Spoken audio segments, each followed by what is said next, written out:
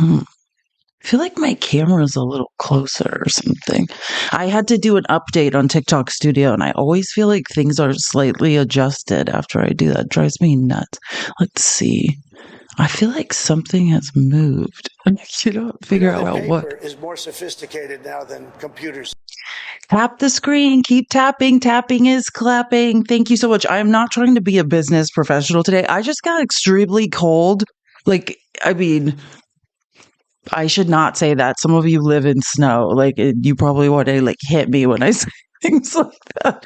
It's not that cold. I felt a slight chill while having like spaghetti straps on, and so I decided to put on a blazer.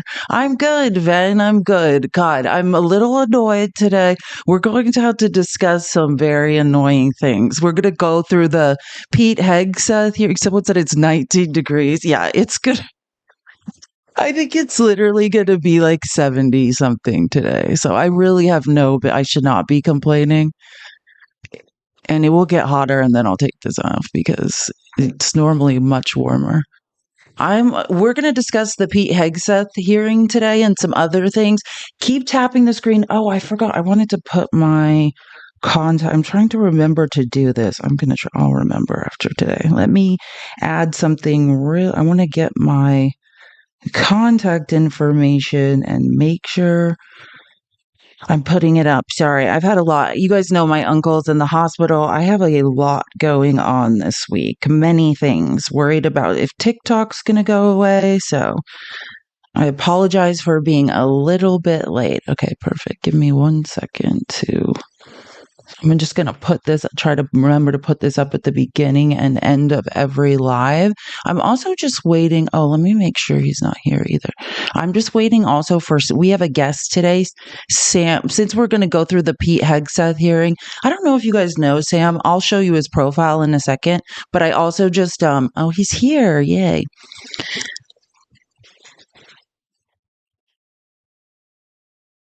I put Sam's link to his profile in the Discord, or a link to his profile. What am I talking about? I put the screenshot of his profile up, or I think Chrissy did in the Discord. I'll let Sam tell you his history of the military in 1 second. But yeah, I just thought if we're going to go through this incredibly annoying Pete Hegseth hearing, it will be helpful. You know, I always have a million things to say, but it'll be helpful to have an actual, yeah, I'm sure a lot of you know Sam. He knows his shit too. And I don't say things like that lightly. So if I like someone's brain, there was no bigger compliment in the world. Oh yeah, Kathleen, all getting better with my uncle. They put in sorry, I am kind of a little detached from this and trying not to like stay up on the details. He's just very weak. He had a heart attack. They were able to finally stabilize him enough to put in a stent. I think it's called, like angioplasty, whatever. I'm literally trying to remain detached and just supportive because I talked about this a little before, but my family, like my dad has 12 brothers and sisters, and I'll just say they're sort of in an age where if you don't want to take care of your health, it starts to catch up on you. So like, I can't listen to a doctor give one more speech about like, hey, you need to eat right, you need to walk every day, and then someone not do it. So I have to remain, for my own sanity, slightly detached. Yes, 04. I just learned what an 04 promotion is, Kathleen. Thank you, Kathleen. I've watched so many clips about Pete Hegseth today. I didn't know what 04 was and that there were 10, and he's basically going from an 04 to SecDef. And I don't think I included the clip, or maybe I did. And someone was talking about, we'll get to it, but someone was talking about like, how much just assigned reading there is between being like an 04 and like a general, and how little he knows in comparison, which it's scary. But yeah, it's bad. Yeah, again, how's my mic quality? I've got a ghetto setup right now. Okay. No, it's not bad.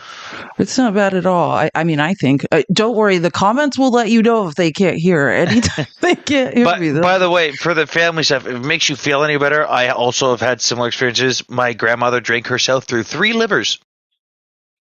Wow, and they kept giving her new ones. That's surprising. Yeah, and my grandfather asked for a pack of smokes on his deathbed in the hospital and demanded we give them to him. See, there you go. See, that's like my joke. It's like I just can't sit through one more like you need to take care of yourself speech. I just want to be like, doctor, please don't waste your breath. Like they could give you the speech. That's why Grandma and Grandpa are up on my shelf there now.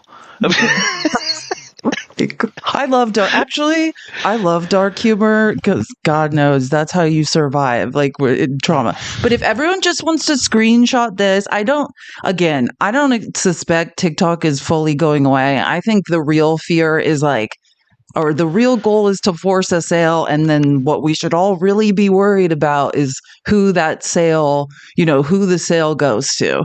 But if in the event TikTok goes away, this is all my contact information and you can screenshot it really quick. And then this is Sam's profile but Sam's on his backup. This is his main account. I can't remember. Did you tell me it was linked banned? in the bio? Yeah. So a couple months ago, I actually got permanently banned on my main account with like 50,000 followers, thanks to all the Russians. And then I was streaming in my garage like a week ago on that account that you have shown, and didn't have any opposition, just chilled in my garage talking, and got banned for harassment and bullying, and lost the appeal in 20 minutes and got banned for a week. Oh, so it's only a week. Sorry, my brain's yeah, but been it leaves all you over with the like place. 3 days left until TikTok's gone. I know so it is kind of permanent. I get what you're saying. Yeah, so I'm on this one. That profile they're showing is linked in this account's bio with like my link tree and stuff. But I mean, I'm like, what am I gonna do? It's 3 days. I hear what you're saying. Oh, I should add. Thank you, Kat. Who said that? Was it Kat? Someone said, I'm glad not to lose you because of Discord. Yeah, Loris. Yeah, I agree. Everyone, if you want to join the Discord, I should add my backup really quick before we get started. And do you want to just tell everyone your military background really quick while I add my backup? So I did 10 years in the United States Marine Corps doing combat marksmanship instruction and doctrine development. A lot of the current training courses to prepare Marines for combat have my name on them. I did the entire curriculum for the M18 pistol that the Marine Corps got, because when they got it, Quantico did not have a training program for it. I also did all of our digital simulator programming for all of our courses of fire. I created those from scratch with no training on that. Fun fact, it's literally just the video game Arma 3. I also have a decade in geopolitical and foreign affairs. I've also been to Ukraine and trained Ukrainian soldiers on my own dime with no pay, brought all my own gear, brought all my own supplies, brought a bunch of medical supplies, and I did that for a while, and I still keep in touch with everyone on the front line every single day. Yeah, someone made him funny in the comments. Someone said you're more qualified than Pete Hegseth. Absolutely. So why aren't you the Secretary of Defense? I used to hang out with generals all the time, so I mean, yeah, I mean, I should be. I've learned that I'm up. So down. Let me mute. I should probably be the Secretary of Defense. I mean, I think I'm qualified for something in the cabinet. We all are. That's what I've learned in the last week, is we can all be in the cabinet. Just apply for the Trump transition team. No, we were talking.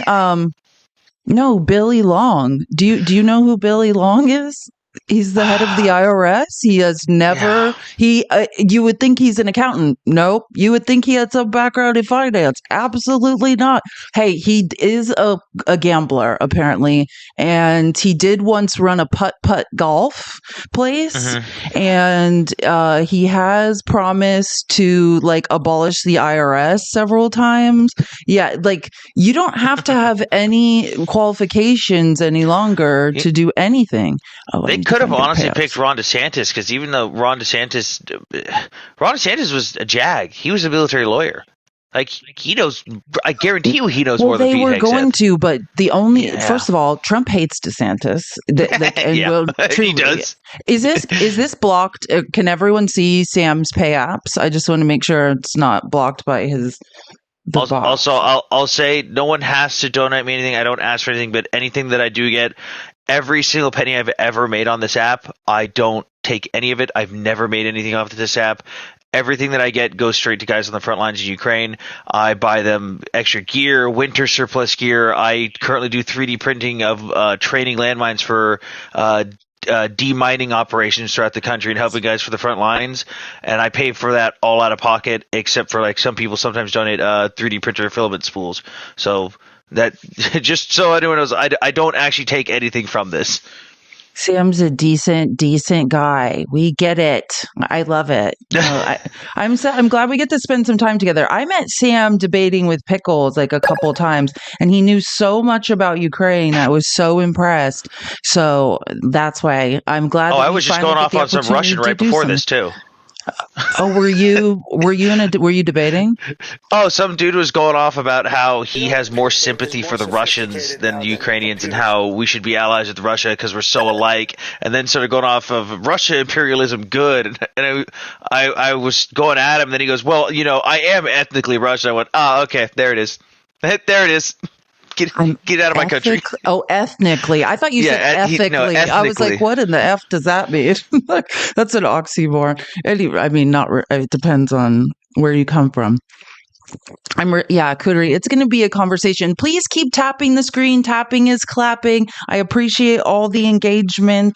Let's keep tapping while we go through this. Okay, before we get to the Hegseth hearing, because it's going to be it's long and we have a lot to talk about. I just want to go over a few pieces of information.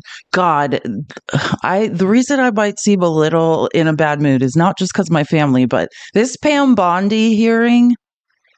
Oh my God. The woman who's going to be our attorney general is an election denying wacko.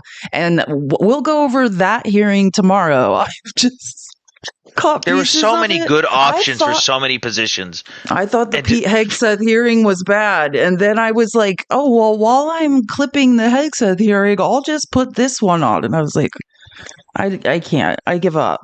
Like Marco Rubio, and he is a Zionist wacko, but he is now the most qualified person in Trump's cabinet. If you were like, he truly is. He's the sanest person in there. But these are the hearings going on today. If anyone's curious or wants to screenshot it, John Ratcliffe, who's going to be CIA director, is today. I mean, the big one, Kristi Noem went before Pam Bondi. I actually didn't see so many clips of that, but I bet there will be, and I bet it's ridiculous. I'm just seeing so much of Pam Bondi. Like, they're hammering her about, because she tried to get Pennsylvania to overturn their election results, basically. Like she has her fingerprints all over that, and they are hammering her with questions about that. Oh, because I have to give you some George Santos news. So you remember we were talking about how like George Santos was trying to delay his sentencing, and like his excuse was. Well, no, hold on. He has a good excuse. No, he doesn't. Well, the point, his literal. You couldn't even give him half a second of fixing. I know. Well, no, you tell me if this is a good excuse, because like he stole money from people's credit cards. That's what he did wrong. He was charging Republican donors' credit cards and other types of fraud, wire fraud, things of that nature. And so he filed an appeal for his sentencing to be delayed, basically saying, I'm making so much money doing cameos. You know what Cameo is? Yeah, I saw about that. I was like, there's no way people gave him this much money. And he said, like, I'm making so much money now doing cameos and my podcast that if you let me stay out of jail, I can pay back all the money I stole really soon. Oh, Jose, let me help you guys. If you want to join the Discord, which everything in this outline is in the Discord. We're going to be starting to do a lot more things in Discord, especially since TikTok is getting a little bit iffy. So I highly suggest joining. The account that's on top of Sam, that is my Feliz Navidad Live account. It's my business account. Just click on that. Send a regular message to the TikTok account and just say, I need a link to the Discord, please. And I'll get you on after this. I will say, as much as I would have preferred DeSantis over over Hegseth, I can't let the man live down the high heels incident. Which time they all wear? Do you know how many men in Congress wear lifts? Like if you don't know, this was not just lifts. This was like that's what they called them. But all I'm saying to you is Ron DeSantis is not the only man in Congress in heels. That's all I'm trying to tell you. They also, like, who cares about their heels? They all have full faces of makeup on and somehow have a problem with drag time story hour. You guys are constantly, every day on Capitol Hill is drag time story hour. How many of them actually go to a school, though? None of them are going to be with their constituents. Like, it's the hypocrisy of saying men shouldn't wear makeup while they're all in makeup. It's very weird.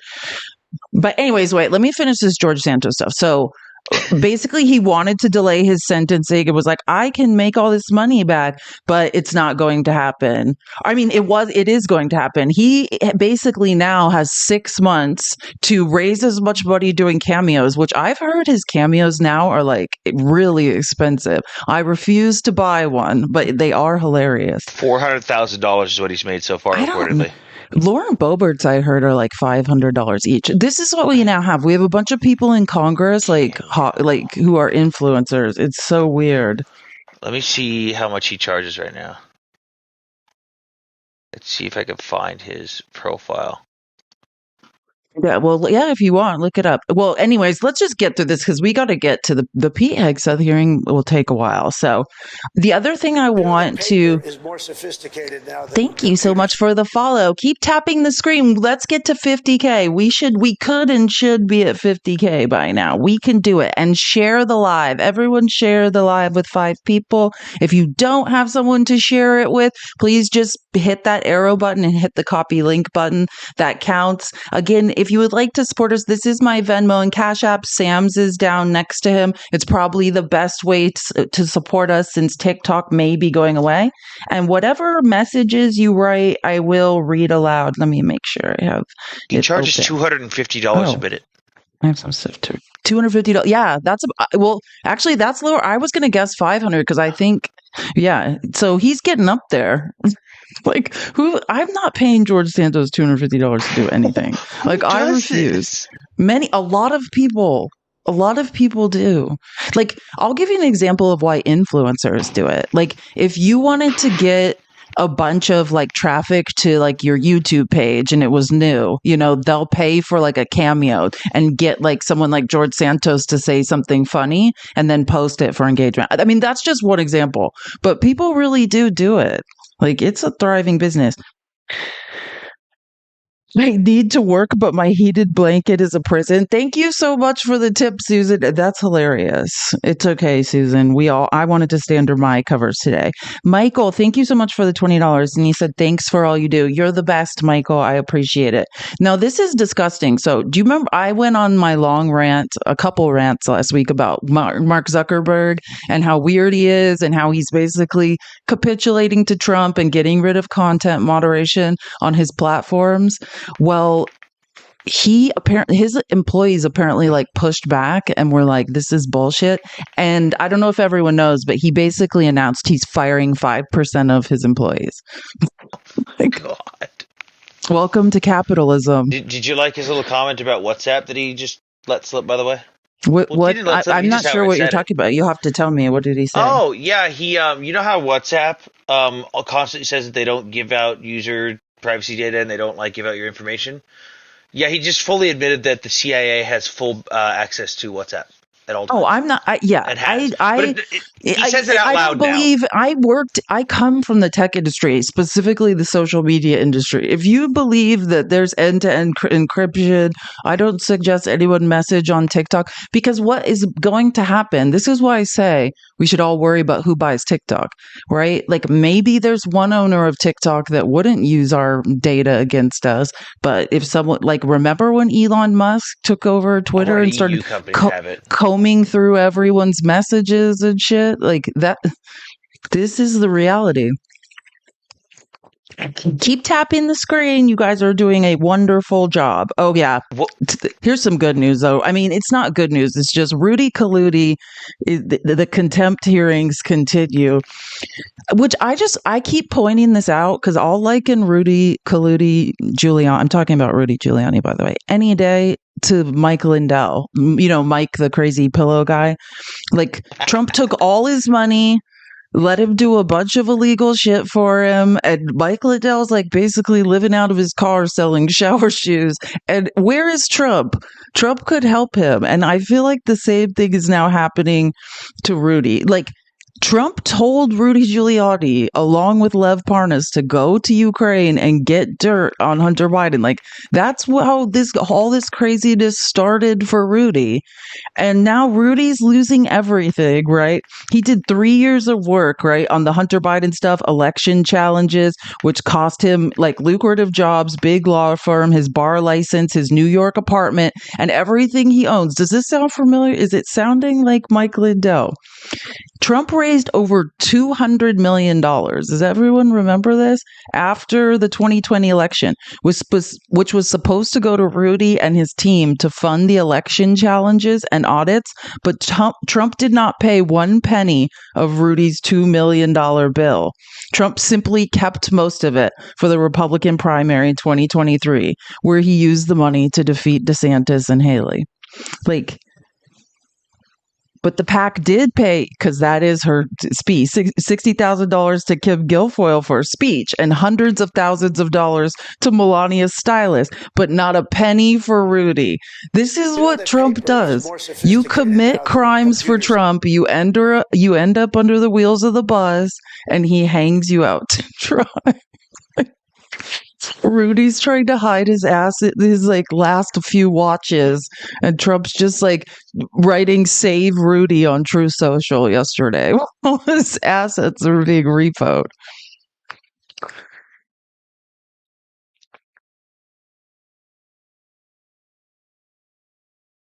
The American public wants to know why this can't go beyond January 20th. And Judge Lyman, who is so sick of Rudy and his lawyers, it's not even funny, said, "Stop. I follow the law. Don't tell me about the American people or some of them." I love it. Rudy has asked for postponement after postponement. He's looking like Steve Bannon. Remember how it took like years for Steve Bannon to finally go to jail? That's what this is.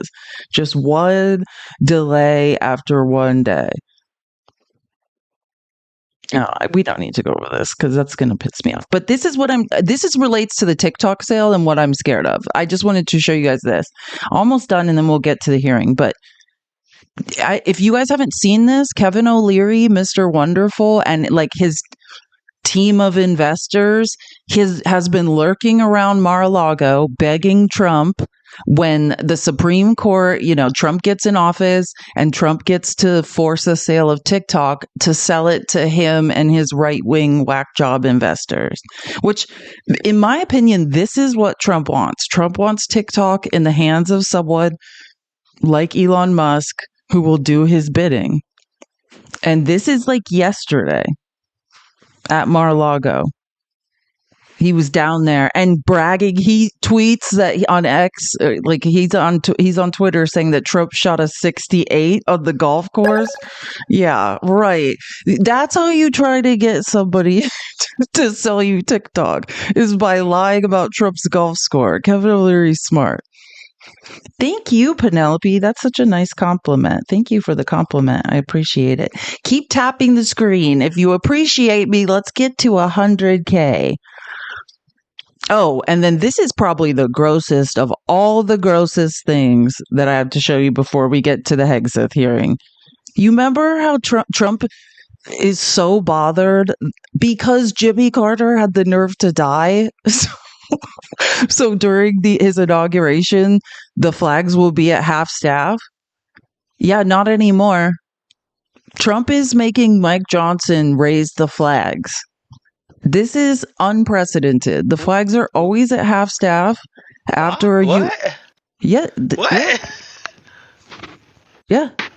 Like last week, I don't know how well you follow like Trump, but I follow him quite closely. And or was it last week or the week before? It was one of them. He started going on this rant and saying Democrats were despicable and that we were like laughing at him because the flags would be at half staff during his inauguration, and it was bullshit. It's bullshit. Is it bullshit? Yeah. None of us knew Jimmy Carter was not going to be with us any longer. And so he's making Mike Johnson raise the flags. I think it's pretty much I think it's one of the lowest things he's done.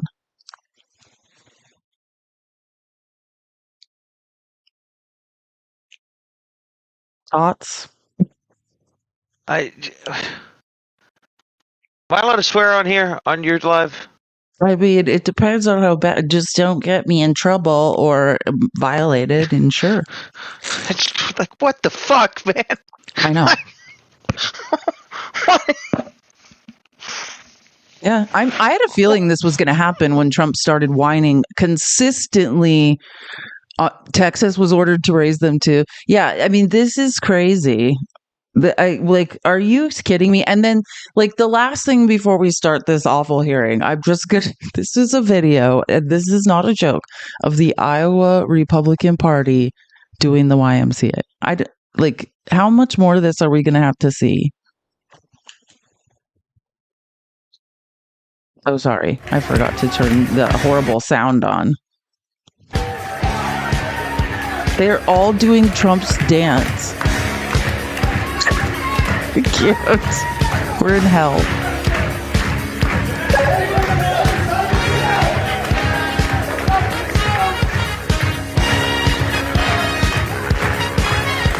This is, Walmart. I don't know if you guys have ever seen it. There's scary documentaries about Walmart, and it happens in social media too. Like, there's companies that do chants like in the morning before you start work to get like workers pumped up. No, not That's that. what this reminds me of. Like, every Republican Party in every state's going to be this. This is Iowa. Like, they're doing Trump's weird YMCA. All of them. A bunch of middle-aged and older people are doing Trump's weird YMCA dance. It's the Iowa Republicans, and they were being mocked endlessly on Twitter for this. I will never. I do appreciate it's the Iowa GOP. Yeah, and people are talking in the comments about not going to the or not watching the inauguration. I don't know if this is a horrible thing to admit or not, but like, I never have watched inaugurations. Like, I've watched clips of inaugurations. I have never. I watched Obama's first inauguration, but I have never watched inaugurations. So yeah, if I don't watch this one and then just clip it after, like, that's not because, like, Trump is saying people are purposely boycotting the inauguration and it's like disrespectful to him. It's like, I didn't know the American people were watching the inaugurations. Yeah, I watched Obama's for sure. And also, I'm so tired of Fox harassing Michelle Obama, so I didn't include these clips. But just know, you remember how Obama and Trump were talking at Jimmy Carter's funeral? And like, I showed you all those clips of Fox saying horrible things about Michelle Obama, implying she wasn't at the funeral because she was like having surgery, like horrible things. And she announced she's not going to the inauguration, and they went crazy on Fox on her for not going. Why would she go? Like, what? I just want to be clear. Did you guys see Melania and Trump at Biden's inauguration? No, they were not there. Like, it's not like they went, like, these people are like have 100% attendance or something. I didn't know, like, people were required. They didn't go to Biden's inauguration. But that being said, I love Michelle going low. I don't even know if it's going low. They have said such horrible things to her. Like, there's no reason. Oh, I think Kamala's going, but what did Kamala do? Like, she refused to like meet with JD Vance or something, and they were mad at her about that yesterday, like on Fox. It's just such petty things. Mag is already trying to give Trump credit for the ceasefire. Oh, I know. Listen, I'll get to that ceasefire. It was just announced. I know. I'm always watching the news. Like, if you guys don't know, Biden did a press conference just a couple minutes ago and was announcing that Israel and Netanyahu and Hamas, they've agreed to a ceasefire. And I did not watch the whole press conference because I obviously had to be doing this and didn't have time. But I heard one of the reporters, their question was literally, how much credit are you going to give Donald Trump? for this ceasefire. And I was just like, I have to turn the channel. I can't. None. Because he didn't do anything. Like, what did he do? Nothing. So no credit. Anyways, and now for the what we really need to go over, because I think we'll go over the Pam Bondi hearing tomorrow. I'm not going to go through all these confirmation hearings. I just think it's super important when someone who, in my opinion, is clearly displaying extremely malignant narcissistic tendencies, like, is being confirmed by Congress, to play some of it. So away we go, right? This is Roger Wicker, this guy, he's the Armed Services Committee chair. And then the ranking member, oh my gosh, why am I forgetting his name? Whatever, he'll pop up in a second. Why? That really bothers me. It scares me. I can't remember his name. This nomination is unconventional. The nominee is unconventional. Just like that New York developer who rode down the escalator in 2015 to I want to throw up when I hear, and this is how they're selling it. You're going to hear this, and I know it's worked because someone I know that supports that MAGA and the Republican Party was like, oh, I think it's good. He's unconventional, like we need something different. That's how they're selling this. He's unconventional. Who? I don't know why you're saying Grassley, Laura, but no. The ranking member, Roger Wicker, is a Republican. He's the chair. The ranking member, right, is always the opposite party. It's a Democrat. Candidacy for president. That may be what makes Mr. Hegseth an excellent choice to improve this unacceptable status quo that I just described. Unacceptable status quo. I just want to be clear. We have the number one I mean, you could speak to this better than me, Sam. We have the number one military in the world. Like, I don't know how much more number one it can be. We spend the most. We have the most.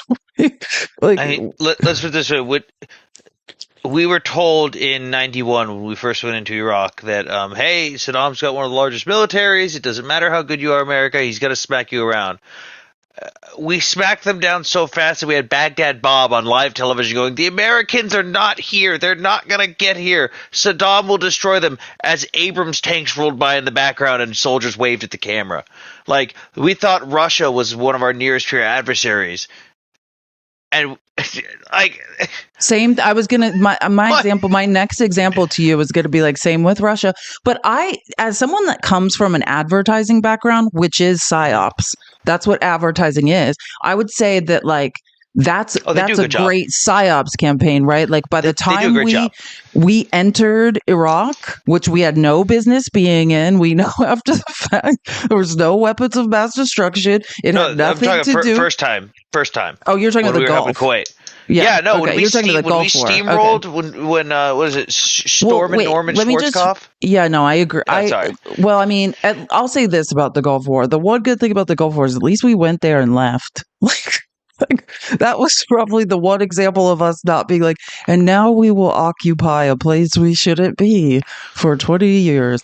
But what I was going to say about advertising is when we went into Iraq after 9/11, by the time we had boots on the ground, we had I think it's an 84% approval rating for something we had no business doing because of a very effective advertising and PR campaign, right?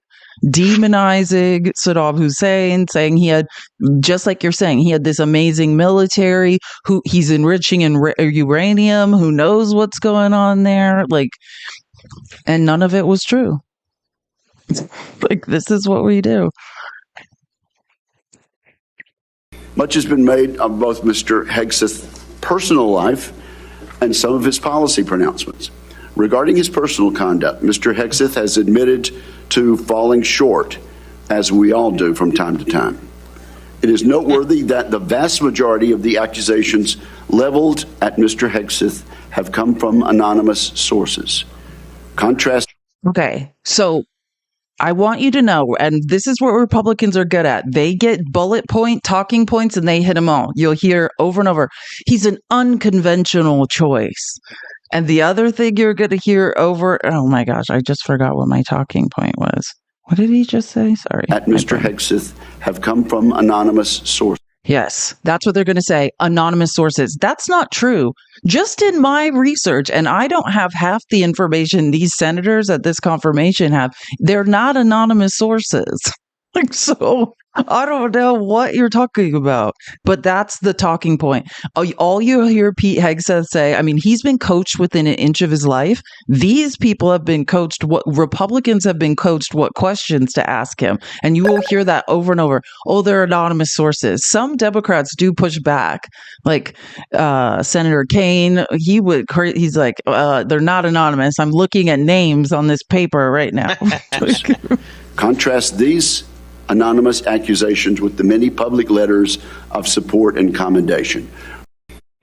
And think about this. This is I don't know if we should, well, it is a smear campaign against the Republican woman who credibly accused him of rape, right? I read the 26-page police report to you guys.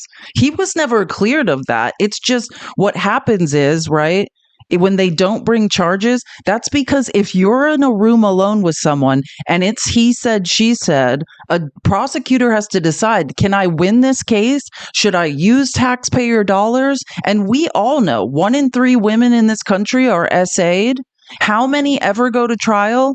How many hundreds of thousands of grape kits are backlogged? Just because charges aren't brought has nothing to do, does not mean you were cleared or exonerated or all the ridiculous things that you will hear Pete Hegseth say over and over.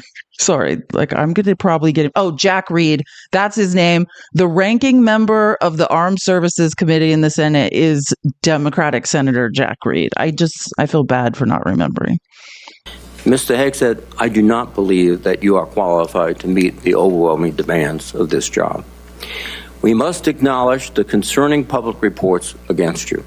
A variety of sources, including your own writings, implicate you with disregarding the laws of war, financial mismanagement, racist and sexist remarks about men and women in uniform, alcohol abuse, sexual assault, sexual harassment, and other troubling issues. I have reviewed many of these allegations and find them extremely alarming. Indeed, the totality of your own writings and alleged conduct would disqualify any service member from holding any leadership position in the military, much less being confirmed as the Secretary of Defense. Huh. And can we should probably take the opportunity to do this now. And you know how much information I brought to you guys in the beginning of December about all the actual allegations against this guy. But I'm just gonna read off some bullet points I put together just to jog everyone's memory of what this man is credibly accused of. And I just also want to say he's accused of things you're gonna hear them say leftist media got anonymous sources. These are Republicans who worked with him accusing him of things. He worked for Republicans agencies like Concerned Veterans for America or Veterans for Freedom, Koch brother organizations, like, well, there's only one Koch alive now, but veterans nonprofits run by the living Koch brother that he ran into the ground and oversaw pervasive SA, was sued over it. So again, these are Republicans he worked with talking about him. I just want to be clear. Keep tapping the screen. Okay. Accused of raping a woman at a California Federation of Republican Women's Convention. When they say, oh, this was a married, not like me, not like a Democratic woman showing too much skin who's asking for it. This was a Republican woman, a married Republican woman whose children and husband were in the hotel room waiting for her to come back, right? At a Republican women's convention in a very nice hotel in a very rich area. She was in all the right places, doing all the right things. And still, she says Pete Hegseth raped her. Just saying. Details from the police report, which we went through, and if anyone needs, I can provide them. Allegedly touched a female attendee's legs and tried to get her to his room. Oh, yeah. So do you remember this? The reason the Republican woman credibly accused him of rape is because she was trying to be what the other witnesses in the police report called a crotch blocker. Pete Hegseth was in talk. That's this. I'm just telling you what they said. Yeah, like Pete. This is a Republican women's convention. He was like speaking there. Was allegedly intoxicated at an event, like at the hotel bar, and was as one does. Yes, what? Yeah, I mean, hey, whatever. We've all been to work conventions. That's what happens. No, trust me. I used to work in the automotive vertical in advertising. If you wanted to do business, it was like you have to prove you could drink. So I'm not saying, but the reason she came down there was because she was working at the convention and was getting text messages that he was out of control and handsy and grabbing women's legs and trying to lure them back to his room. So that's why this Republican woman who was there with her husband got herself in this situation. She was trying to, quote, be a crotch blocker for other women that were skeezed out by this man. Like that's what was going on. Like, let's just make sure we get that right. I mean, this is just what the police report says. And allegedly took victim's phone and blocked the door. Oh, yeah, that's once they were in the hotel room. So, like, what happened was she comes down and tries to, like, lure Pete away from the women that are saying that he's getting handsy and creeping her out. And they go outside and have, like, a verbal altercation by the pool, which people in hotel rooms reported hearing.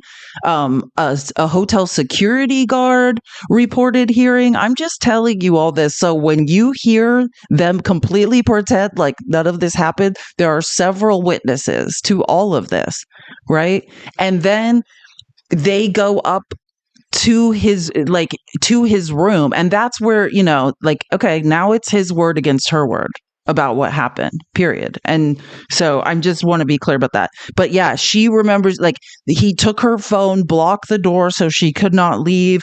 Victim recalled saying no repeatedly. Victim developed infection consistent with new sexual partner.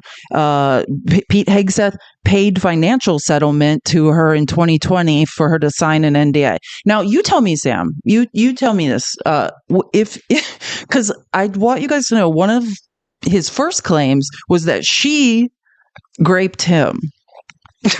He was intoxicated and she raped him. Now, I've been essayed. Sam, if you were essayed, would you pay the person who raped you money to sign something saying they never had to admit it?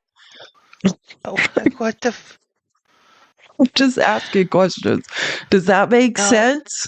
No, obviously it doesn't, but I'm just sitting here and I'm getting flashbacks of, like, thinking about there's this culture in the military, and it's not often with every command, but officers and senior enlisted get away with a lot of stuff. Mm-hmm. So, like, let's say your average. Let's just not even talk about SA. Let's talk about your random DUI.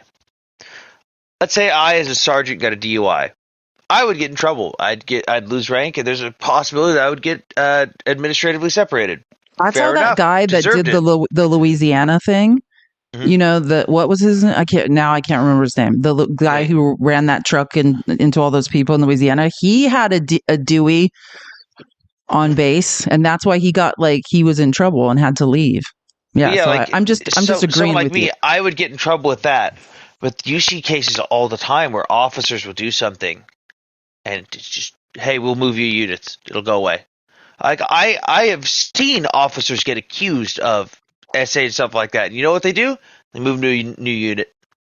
Yeah. He's gone now. You don't have to file that complaint anymore. We got rid of him. The old Catholic priest treatment. Hey, maybe he won't be a 3 PDO in another state. Like, hey, maybe these kids will fare better. We'll put them with the ugly kids. Yeah, like, hey, yeah, it's wrong what he did to these little kids in this state. We'll just move them to another state and hope for the best. What could ever go wrong? I was just reading. There's a exclusive in the Washington Post. I'll cover it on the broadcast next week, but man, is there a gross Washington Post exclusive on something just like that. It's not a Catholic Catholic Church. It's an it's the Anglican. It's a very famous church in Washington D.C. where a lot of politicians go. It's Anglican. Yeah, it's disgusting. It's real bad. I found out a church by me had 14 people arrested in 2 years.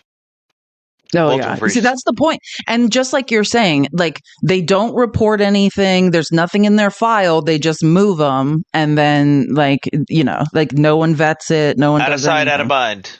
Exactly. And wait, I'm sorry, Sam. I'm not giving you some of the great details about this.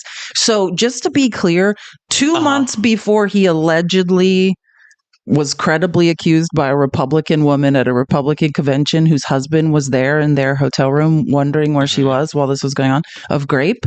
2 months before, he was married to his then second wife at the time and had fathered a child with his Fox and Friends producer 2 months before out of wedlock. So wait, was he? Yeah, because he. This is real. Sorry, had a phone call there for a second. No problem. I was gonna say, like, because he obviously worked for Fox. He was in the military at that time, but that would have been hilarious if he'd gotten caught for that in the military, because that would have been adultery is a literal crime in the military. Yeah, no, and so that's what I think, and we'll get to that. Someone said he was grilled about it. Yeah, like, I think Tim Kaine was like, Tim Kaine's point, like, wait, don't spoil it. I love the question that was asked then. I love that question. No, I'm not gonna say anything about that, but yeah, like, the point is just, he has a long history of adultery, this man. So even if you're saying in this room, it's he said, she said, like, his point is like, oh, we had sex, I didn't grape her. Okay, well, you just had fathered a child with your Fox News producer out of wedlock, and then you're married to another woman. Like, none of that is okay. Anyways, sorry. I was just going to read. Okay. So anyways, this is the concern. Actually, I'll just read some of these periodically when it comes up in the questioning, because there's so many things. Mr. Hegseth, I do not believe that you are qualified to meet the overwhelming demands of this job. We must acknowledge the concerning public reports against you. A variety of sources, including your own writings, implicate you with disregarding the laws of war, financial mismanagement, racist and sexist remarks about men and women in uniform, alcohol abuse, sexual assault, sexual harassment, and other troubling issues. I have reviewed many of these allegations and find them extremely alarming. Indeed, the totality of your own writings and alleged conduct would disqualify any service member from holding any leadership position in the military, much less being confirmed as the Secretary of Defense. Just like, I'm putting in my name for Secretary of Defense. That's what I'm saying. Well, you're hired, Sam. I already know how smart you are, and believe me, I just can't say this enough. I don't say anyone's smart. If I say someone's smart, they're smart. I would sleep better at night if you're the Secretary of Defense. Little did you know, I'm just hyper fixated. That same ADHD will do that to you. No, listen. That's so what he's this Red talking Bull's about for. his mismanagement. Oh, I'm with you on that. I'm on so much caffeine right now. Alcohol-related incidences. I'm just telling you, this is while he was running the Koch brothers nonprofit Concerned Veterans for America from 2013 to 2016. Repeated. These are just the alcohol-related incidences. Repeatedly intoxicated at official events, had to be physically carried out of multiple events. Memorial Day 2014, totally sloshed in Virginia Beach. Cleveland event, quote, completely drunk in public. North Carolina incident, passed out on top of female staffer, needed 2 men to carry him. Christmas party 2014, had to be carried to room. Violated organization's no alcohol policy. Like, Yep.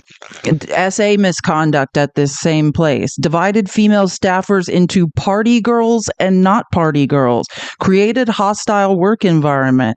There was an incident at a stripper club. I love a strip club. No offense, I don't care. We support sex work, but where he tried to join the dancers on stage and had to be wrestled down. He honestly just sounds like a lower enlisted dude. He's like Alpha Chad. You know what I mean? Like, he's that guy. He's the worst he's the guy. Oh my God. Actually, I have a great clip. Do you know who Jordan Klepper is or whatever? He's on like the Daily Show. I have the funniest. We'll get to it. Oh no. Yeah. He ate him alive. Jon Stewart did too. I had a great day watching the Daily Show. As a competent manager of organizations far less complex than the Department of Defense. From 2008 to 2010, you led the organization Veterans for Freedom, which had an annual budget of less than $10 million. In each year you were in charge, expenses far exceeded revenues until the organization teetered on bankruptcy and had to be merged with another group. Teetered on bankrupt. Thank you, Bobby. I love dinosaurs. My ADHD loves dinosaurs. Teetered on bankruptcy and had to be. So your expenditures far exceeded what was coming in. He's supposed to audit the Pentagon. Do you understand that that's the job? To audit the Pentagon? This man. Oh, and by the way, I know more about this. What happened at Veterans for America? No, Veterans for Freedom. Financial mismanagement, left organization with less than $1,000 in the bank, had $833 in unpaid bills, accumulated $75,000 in credit card debt, used funds for inappropriate expenses and parties. And there's many more issues at that nonprofit. But there are emails. He had to send emails to like ranking people and be like, hey, like, I have all this credit card debt. I've mismanaged things. Like, can you just give me some more money? And they're like, no, we cannot. And they merged that nonprofit with another one so they could get someone who could actually manage a budget in charge. In fact, according to public reporting, an independent forensic accountant reviewed the organization's finances and discovered evidence of gross financial mismanagement. I would note that this report has not been made available to any government agencies, which is, I think, alarming. But a Republican advisor to you during your tenure at the organization, who read the report, stated, and I quote, "I watched him run an organization very poorly, lose the confidence of donors. The organization ultimately folded and was forced to merge with another organization who individuals felt could run and manage funds on behalf of donors more responsibly than he could. I don't know how he's going to run an organization with an $857 billion budget and 3 million individuals." And that is the only comment we've had and the only access we've had to the forensic report. And be clear, this is a Republican report. He worked for a Republican organization. He was mismanaging Republicans' money, and they are stonewalling and hiding that report. Just saying. But I mean, journalists reported on it because people, talk to the press about it. By the way, financial problems like that is stuff that you literally lose clearance for. Because when you when you go up for like top secret clearance and they go through background checks, top secret they do go in depth. They interview your family, they interview references, neighbors and stuff. They interview all those people. And if they find stuff like financial stuff, the reason they don't take you is because you're now susceptible to bribery. You're more susceptible to outside influence. Yeah, you can find a lot of times, a lot of our people that get caught doing stuff for other countries or taking bribes and stuff, it's because they're in debt. And if you mix alcohol in that, he's got warning recipe factors for disaster. Yeah, yes, he's got every red flag. We literally have annual classes in the military on not falling into these traps. And this is actually something on our counterterrorism training class. Like, if you see a fellow service member exemplifying all of the, like, one or two is fine, but when you start seeing them stack up, that's like, hey, hello, something's wrong here. Like, this is someone who's now going to be the Secretary of Defense that is exemplifying all the things that would make him the literal perfect target for an outside force. Yeah, imagine the compromat they're gathering on this idiot right now. Like, truly, we are so vulnerable. He's going to run the Pentagon. Sounds great. Can't run a nonprofit successfully. He got them sued. The strip club incident, by the way, I don't even know if I said this, led to a lawsuit. I appreciate our meeting last week. It is unacceptable that you did not meet with any other Democratic members of this committee before this hearing, as has been. He stonewalled everyone but Jack Reed. He would not meet with any Democrats, not Tammy Duckworth, no one. Our bipartisan tradition. During my time in the Senate, I have voted for and worked closely with Secretaries of Defense appointed by Republican presidents. While we may Who wrote that? That is hilarious. Kate in the comments, that's hilarious. She said, MAGA, take note. Cult awareness and recovery hotline, 1-800-298-7878. Thank you, Kate, for providing the proper resources for people. We love that. That's awesome. Thank you for offering help to these people. politically, there was always an understanding that rank partisanship should have no place when it comes to providing for the men and women who serve in uniform. And Mr. Hegseth, I am troubled by the many comments you have made both as a commentator and in your published writings. For example, in your book, American Crusade, you wrote, quote, modern leftists who represent the soul of the modern Democratic Party literally hate the foundational ideas of America. You also wrote, the other side, the left, is not our friend. We are not esteemed colleagues, nor mere political opponents. We are foes. So can you tell me, is the military supposed to be political or is it not supposed to be political? It's not, and even the demographics, it's like 60-40 anyways for political ideology. 60-40 what? 60% more right-leaning, 40% left-leaning. Yeah, that's what usually, I thought. officer levels that lean left. And it's weird, like, you'll get people who will make it super political, and everyone kind of just ostracizes them regardless of what side they're on. Like, you'll get the guys who will just try and make everything about, oh, Trump this, Trump that, and everyone's like, I don't care, get away from me. And then I had an officer one time. I've got to run till I throw up. But yeah, I didn't care about politics when I was a Division I athlete. It was like, please don't talk. Like, we're all running until we throw up. Just be quiet. We had an officer that got caught on LinkedIn going off about how he was so much smarter and every enlisted person in the entire military was dumb because he was an officer and he went to college and he knows how to vote for liberal people. And it was like, dude, you should not have said that.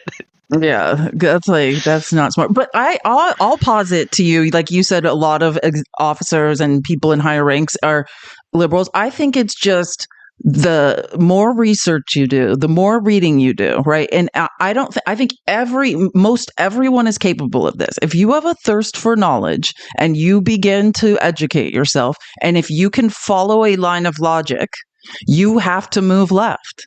Like, you have to, you have to stay in cognitive dissonance to be on the right, especially the far right. It's more so like, not even just that, it's like the responsibility factor of it. You're responsible for more, you have more things to look at it from a different outlook. Whereas if, let's say you're just a lower enlisted, my job is to turn wrench and make thing work. That's all I got to focus on. Or let's say I'm kicking indoors. That's all I got to focus on. That's it. But if you're an officer in charge or you're a company commander or a battalion commander, you've got a lot of people to care about. You've got to take in the social factors. You've got to look at all this stuff from different angles, and you have a different perspective, regardless of even if like you are a political person. It's naturally comes with the job. And which is weird because someone like Milley, like that Milley, the books he's read, I've read those books. Once you read them, you can't unread It's really them. weird too, because his rank as an 04 as a major, he would be like in a company commander position. Like he would be in charge of 4 to 5 platoons, and those 4 to 5 platoons having 40 to 50 people each. Like I don't get it. Oh, how he is like this? Oh, And he's to be like fair, this. there's bad eggs. I had a dude. I was pending court martial for my last year and a half as a whistleblower. Oh, I had a dude that was holding that over my head for my last year and a half while I was in. So I've dealt with officers who are like him in similar but not exactly the same way. It's just you get your bad apples, and it's just sad that one of them made it this far. really far. Indeed, the challenge of the Secretary of Defense is to remove partisan politics from the military. You propose to inject it. This would be an insult to the men and women who have sworn to uphold their own apolitical duty to the Constitution. Mr. Hegstead, you are the 9th nominee for Secretary of Defense that I've had the honor to consider as a member of the Senate Armed Services Committee. I have voted in favor of all your predecessors, including those in the first Trump administration. Unfortunately, you lack the character and composure and competence to hold the position of Secretary of Defense. Thank you. Oh, I mean, no, Jack Reed did not stutter. Like, they hate this man. Thank you for figuratively and literally having my back. You are a misogynist. Not only that, you are a Christian Zionist. There were many protesters screaming when Pete Hegseth was trying to give his speech, which I appreciate that, like, any man screaming, you're a misogynist, you're a Christian Zionist, like, I'm here for it. Give that guy my number.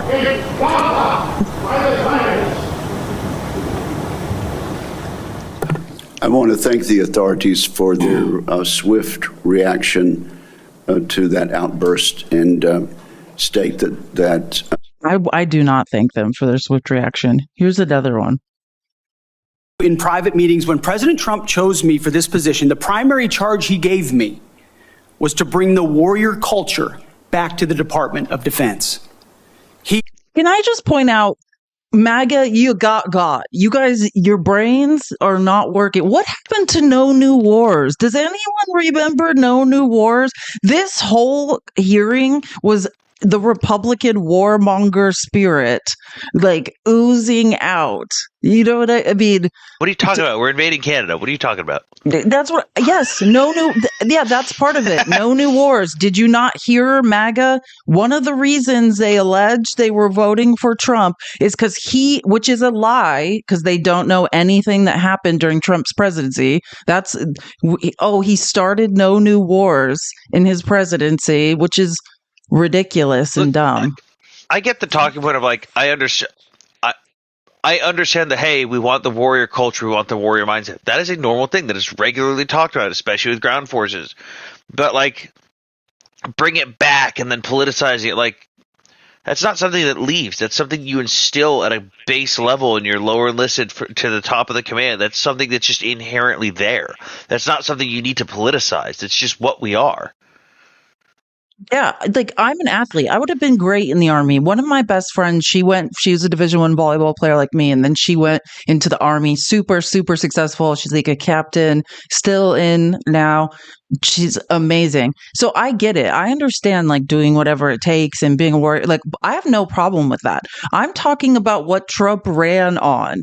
And if you understand what MAGA said, MAGA would say, how many times Sam, you went to Ukraine? How many times did you have to hear, why are we giving money to Ukraine? We shouldn't be in Ukraine. Now we're going to take over the Panama Canal and start a war with our NATO ally.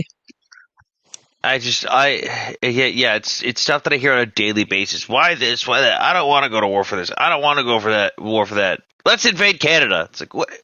Okay, cool. Who's doing the invading? Because it's clearly not you. So you expect my brothers and sisters to do it? Is that what you're saying?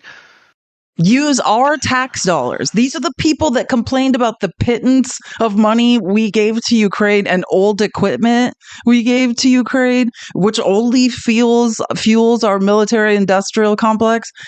But We're talking, and then we're going to use our tax dollars to invade our allies. Now, if Trump had said, "Hey, let's go steal Greenland," which is unconscionable and wrong, but let's just hypothetically say, and he was like, "There's a bunch of minerals under that ground, and we're going to use that to pay for universal health care."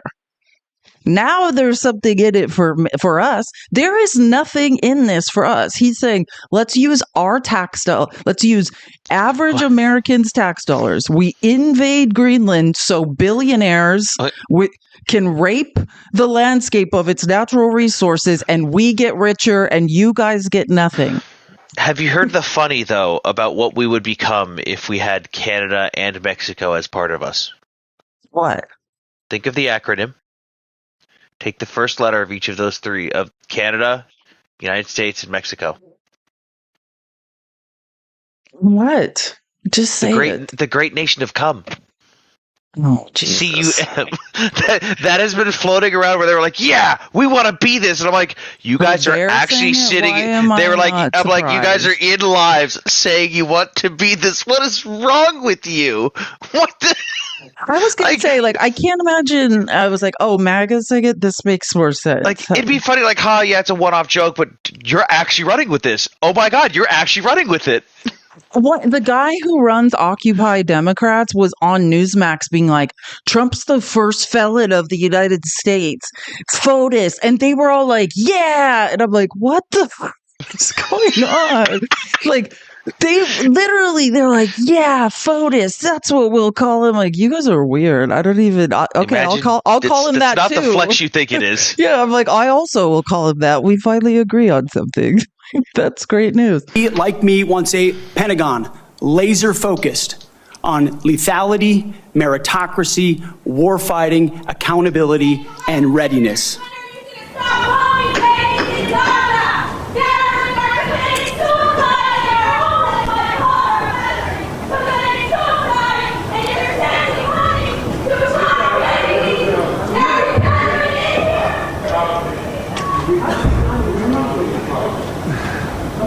These people will probably be charged with the same thing that guy who shook Nancy Mace's hand was charged with. Remember that guy? Whatever happened to the guy that shook Nancy Mace's hand too hard? We'll get to that, by the way. Nancy Mace, did you guys see she threatened to fight Jasmine Crockett yesterday? The woman who had somebody charged with assault for shaking her hand is asking people to take it outside. The Republicans are a joke. Can we just be like Taiwan and just let everyone throw chairs at each other in Congress? Yeah, I think so. We need to bring back. I know. Screw it. I loved. There's certain parliaments and stuff around the world where it's like, what is going on in here? But they all shake hands at the. I've seen people throwing chairs, beating each other with chairs, That's what and then at the end they're like, "Okay, good fight, yeah, you win." Mark Wayne Mullen tried to Mark Wayne Mullen. We're not Mark Wayne. Wait till you hear Mark Wayne's contribution to this. Mark Wayne Mullen's defense of Seth was like, "Hey, we're all drunks that cheat on our wives." It's like that's not helpful. God, that was what I didn't want you to spoil. No, we'll get there. You may continue, sir. Returning the Pentagon back to warfighting, that's it. That's my job. Mr. Hegseth, suspend your... Returning the Pentagon back to war fighting. Can we use better words than this? It's just, and also remember, MAGA, don't ever say to me again that Trump's going to end wars. Nothing I heard in this hearing sounded like any wars are ending. It sounded like the exact opposite. Like we are gearing up for a world war or wars on many fronts. That's what it sounds like. I'm thinking of this in here. Like I thought the same thing when hearing it live. Was like, I'm thinking of this from the spot of I was a sergeant in E5 trying to present to higher level officers and generals all the time, and I've dealt with diplomats and stuff. Like, you can say all these things, but do it in a proper way that is meaningful. So, like, I need to prepare the Pentagon for war. You could have easily worded that like, I need to prepare our country to defend ourselves against enemies both foreign and domestic, and gear up to...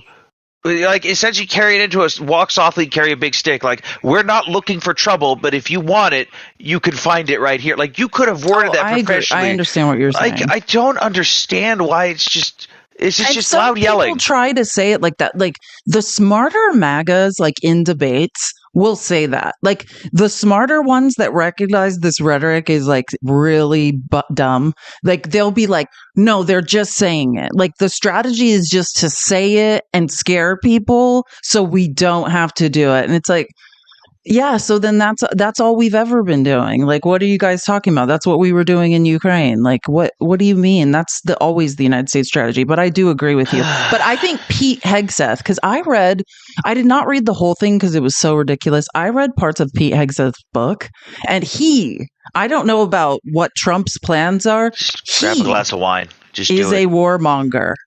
You know what I'm saying? Like, he wants to be at war. He wants to be like George Washington leading troops into war. Like, he likes war. I don't know, like, what the actual, the thinking people, Marco Rubio, at least Marco Rubio is smarter than him, at least. So we will reestablish trust in our military, addressing the recruiting crisis, the retention crisis, and readiness crisis in our ranks. Members of the security force will remove. There's someone yelling USA in the background too. Yes. They hated him like crazy. It's hard to hear what they were saying. I was trying to see if I could put it and get it captioned. I don't know exactly what they're saying, so sorry. Someone might. I heard 20 years illegal war, and then someone else tried to cut that dude off by yelling USA. Yeah. Yeah, the Republicans, they did. No, that's true. And then, like, the first guy, I think what they're trying to yell about, these are people who, like, maybe fought in Vietnam or something, because I think that's the first guy was the only part of that would have been Afghanistan. No, like, the first man, he was screaming about Vietnam. Like, the first man was screaming Vietnam. Oh, first one. Yeah, the last one was, he said 20 years illegal, and that would have been. I just mean the first guy. Yeah. Before he yelled, "You're a Christian Zionist," he was screaming about Vietnam. So that's why I'm like, maybe one of them like is angry about Vietnam. I don't know. Since it was announced in November, let's get into this allegation about sexual assault, inappropriate workplace behavior, alcohol abuse, and financial mismanagement during your time as a nonprofit. Now, I just want to point out, this is Roger Wicker. This is the Republican chair of the Armed Services Committee. So watch how they set up these softball questions for him to just be like, it's not true. But executive. I should note that the majority of these have come from anonymous sources in liberal media publications. But I want to give you an opportunity to respond to these allegations, sir. Mr. Chairman, thank you for that opportunity. You are correct. We undertook this responsibility with an obligation to the troops to do right by them for our warfighters. And what became very evident to us from the beginning, there was a coordinated smear campaign orchestrated in the media against us. That was clear from moment one. Wait, don't make me take my notes out again, but I just want to be clear. Every allegation against him, unfortunately for him, this is a lot like what Trump tried to blame the liberal media for what he did on J6 and the fake elector scheme. But every witness against Trump, unfortunately, was a Republican. But Trump somehow still to this day blames it on the liberal media and the Democrats. It's Pete Hegseth is in a similar situation. Everybody that's accusing him of something is a Republican. It was a Republican coworker at a Republican nonprofit or a Republican woman at a Republican convention that says he raped her, or Republicans at Fox News who said he was, asking. Oh man, I have a clip of some stuff. Yeah, I'll show you. We'll get to that. But yeah, when you hear them, that's their plan. Say the liberal media, say anonymous sources. Just to be clear, it's Republicans he worked with. Oh, and his mommy. Oh, yeah, we all know. And his mom was the most damning of all of them. Instead, a small handful of anonymous sources were allowed to drive a smear campaign, an agenda about me, because our left-wing media in America today, sadly, doesn't care about the truth. All they were out to do, Mr. Chairman, was to destroy me. And why do they want to destroy me? Because I'm a change agent and a threat to them, because Donald Trump was willing to choose me, to empower me, to bring the Defense Department back to what it really should be, which is warfighting. So I'm willing to. Again, just to review again, like what a change agent, you're unqualified. You are not qualified for this role. That's what everyone's pointing out. And again, Republicans who worked with you or around you or were incredibly accusing you of rape, that's who brought the allegations. Is war fighting a term that is used in the military a lot? People are asking in the comments. Okay, because he says it you're thousands of times. Again, he sounds like he's trying to talk to junior enlisted and yell things out that you could probably get a bunch of younger enlisted guys motivated like that. Like, you're a bunch of war fighters. We're going to do this. We're going to do that. We're war fighters. Like, yeah, I mean, that gets guys hyped up. They're like, especially if you're about to go on a mission and stuff. But, like, this is a professional place where you are trying to make yourself not look like a jackass. But instead, you spent 2 minutes rambling on with a whole bunch of words to essentially say nothing. Thank you. Thank you. That's what. Yeah. I mean, I wish we could count how many times he said war fighters. We should have, because I noticed that too. Who's got a clicker? Like, this has Anyone? to be like a buzzword that appeals to the military. Because man, does he like, I'm a war fighter. We're war fighters. I'm fighting wars. We're all war fighters together. It's weird. Senator Hagel was afforded 3 rounds. Senator. I should tell. Oh, I'm sorry. I didn't mean to do that. Give me 1 second. What's going on here? Did you just post these on Twitter to have them in order? No. It's not on Twitter. But what's going on here, by the way, is Jack Reed, who again is he's the ranking Democrat. He's the number 2 ranking person on this committee, and he's asking for an extra round of questions, right? And the chair is like, no. And this is there's precedent to get extra questions, and they're just denying everyone the right to ask Pete any more questions. They did it several times. Oh, sorry, I have it muted. Democrats. I must say, too, my recollection is I've never denied anyone the opportunity to ask the second round of questions as I chaired. I would request a second round. And my time is running. I think these are administrative. Oh, yeah, you're using your time. No, if the timekeeper will pause the time. I must say, I think we're going to have adequate time. I don't know. Like, this is my problem with, I'll say this because Brittany, you asked a good question. And to my knowledge, I don't know if it's never been denied, because what's his name? The chair tries to act like it has been, but then I feel like Jack Reed several times tries to be like, no, it really hasn't. But this is my problem. Again, I'm not an ageist. I swear. I love Bernie Sanders. I think he's an effective communicator. But like, I don't feel like Jack Reed. Why are you the chair of this committee if you're not going to loudly push back? Hi, Doug. If you're not going to loudly push back, I don't feel like many Democrats were effectively pushing back in this hearing. Felicia, we need to ask someone 4 times in a row if they are from China, though. We can push hard on stuff like that. Exactly. But we can't. No, we just need to focus on not falling downstairs. That's the point we're at. And I'm not just talking about Democrats. I mean, Virginia Fox just fell down the stairs. We have a fall in Congress like twice a week, and people are losing hips. And like, everyone just needs to stay on their feet. They have a days without accident counters? Like the days, days without falls? Like in factories. That's what they need in Congress. Days without someone breaking a hip.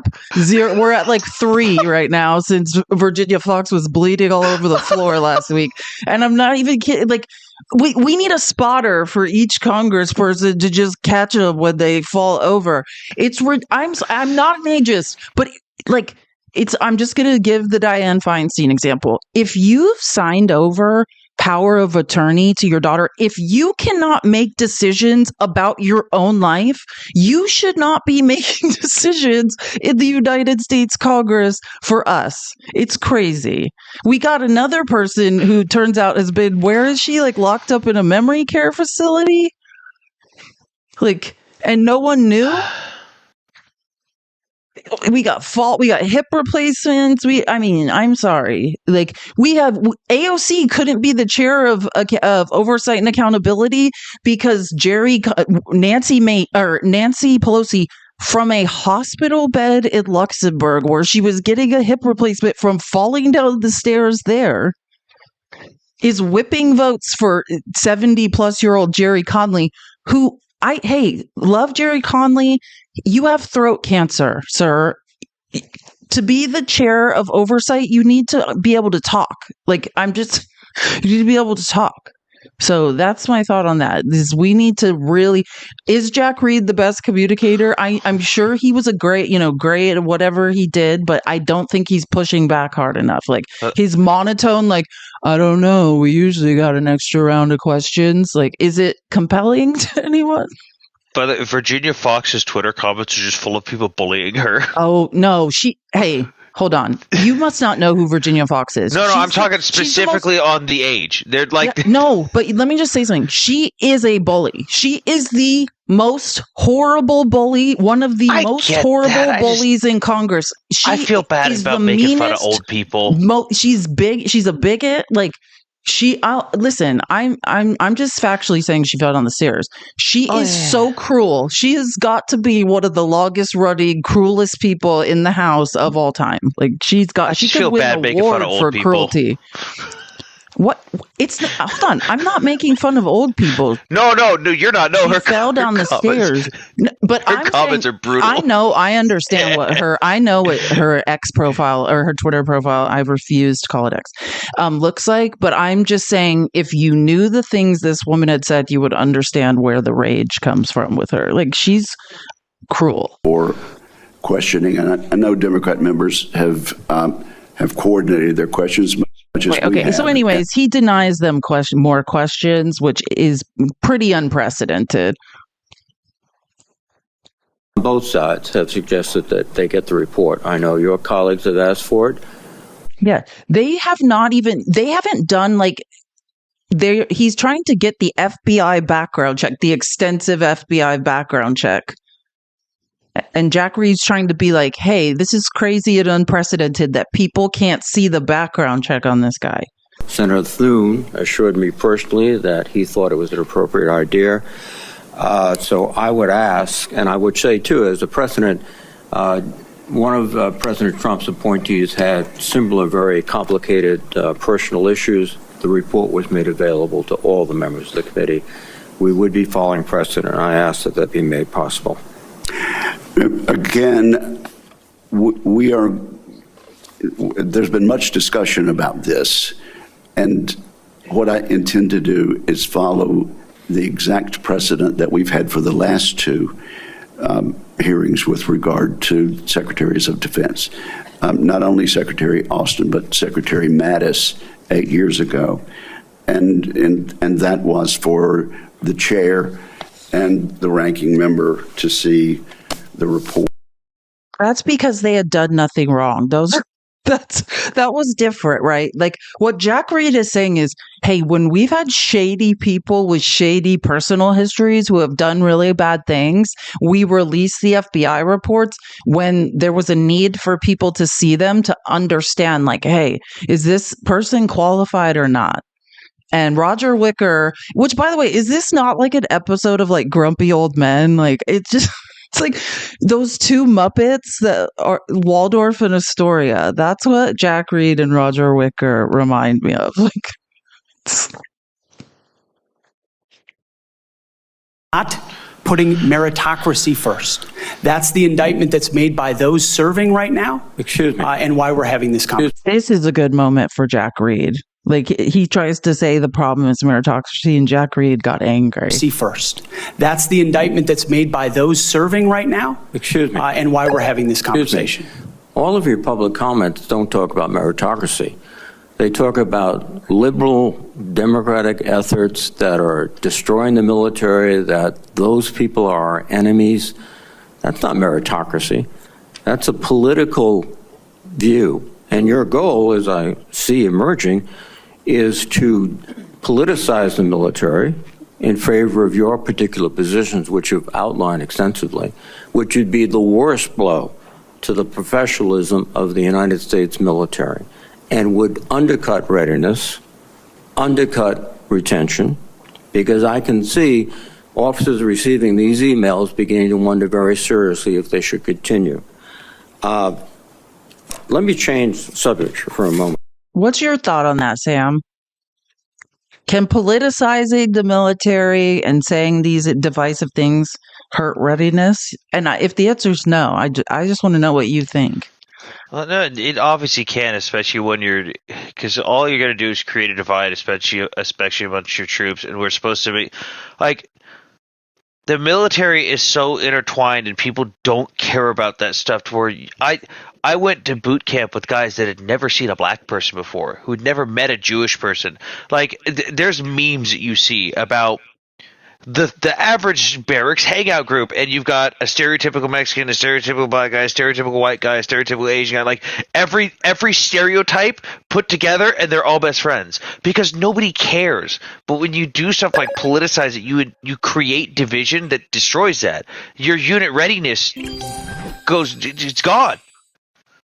Yeah, no, I get that. I feel, and again, I think the military is a completely different level than like Division I athletics, but I totally get it. Like, I was on team with like Mormons and like all sorts of backgrounds, all sorts of races, and you don't like when you're running until you throw up with people, like you don't care where someone comes. You're not discussing politics. It's just you have a goal and you're working towards it. So I get what you're saying. It's like, and isn't the point of basic training to like strip people down of their beliefs, and almost make them like blank slates so they can be built back up? They break you down and build you up. Your individualism is gone. You are now a team. You are now one. There is no more individualism. You are a team. Exactly. So that's what I see. It's like if you allow divisiveness, then you're not a team anymore, right? Like whenever that pollutes a team, it breaks, like it's like an infestation that eats itself from the inside out. Like that's like, this is what, and I don't like to be like one of these weird, we got to watch out for China, but like this is what China or Russia would refer to as a happy accident, right? Like Pete Hegseth gets in charge of the military, creates division, and they don't have to worry about fighting us. We're going to tear each other apart from the inside out. Like this is what we need to avoid.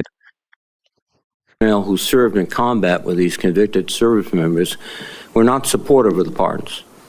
They did their... I wanted to ask you about this. Like, near as I could tell, like, from what Jack Reed is talking about is Pete Hegseth, and again, I haven't seen all these reports, but Pete Hegseth worked with people, or under him, people were court-martialed, basically, or something like that, like committed some war crimes or whatever, and he tried to lobby for pardons or to like get them off, and then like attacked like JAG officers over it.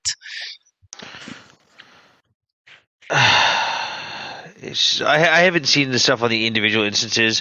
I know I've heard the general gist about it. I haven't been able to see much. To be fair, I haven't looked much. But like when I hear so much stuff lining up, I'm like, yeah, that makes sense. That adds up. That tracks. Yeah, and like I think Alyssa Slotkin gets more into it. Like, who is the star of the day? If you don't know who newly Senator Alyssa Slotkin is, former CIA analyst, came from the House. I believe she's out of Michigan. She is, well, a CIA analyst through and through. One of the smartest people. And just got into the Senate 1 week ago and was the star of this hearing, truly. Duty as soldiers to report war crimes. Your definition of lethality seems to embrace those people who do commit war crimes, rather than those who stand up and say, this is not right. So what's the response to your service members who personally witnessed these and took courageously reported them to their superiors? Senator, as someone who's led men in combat directly and had to make very difficult decisions, I've thought very deeply about the balance between legality and lethality, ensuring that the men and women on the front lines have the opportunity to destroy with and close the enemy, and that lawyers aren't the ones getting in the way. I'm not talking about disavowing the laws of war or the Geneva Conventions or the Uniform Code of Military Justice. Yes, I don't like that. Like, we are already, if you don't know, I mean, as someone with a history degree, all the United States does is violate the Geneva Conventions, right? We commit war crimes all the time. We're unapologetic about it. A new ProPublica, by the way, just as Biden is announcing his ceasefire, ProPublica just came out with a crazy, disturbing article. It's called "A Year of Empty Threats and a Smokescreen Policy: How the State Department Let Israel Get Away with Horrors in Gaza."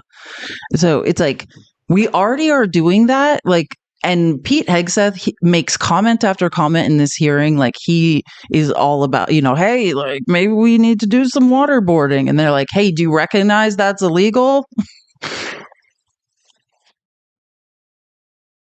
Adjudicated by who? People in Washington or fellow non-commissioned officers who had also served, sacrificed, and believed in the ethic of the military? Who were the court-martial? Senator, in multiple cases, they were actually acquitted, but charges lingered. Yes, regardless of where those convening authorities were. Yes, sir. Some were, but others were convicted, and you asked for pardon. That's the only reason you asked for pardon, because they were convicted. But the other fact, adjudicated by who? People in Washington or fellow non-commissioned officers who had also served, sacrificed, and believed in the ethic of the military? Who were the court-martial? Senator, in multiple cases, they were actually acquitted, but charges lingered. Yes, regardless of where those convening authorities were. Yes, sir. Some were, but others were convicted, and you asked for pardon. That's the only reason you asked for pardon, because they were convicted. But the other fact, adjudicated. Basically, some people committed war crimes, other fellow officers, non-commissioned officers, like reported them and testified against them. And then the ones who didn't get off, Pete Hegseth, I believe, based from what I gather from this, the 4 hours of this hearing, asked for pardons for them. Would you explain what a jag-off is? Yeah, and this is about his disrespect for lawyers in the military. Like a jag off, is I guess a derogatory term for a jag officer. I don't think I need to, sir. Why not? Because the men and women watching understand. Well, perhaps some of my colleagues don't understand. It would be a jag officer who puts his or her own priorities in front of the warfighters. Their promotions, their medals, in front of having the backs of those who are making the tough calls on the front lines. Thank you, Senator Reid. Interesting. Thank you, Senator Thank Reid. you very much. Senator Fisher. He is scary. Also write in your book, The War on Warriors, with the chapter, The Deadly Obsession with Women Warriors, that, quote, not only are women comparatively less effective than men in combat roles, but they are more likely to be objectified by the enemy and their own nation in the moral realms of war. Mr. Hegseth, should we take it to believe that you believe that the two women on this committee who have served honorably and with distinction made our military less effective and less capable? I'm incredibly grateful for the two women who've served our military in uniform, and including in the Central Intelligence Agency, contributions on the battlefield, indispensable contributions. Senator, I would like to clarify, when I'm talking about that issue, it's not about the capabilities of men and women, it's about standards. And this committee has talked a lot about standards that we, unfortunately, over time, have seen eroded in certain. Which is not true. We could get into why, but I really, actually, hold on. I want to statements. Some of these are repetitive. I want to make sure that we're not going through the same questions. Oh yeah. So this is Tom Cotton, who's a senator from Arkansas, I believe, right? Let's watch. It's fascinating to me. Watch the Republicans. It's like they gave him the questions. It's like they're all layups. indicated to me that he has plans to change whether or not women would have access to these roles. However, I would point out, ensuring that standards are equal and high is of importance to him and great importance to me. Because in those ground combat roles, what is true is that the weight of the ruck on your back doesn't change. The weight of the 155 round that you have to carry doesn't change. The weight of the 240 Bravo machine gun you might have to carry doesn't change. And so whether it's a man or a woman, they have to meet the same high standards. And Senator, in any place where those things have been eroded or in courses, criteria have been changed in order to meet quotas, racial quotas or gender quotas, that is putting a focus on something other than readiness, standards, meritocracy, and lethality. So that's the kind of review I'm talking about, not whether women have. Yeah, so I just want to be clear. There are no racial quotas or gender quotas in the military, period. He's just lying. This is just a rehearsed answer, and then people are like hearing. I mean, is that to your knowledge? And I think some people correct him on that. I think Gillibrand is pissed. It's not a thing.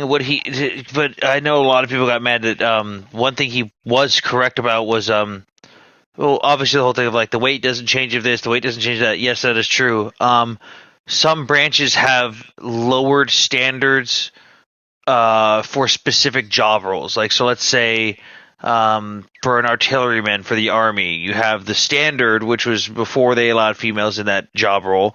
And they say, hey, you have to be able to do this and carry X amount of weight. And then when they finally started letting females into that role, they went, we'll have that. I don't know. It's because they let females in that role. There's they have a separate category of standards. Well, they have an actual separate category, like for the female qualifications. For certain combat roles, the Marine Corps has not done that. I want to hear. I'll play. Let me play this one clip because I love this guy. He's on TikTok, which I was going to say we should all follow him. Hold on, sorry. The Marine Corps hasn't done that at all, so I could say that at least. Like our standard is the standard. If you pass, you pass. I want to play these because this is his. I'll get his name, or you guys can see it, or some of you probably know who he is. It's like I'll figure it out in a second. Unqualified candidate I've ever seen in my fucking life, and everybody knows it. Literally everybody. God, this is a former sniper. Like he's on TikTok. Yeah, CFH. What is it? It's like CFH dot. Oh, I'll figure it out. Who watched that hearing knows it. You know it. I know it. They know it. What the fuck? The guy was a major in the National Guard. And for you civilians, I know you don't understand. That's called an 04. The military rank structure for officers is 01 through 010. Pete's an 04. So what does that mean? Well, in comparison, General Mattis, the guy I interviewed, he was an 010. A fucking 010. There is a huge knowledge and experience difference between an 04 and an 010. Every time you get promoted when you're an officer, you get a larger budget and more responsibility. And you have required reading about military tactics, psychology and war, about global politics, about everything, all the way up to 010. You have to read like 200 books. Pete, he read like 10 of those. So the question I keep asking myself is, why was he nominated? He was specifically asked if President Trump gave you an illegal order, would you carry it out? And he did not answer that fucking question. Trump is gonna fucking steamroll this guy, and that dude is not gonna say no when the time comes. And let's look at this with our most unbiased lens that we could possibly muster. Why the fuck was an 04 major from the National Guard who has only been in charge of 200 people and a $10 million budget nominated for one of the most powerful positions in the world? He's gonna end wokeness. He looks like an alpha Chad. Man, get the fuck out of here, dude.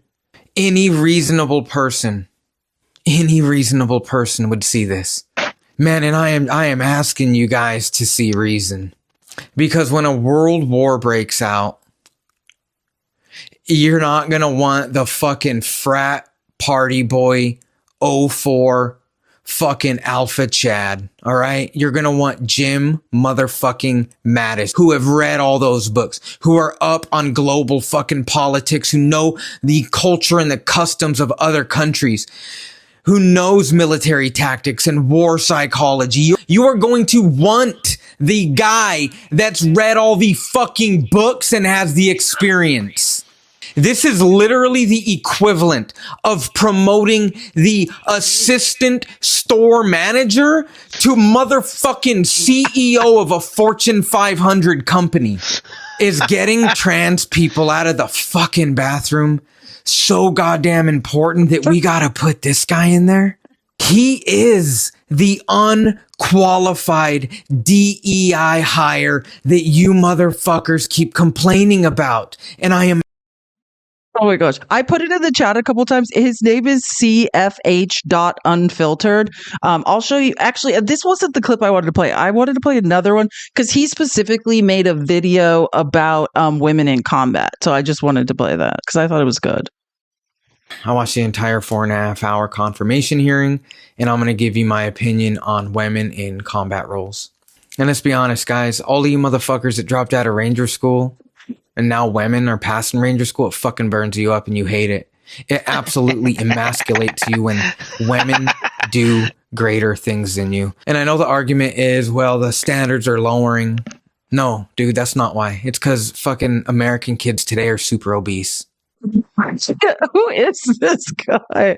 I need to be. Let's be honest. Standards have been falling for a long time because Americans are unhealthy. Has nothing to do with women. Yeah, they're a little physically weaker. BFD, dude. You know Audie Murphy's the most decorated soldier in military history? He fought in World War II.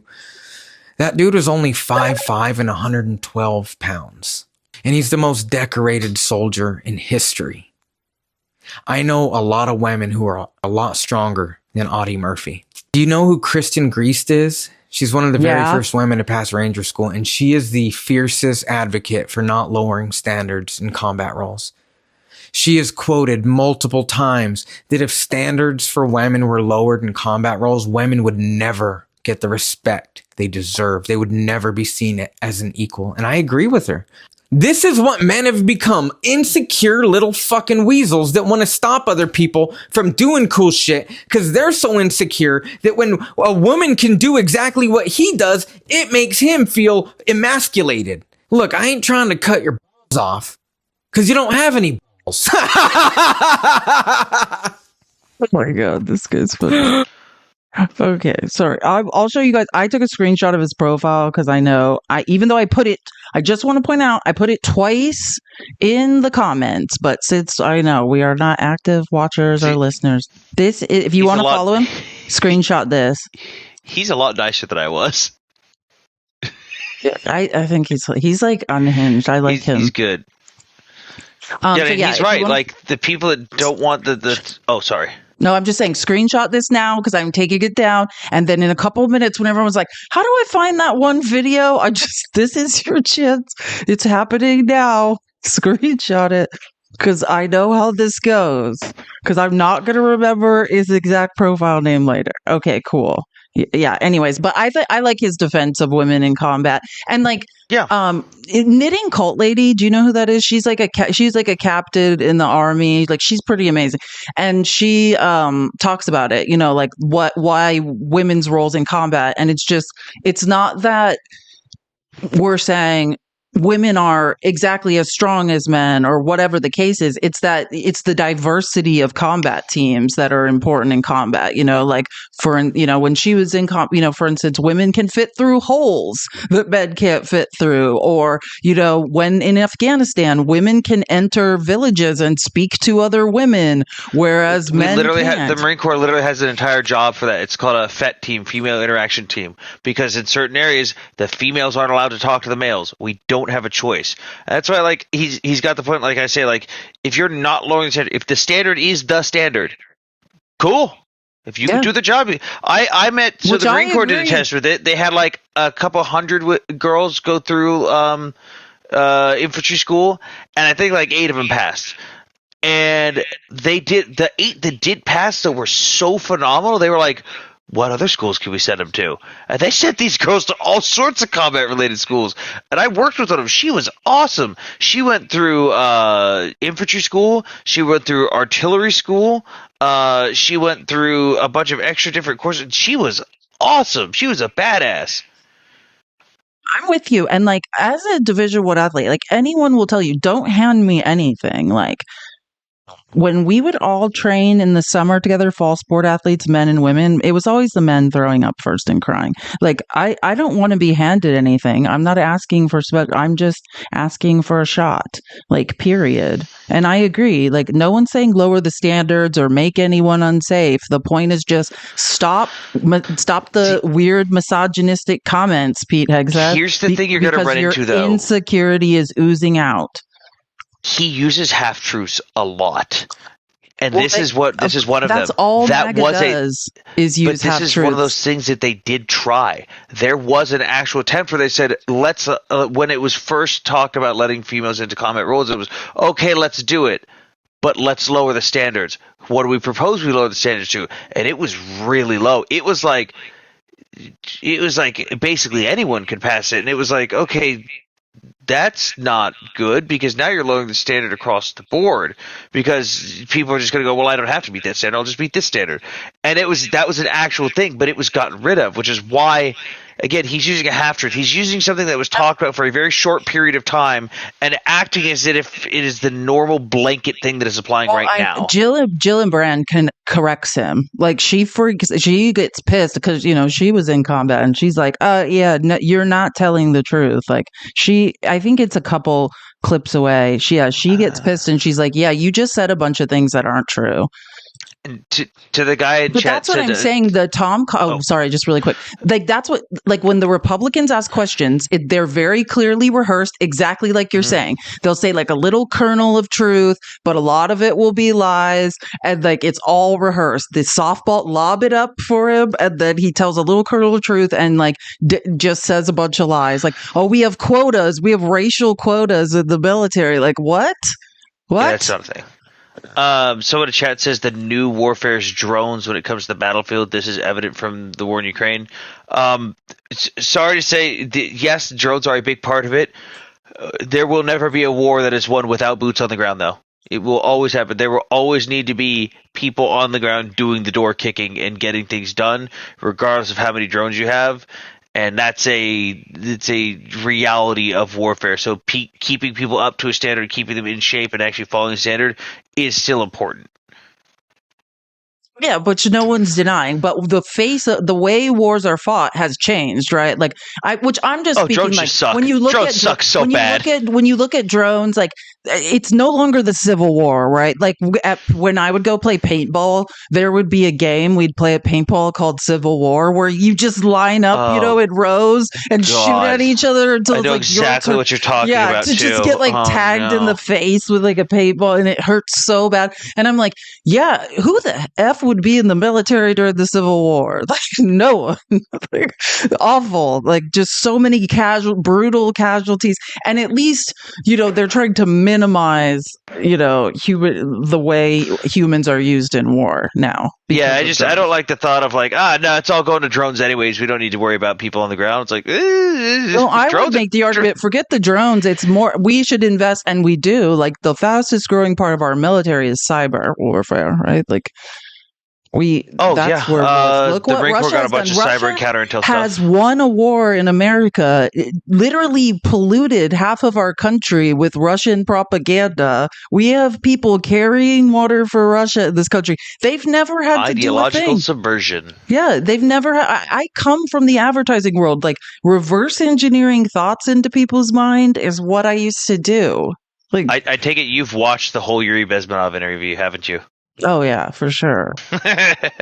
Okay, wait. Let me make sure this is the right clip really quick. Deserve a homeland in the ancient Holy Land where they've lived. Here comes the scary. This is what I'm saying. So they're heading off that this man's a crazed Christian Zionist, meaning like, remember MAGA being like, you guys should vote for Trump because he's going to end the Palestinian conflict. Well, how they're going to end it is wipe Palestine off the map. And this is Tom Cotton giving a little softball so he could be like, yeah.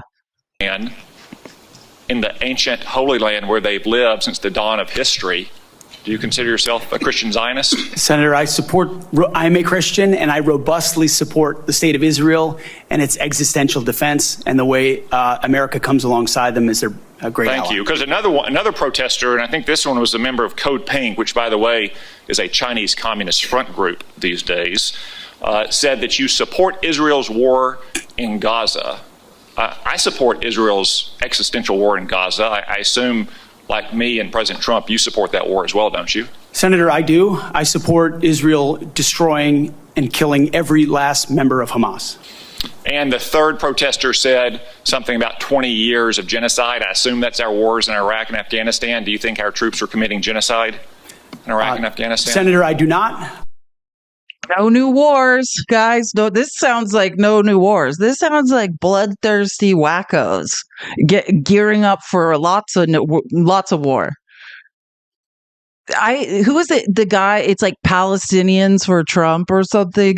It's a group like out of Pennsylvania. It might be Muslims for Trump. I can't remember, but it's a group out of Pennsylvania. They literally voted for Trump, and then they're like, "Oh, I think we might have made the wrong decision." You think? Did you think you might have made the wrong decision? Like, yeah, Palestine will soon be like Trump condos. Standards have been changed. I think it was Muslims for Trump. Thank you, Loris. And this is a group out of Pennsylvania. Dearborn, Michigan is the largest Muslim population in America. But no, this particular group was in a swing state. They helped help Trump win Pennsylvania. And then they were like, what the F is going on?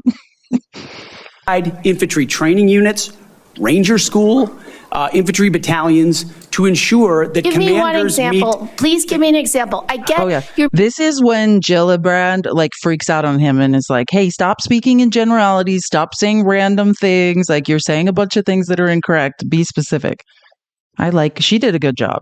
Standards have been changed inside infantry training units, Ranger School, infantry battalions to ensure that give commanders me one example. Please give me an example. I get you're making these generalized meet statements. Quotas to have a certain number of female infantry officers or infantry enlisted, and that disparages those women. Commanders do not have to be quotas for the infantry. Commanders do not have to have a quota for women in the infantry. That does not exist. It does not exist. And your statements are creating the impression that these exist, because they do not. There are not quotas. We want the most lethal force. But I'm telling you, having been here for 15 years, listening to testimony about men and women in combat and the type of operations that were successful in Afghanistan and in Iraq, women were essential for many of those units. When Ranger units went in to find where the terrorists hiding in Afghanistan or in Iraq, if they had a woman in the unit, they could go in, talk to the women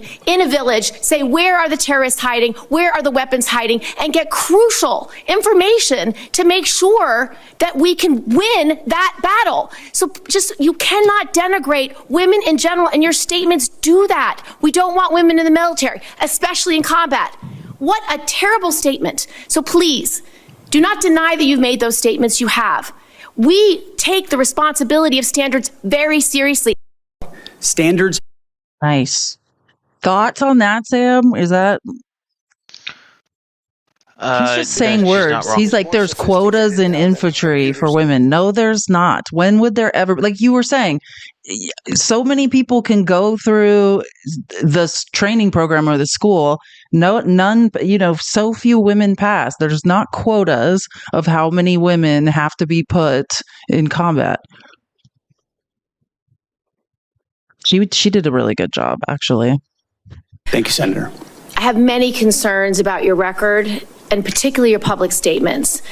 because they are so hurtful to the men and women who are currently serving in the U.S. military, harmful to morale, harmful to good order and discipline. If you are saying that women shouldn't be serving in the military, and I'm going to read you your quotes because the quotes themselves are terrible, you will have to change how you see women to do this job well, and I don't know if you are capable of that. So I want to press. I think that is my issue. Like, it's not, I am all for high standards in the military. If a woman can't carry the right amount, like what the amount of weight she has to carry to be in combat, no, she shouldn't be in combat. Like, all of that stuff is fine with me. All of those standards are fine. It's just that this man has a dark, uniquely misogynistic view of women that I do not believe he could change. Like, that's truly what it is. There's a pervasive problem in the military with SA and GRAPE. Is he going to make it better, or is he going to put more women in danger? I don't know. You will have to change how you see women to do this job well, and I don't know if you are capable of that. So I want to press on these issues that my colleague Jean Shaheen brought up because she said it so well. So first of all, you answered your questionnaire. Do you believe that any American who wants to serve in their country in the military and can meet objective standards set by the military should be allowed to serve without limitation? You've said yes to that question. But then in all of these other circumstances, you've denigrated active duty service members. We have hundreds of women who are currently in the infantry, lethal members of our military serving in the infantry, but you degrade them. You say, we need moms, but not in the military, especially in combat units. So specific to Senator Cotton's question, because Senator Cotton was giving you layups to differentiate between different types of combat. And specifically, as Secretary, would you take any action to reinstitute the combat arms exclusion for female service members, knowing full well you have hundreds of women doing that job right now? And the standards, your 2 mile run, Tom, is about the Army Combat Fitness Test. It is not the requirements to have an MOS 11 Bravo, which is the infantry. These are the requirements today for people serving in the industry, men and women. They are gender neutral, and they are very difficult to meet. They have not been reduced in. Can you explain the difference for us, Sam, of those two things, like what she just said? Or do you want me to play it again? So you have your different fitness tests in each of the branches of the military. I'll give the Marine Corps because it's what I know. We have our combat fitness test and our physical fitness test, CFT and PFT. And then you have these standards for the job. So for your combat fitness test, you have like a half-mile sprint in boots and your bottoms, which is your T-shirt on. Then you've got a movement to contact where you're doing a bunch of maneuvers and dragging a buddy and throwing a grenade and all this stuff. And then you've got like ammo can lifts, and there's standards for those, and those standards are separated by male and female. So a female can do 15 less ammo can lifts or 20 less ammo can lifts, get 30 seconds slower on the run, and be 15 seconds slower on the maneuver under fire or the movement to contact and stuff, and still get the same score as a male who did more. But that's not related to the standard for the job. Your MOS is your job. So let's say infantry. The infantry standard does not line up with that combat fitness test. The infantry standard is the infantry standard. They're not the same. That's what she was holding up, was the infantry. Mm-hmm. Okay, that makes sense. Okay, thank you. I kind of got it, but that is a much better explanation. Thank you. Gotcha. Mm-hmm. So perfect. Members of the LGBTQ community. Did you know that when Don't Ask, Don't Tell was in place, we lost so many crucial personnel, over 1,000 in mission critical areas. We lost 10% of all our foreign language speakers because of a political policy. You said in your statement, you don't want politics in the DOD. Everything you've said in these public statements is politics.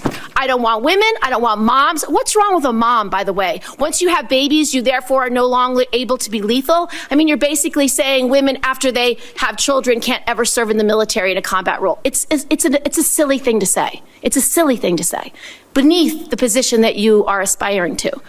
To denigrate LGBTQ service members is a mistake. If you are a sharpshooter, you're as lethal regardless of what your gender identity is, regardless of who you love. So great point. Great point. And he has said many disparaging things about the LGBTQIA in the military. Like this, he thinks by the mere presence of gay people or, whatever in the military, or the same thing with women. I mean, I'm sure you guys have all heard the comments he's made that one of the reasons he gave for not wanting women in combat was the age old, just like Eve tempted Adam in the Garden of Eden with that apple. Women are always using their feminine wiles to distract men. It's like, oh, you mean like how you were credibly accused of raping a Republican woman at a Republican conference in 2017? Ooh. That woman wasn't trying to distract you. That woman's husband was there with her. She was trying to save other women from your gropey hands, allegedly. And then and as a result of doing a good deed, ended up allegedly being raped in a room with you. It sounds like the problem is with him and the way he justifies the bad things, all the cheating on his wives, because he was married at that time, like I said a little bit earlier, he was married to his then second wife, had just had a child with his Fox and Friends producer out of wedlock, who's now his third wife. He's married to her, but was married, had a child out of wedlock, and 2 months later is credibly accused by the Republican woman at a Republican convention of rape. And it sounds like how he justifies all of the infidelity, alleged infidelity, is by saying they're tempting me. It's women. Are women attractive in the like while you guys are all sweating and about to possibly be unalive? Is that the time when you guys are all thinking we should all date? Oh, not at that time. No. Here's the thing too. A lot of. He would lose his goddamn mind if he saw some of the people in Ukraine right now. Some of the greatest fighters I've known in Ukraine are females. I hate the fact that they do this because the OPSEC and stuff, but there's a group of girls that have just TikTok accounts where everyone calls them the battle Barbies and stuff, and they're such badasses. One of the girls took a round to the cheek through and through, and she stayed on her machine gun and kept fighting. She was the combat medic. She is a badass. And I don't understand. I really don't. It's sometimes I'm at a loss for words, and I wanna do the Gordon Ramsay thing. Put 2 pieces of bread on them, be like, idiot sandwich. Stop it, please. Gordon Ramsay should come in and scream at everyone in this hearing at this point. Boy, to Afghanistan under Democrat President Barack Obama. I also And also, you can't conjugate it's democratic. If you can't tell the difference between an adjective and a noun, it drives me insane. Volunteered to guard the inauguration of Joe Biden, but was denied the opportunity to serve because I was identified as an extremist by my own unit for a Christian tattoo. What was that tattoo? Isn't it an appeal to heaven? He has a 3%er tattoo, doesn't he? If you're confused about the difference between having a cross on your arm and what Pete Hegseth has, that it's not the same thing. I can't. He has. And also, we'll get into it later, but this is the guy he could not protect Joe Biden at his inauguration because he was accused of being an extremist. There are clips of him on the morning of J6, before the Trump rally, excitedly, calling for, inciting, in my opinion, inciting a riot. The guy is out of control. It's a Christian. Yeah, the cross he had. It's a Christian nationalist symbol. It's the Jerusalem cross. Yeah, which is a Christian nationalist symbol. used by 3%, or I mean, it's a 3%er tattoo. It was also on the flag of Georgia.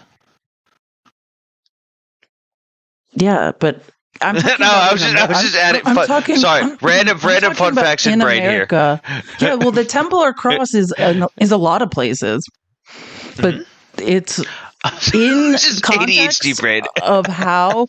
And if you don't understand, read his book. If you don't believe, what is it called? It's called like War on whatever. Yeah, I mean, read his book. If you don't understand like how much of a Christian nationalist this man is, just read his book. It's disturbing. Like, he believes he has some sort of mandate from God. It's the War on Warriors behind the betrayal of the men. The War on Warriors. I was like, I know it's like behind the War on Warriors behind the betrayal of the men who keep us free.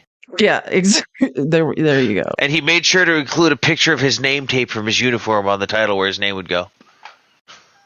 Thank you very much.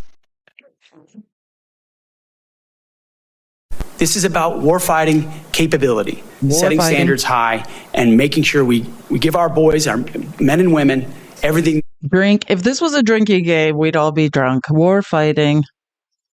They need to be. This is about. I don't know why I made that clip. You took over the Veterans for Freedom in 2007. In 2008, you raised $8.7 million, but spent more than $9 million. Yes, that's the one I was talking about. Thank you, Toodle. You always know what I'm talking about. Yes, he has Deus Volt on his arm, which is like. Oh, I forgot about that one. Yes, that's the one I'm talking about. That's the 3%er tattoo. He has Deus Volt on his arm. Like, this is 3%er. Like, is that the one on his bicep or on his forearm? I'm not sure where. He has a lot of tattoos. Hang on, let me see. Pete Hegseth. Yeah, he has a lot of tattoos. I mean, you know what they like before you go to prison, they photograph all your tattoos and try to determine like which one. Oh, it is on his bicep. It's literally it's literally on the inside of his bicep when he flexes. Yeah, it's all like Christian nationalist iconography. Some would call it 3%er iconography, like whatever. Creating a deficit. By January 2009, you told donors that the organization had less than $1,000 in the bank and debts of $434,000. Let's let him manage the Pentagon budget. This man ran a nonprofit into the ground and wrote emails and just was like, hey, I have all these credit card debts and I only have $1,000 in the bank and I spent like 400 something thousand. Like, just can you guys give me more money? And they're like, no. By 2010, revenue at the Veterans for Freedom had dropped to about $265,000. In the next year, it had dropped further to $22,000. You don't dispute these numbers, do you? Senator, I'm extremely proud of the work me and my fellow vets did at Vets for Freedom. A bunch of young vets with no political experience. Managing, this is the same. So way, we're not going to answer the question. Yeah. Oh no, he never answers. He doesn't. He literally. I would say quite on. Like all of his non-answers are admissions of guilt. We'll get to it. Like Mark Kelly, our senator from Arizona, also an astronaut and a fighter pilot. He's just like, just true or. They start just being like, can you just say true or false? And if you won't answer true or if you can't say false, then it's true. Do you know what I mean? Like. They're just like, just say true or false. He's like, oh no, anonymous smear campaign. That it's like that wasn't one of the choices, sir. I believe that you can tell this committee or the people of America that you are qualified to lead them. I would support you as the spokesperson for the Pentagon. I don't dispute your communication skills, but believe that you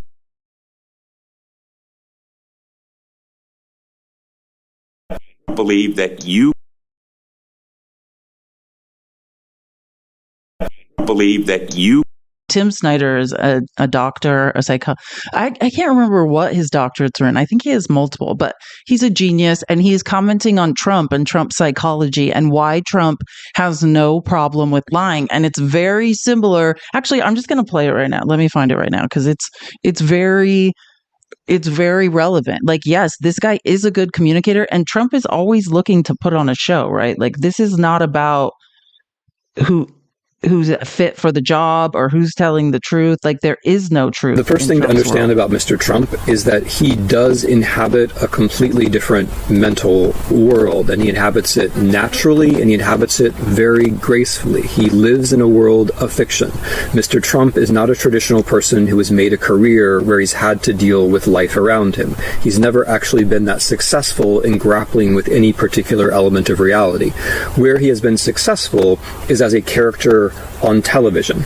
He's never been a successful businessman, but he has played a successful businessman on television. He understands not the rules of reality, but the rules of fiction. So for him, there's no such thing as lying, because there's no such thing as the truth.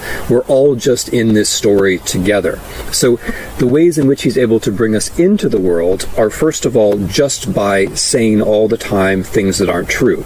A typical politician will lie now and then, but a typical politician will also recognize the principle that there is truth, and so when caught in a lie, might apologize. In Mr. Trump's case, that never happens, because he very specifically and intentionally wants to fill up the whole space with untruth, to fill up everything with untruth so that we're confused.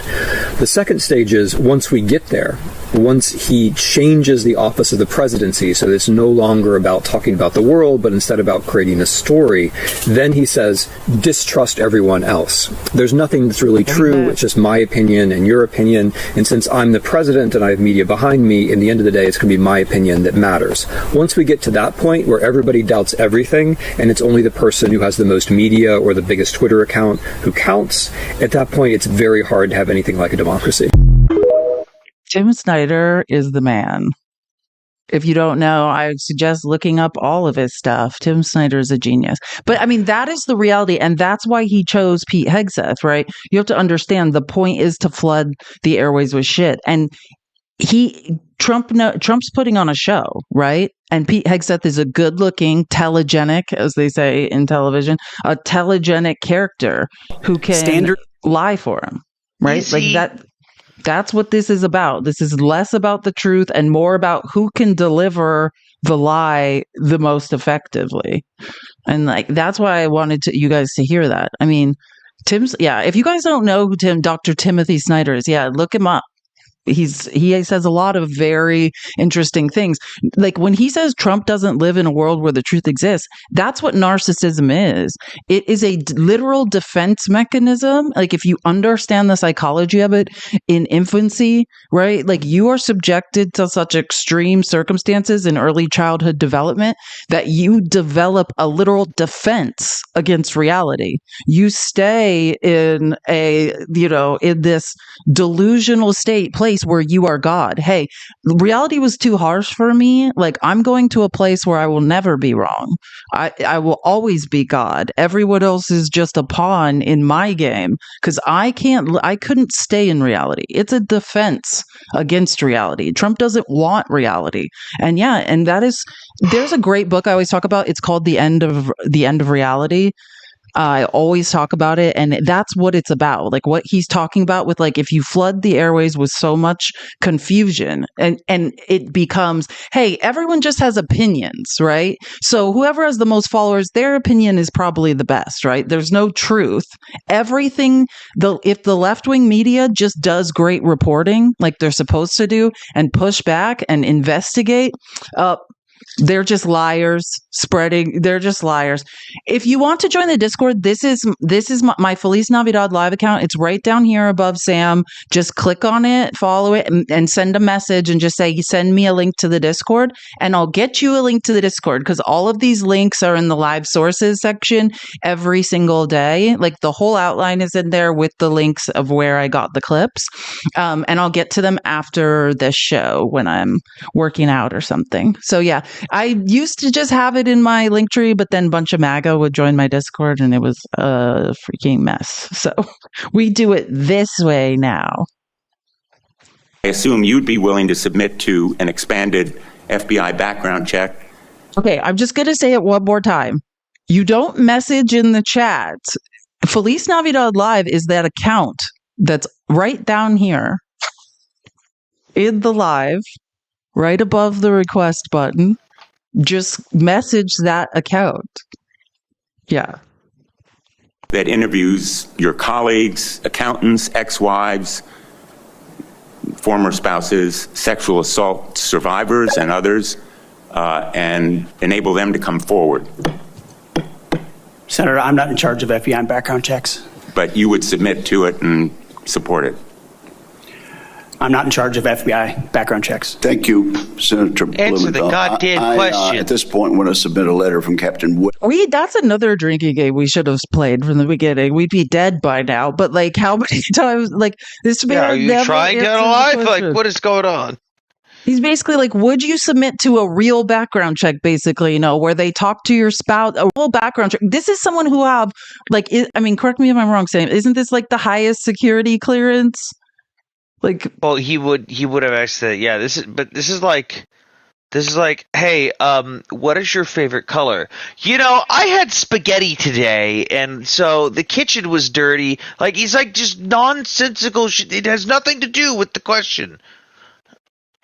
yeah, no, that's not what I mean, though. I'm talking about the fact what Blumenthal is talking about is that he has not submitted to a background check yet befitting his, like, the clearance level he's about to receive. He's saying, oh, well, he wouldn't even have a choice. He would not be able to get it without they're it. not going, that's not, yeah, but that's not what they're talking about, because then Trump will be in charge and they'll just bury it. He's saying, will you submit to a background check, a proper background check that this committee can see? And he's just like, oh, I'm not in charge of that. I don't know. Yeah. Like, every other person that got the SecDef job had a full background check where they they'll call, like, your exes. Sometimes I've heard they call your first grade teacher, like, whatever. But that's what he's saying. He's like, they go really in depth with top secret background types checks. of background checks that every other person that has had this job has submitted to. And also it's been made available to people on this committee. Would you submit to one? He's like, oh, I don't control that. I don't know. Like, yeah, because he can't. If he could just say yes and just be like, I don't know why I didn't get one. Yeah, I'll submit to it. But he won't say it because he doesn't want one. They're hiding too much. Zirkle, the founder of Vets for Freedom, and the person who hired Pete Hegseth to run the organization. Yeah, he's saying there was a forensic accountant investigation when he ran that charity into the ground. And also there was a lawsuit, a sexual assault lawsuit with one of the nonprofits. And they're saying they haven't even seen those reports. Yes, women will have access to ground. Do we know if he owns any firearms? I'm sure. Are you kidding? No, like, genuine question. No, I'm sure. I mean, I'm sure he talks. There's a lot of people that don't qualify. Well, I've listened to a lot of his, like, he had, like, he's always on. He has a podcast. And he talks a lot. I mean, I'd be shocked if he doesn't. Being knowledgeable about firearms doesn't like mean he can have it. No, I'm saying. I'm not saying. I understand the difference. I'm saying he talks about going to the range and things like so I'd be shocked. My line of thinking is, what if he's a felon? Because that would give, if he doesn't own a firearm but he goes to the range, he's still allowed to go to the range as a felon. If he was a felon, we would know. He's not a felon. Would we? Or would they try to freedom of information? You can't hide that. We're not hiding that he's a felon. You could have FOIA requests denied, though. They want to do the type of background check where they interview people that knew you. Like, they want to know the things.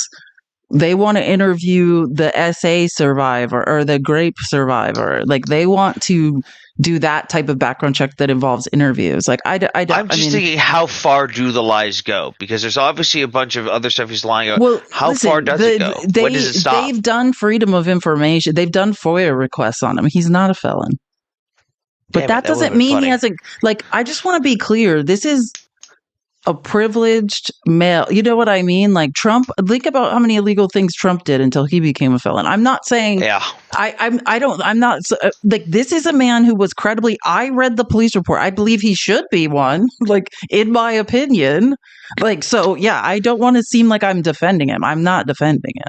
Like, I'm just saying, like, if there had been a trial, just like with the police report, he could not hide because they did a FOIA request and got a hold of it. They contacted the police department and spoke to several people there. He could not hide it from the media. So that's what I'm saying. Like, the media went and found stuff, and that's why they're mad at them for doing their jobs. And this is the real traitor of this hearing. Joni Ernst, her claim to fame, right? She's one of the women who's been in combat, who's on this committee. She's a senator. Wait, you guys tell me, is it where? Not Illinois. Sorry, Illinois. That's gross. Is it Iowa? Where is Joni Ernst a senator from? I know crowdsourcing. You guys will let me know. Is it Iowa? Yeah, Iowa, home of conversion therapy. But anyways, she originally was like, oh, he's unqualified. No. Then Trump got a hold of her. They promised her some ridiculous position on the fake Doge committee. And all of a sudden she started marching to a different tune. This is the woman whose life goal, because she was essayed in the military, was making it so women who've been assaulted, or anyone, I should say, not just women who've been assaulted in the military, don't have to report it to their direct report. There's like a third party reporting system because people were being horrifically retaliated against or were in fear to say what had happened. And then she's like, yeah, I'm voting for a man credibly accused of rape who it's not like he's admitting to it or like taking accountability. Yeah, misappropriated funds at every job she had. And now Joni Ernst is like, you pretty much like stomped on your own legacy. Yes, women will have access to ground combat roles, given the standards remain high, and we'll have a review to ensure the standards have not been eroded in any one of these cases. That'll be part of one of the first things we do at the Pentagon, is reviewing that in a gender neutral way, the standards, ensuring readiness and meritocracy is front and center. But absolutely, it would be the privilege of a lifetime to, if confirmed, to be the Secretary of Defense for all men and women in uniform who fight so heroic. They have so many other options. They decide to put their right hand up for our country, and it would be an honor to have a chance to lead them. Thank you. Notice the contradiction of when he earlier said that it has been changed, it has been eroded, but now he words it. I think maybe he caught himself. He realizes, well, we have to see if it's been eroded. We have to check. We have to verify. Yeah. That's not what you said earlier. Exactly. Earlier, he's like, there's quotas, racial quotas and gender quotas, and the readiness has been eroded. And then he's talking to Joni Ernst, a woman who's going to correct him if he doesn't correct him. Well, he got corrected by Gillibrand. Gillibrand and Joni Ernst are the ones that both worked on that bill bipartisanly to help women who were victims of SA. So, and Joni Ernst does not like this man in real life, probably. So he's treading very lightly. Oh, this is good. What's her name? Hirono? She was great in this hearing too. Is that, I'm sorry if I pronounced it, or is it Hirono? You guys will tell me. I know. Thank you. Okay. Didn't pronounce it wrong. Discipline or entered into a settlement relating to this kind of conduct? Senator, I was falsely accused in October of 2017. It was fully investigated, and I was completely cleared. I don't think completely cleared is accurate, but it's wildly inaccurate. I read the entire police report to you guys. There are many witnesses that corroborate every single thing she says. There are video cameras. The only part, and the reason there weren't charges brought, is just, hey, when two people are alone in a room, it's her word against his. And do you waste taxpayer dollars on he said, she said? Like, right? That's why grape and SA cases aren't brought. It's often their word against someone else's, right? That's why. Like, it has nothing to do with I was cleared or I was exonerated or there was no evidence. Read the police report if you don't think there was evidence. She had an STD, or what are we calling him now? We're not calling STI, consistent with a new SEX partner. I mean, The nurse reported it like this. Read the freaking report. Like, the only defense he has, by the way, he's not denying like cheating on his wife and having, because he can't. He's just saying it was consensual. Leading to this kind of conduct. Senator, I was falsely accused in October of 2017. It was fully investigated, and I was completely cleared. I don't think completely cleared is accurate, but the fact is that your own lawyer said that you entered into an NDA and paid a person who accused you of raping her a sum of money to make sure that she did not file a complaint. Moving on. Yeah, and I told you guys, I mean, he's had several different stories. The first one was that she graped him. I don't know why you would pay off someone that graped you. Then it was she blackmailed him. Like the stories have changed over and over with Pete.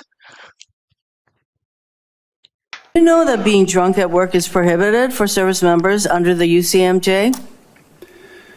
Senator, those yes are or no? Multiple false anonymous reports peddled by NBC Do News you know that run directly contradictory to the... Yeah, that's not the question. What she said is, do you know that drinking on the job is a violation? And he's like, anonymous reports, which they're not.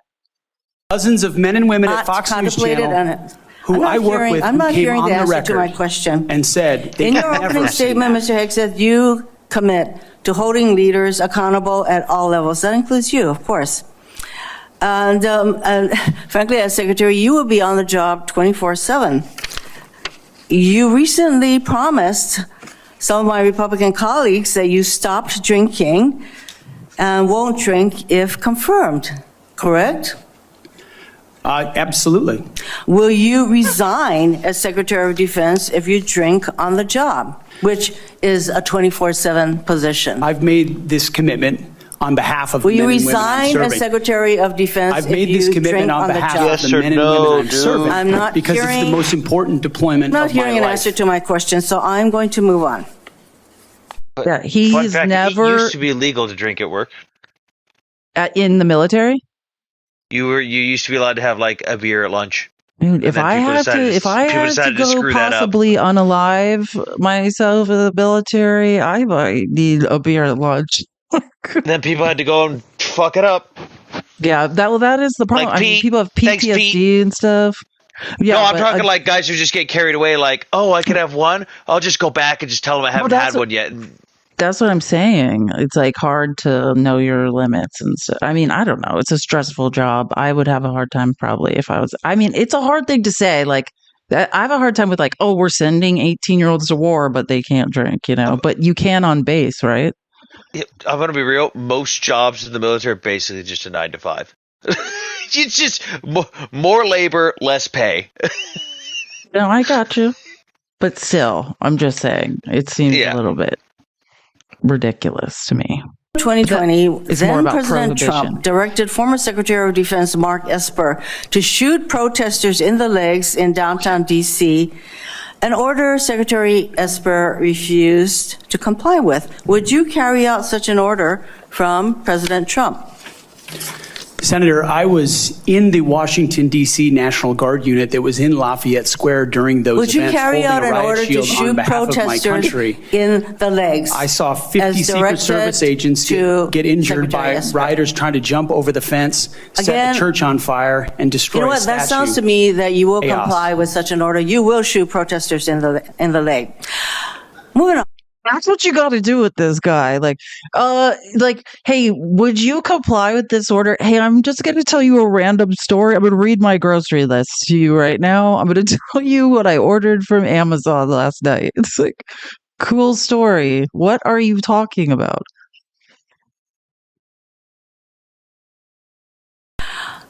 Current DoD policy allows service members and eligible dependents to be reimbursed for travel associated with non-covered reproductive health care, including abortions. Will you maintain this common sense policy? Senator, I've always been personally pro-life. I know President Trump has as well, and we will review all policies. But our standard is whatever the president wants on this particular issue. So, with my advice, I will take a look at. If the president tells you that this common sense policy will not be maintained, you will not enable our service members to seek reproductive care. So it sounds I don't like believe to me. the federal government I'm not should be hearing funding answers to my questions, travel for Mr. abortion. Chairman. He doesn't believe the federal government should be funding travel for ABs, for service members, or their families. More women not getting the care they need. We were just going over a service member who almost unalived on the broadcast on Tuesday, right? Who almost died because of just such a thing, right? TRICARE would not approve the D&C she needed, and she was hemorrhaging and nearly died. He talks over every woman for sure. Oh yeah, he doesn't. I totally do notice that. Yes, whoever said that. Yeah, Zazu. Yeah, he does not listen when he has a completely different demeanor when men are speaking. Like he's like engaged in a different way. You are no longer on Fox and Friends, Mr. Hegseth. If confirmed, your words, actions, and decisions will have real impacts on national security and our service members' lives. There are close to 3 million personnel in the Department of Defense, $900 billion budget. I hardly think you are prepared to do the job. Thank you, Mr. Chairman. Thank you. That wasn't a question, Mr. Hegseth. Thank you, Senator Rono. Senator Now they're just telling him, don't, just be quiet. Like, why is you suck, be quiet. Yeah, the committee chair is literally like, shh, just stop talking, don't speak. Like, that's what it's come to, is that Roger Nobody wants Wicker an is now helping extremist or him. racist in our military, but one of the most disgraceful and shameful things I've seen over the past 4 years as a senator on this committee and as a Marine Corps Reserve officer was on day one, the Biden administration played up a false and insulting narrative that our military was chock full of racist and violent extremists. This reached a pinnacle in this committee when Biden's Undersecretary of Policy, Colin Kahl, the number 3 guy at the Pentagon, testified that one of his top goals would be to, quote, ending violent extremism and systemic racism within the ranks of the military. He had no data on this. The media loved it, fanned the flames, wrote. I have no idea what he's talking about either, but isn't this, correct me, I don't want to say who I think this is Kramer. This is Kevin Kramer, right? Like, yeah, this is a wacko. Like what are you talking about? Are you talking about J6? Like, are you talking about, like, what are you talking about? Yeah, shouldn't we not want racism in the military? I don't know. What he's talking about, he's saying that it was over exaggerated intentionally to fan the flames and create division. The irony of accusing someone else of creating division, but like, I would agree it was over exaggerated, but it's still something that needs to be addressed. Like, yes, there is still, you're never going to get rid of it. That still does exist in the military. For the most part, we handle it at our level. If someone's going to do that, oh, you're going to have a real bad time. We'll take you out to the tree line over there and we'll have some fun. But like, to carry it on like this and say as if it was some attack and intentional force of division amongst the service members, it makes no sense. It does I'll tell you how it makes sense, because he said systemic racism, right? Systemic racism has zero to do with Billy in the unit is a racist. You understand the difference? Systemic racism are systems, archaic systems built by Western civilization and put in place to perpetuate racism, right? It's not an indictment on individual soldiers. And we know systemic racism exists by impact studies that are done. It is measurable through statistics. But what I'm saying is the way they play it, because that's what CRT is, that people really can never correctly identify it. What CRT is a legal class, usually taken in law schools, that is doing impact studies and looking at how systems perpetuate racism, not individual people, how systems do. I'm saying the way they classify it is not the way it was actually presented. The way they classify it is they think they're not honest about how it was presented when they talk about the systemic part. What they do is what he's talking right now. Yeah, he is playing it off as if it's lying. the individuals that are the problem. Yeah, that's what I'm saying. lying. Yeah, they're flipping again. They're doing the half-truth thing. The whole thing is a lie. But that's my point. And you're saying you're a little bit perpetuating too. Like because he read the quote right. He said systemic racism. Systemic racism exists, but then MAGA takes that as like, I'm not a racist. No one said you were. Like, no, I'm saying he's reading the quote, but he's lying about what it means. I guess I would word it like he's taking the quote and then interpreting it a different way and presenting it the way he thinks it is. Because I remember when stuff like that happened. I remember when that report came out, there were people who politicized it in the opposite direction and went, oh, it's not a systemic thing. What you're saying is our service members are all racist. And it's like, that's not what they said at all. Why did you just say that? You just straw man argumented the whole report. What are you doing? Yeah, well, MAGA's job is to misrepresent things. That's why I'm saying it's systemic racism has nothing to do with, you said, taking people to the tree line. I think that's also a problem. That has nothing to do with it. It's about impact studies and dismantling systems that perpetuate racism. It has nothing to do with beating people up. Hair regulations. I know that's been a big one within the military. Yeah, that's one example of systemic racism. I could give millions of examples of systemic racism that perpetuate, right? That have nothing to do with individual people. It's like Jim Crow laws, right? It's meant to keep segregation in place. Mm-hmm. Yeah. But yeah, that is MAGA's argument for everything. Or they switch it and say, we are the victims of racism, right? Like, it's like, which one is it? I thought there was no racism. That's the angle I think they were going with, because what they do, because I've heard the argument before, they straw man argumented it. They took what was presented, changed it up and argued a point that no one made to make it seem like, oh, you're just calling all the service members racist. It's like, no one said that. Why are you making shit up that no one said? I don't... Like, I get why they do it, but I also, at the same time, my brain just goes, why? I mean, it's the same way we know, like, after dark, Black people are less likely to be pulled over because people can't see in people's vehicles any longer. Like, I mean, that's systemic race. I mean, that's an example of quantifiable systemic racism, right? Like, there's millions of examples. There's statistical analysis done on it. Yeah, it definitely exists. I think either you purposely misrepresent it, or MAGA just doesn't. Oh, they're purposeful.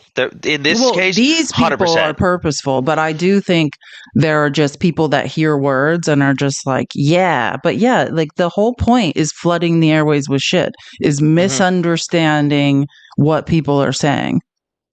Yeah, it's like you hear DEI, and like all I hear is the misuse of the word DEI. That's a good example. That no one has any idea what DEI was. DEI has nothing to do with qualifications. Everyone needs the same qualifications for any job. DEI just means, hey, we're not automatically going to throw qualified Black people's resumes out of the pile. That's all.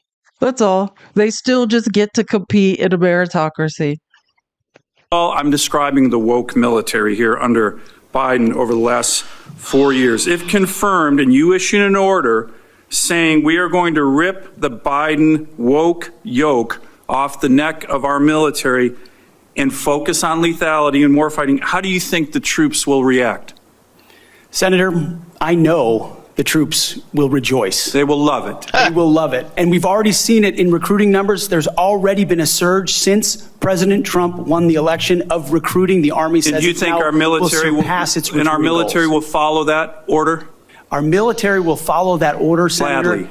Gladly, because they want to focus on lethality and warfighting and get all the woke, political prerogative, politically correct, social justice, political stuff. Oh, it's a blackout. What?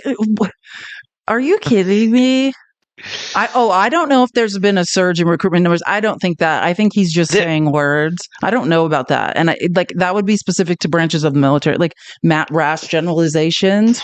There's some other disturbing stuff said, but the numbers wouldn't even be out yet. Hey, exactly. But allow pervasive bigotry. But like, what are you talking about? Like, the thing is, even if there was a recruiting bump, again, their numbers wouldn't be out yet because that month would have ended on. But it's also like my point, just as someone who likes numbers and statistics, like even if there was, it has nothing necessarily to do you know what I'm saying, with the woke military. They just approved huge salary raises for most branches of military. Like there's other. Oh no, we all got it. 50%. These are nuanced things. Like I would say, hey, maybe they are enticing people with higher salaries, right? Like there's many factors, and that could be regional, that could be social, psychosocial, social, socioeconomic. There's many different factors that could attribute to like bumps in recruitment. It's not like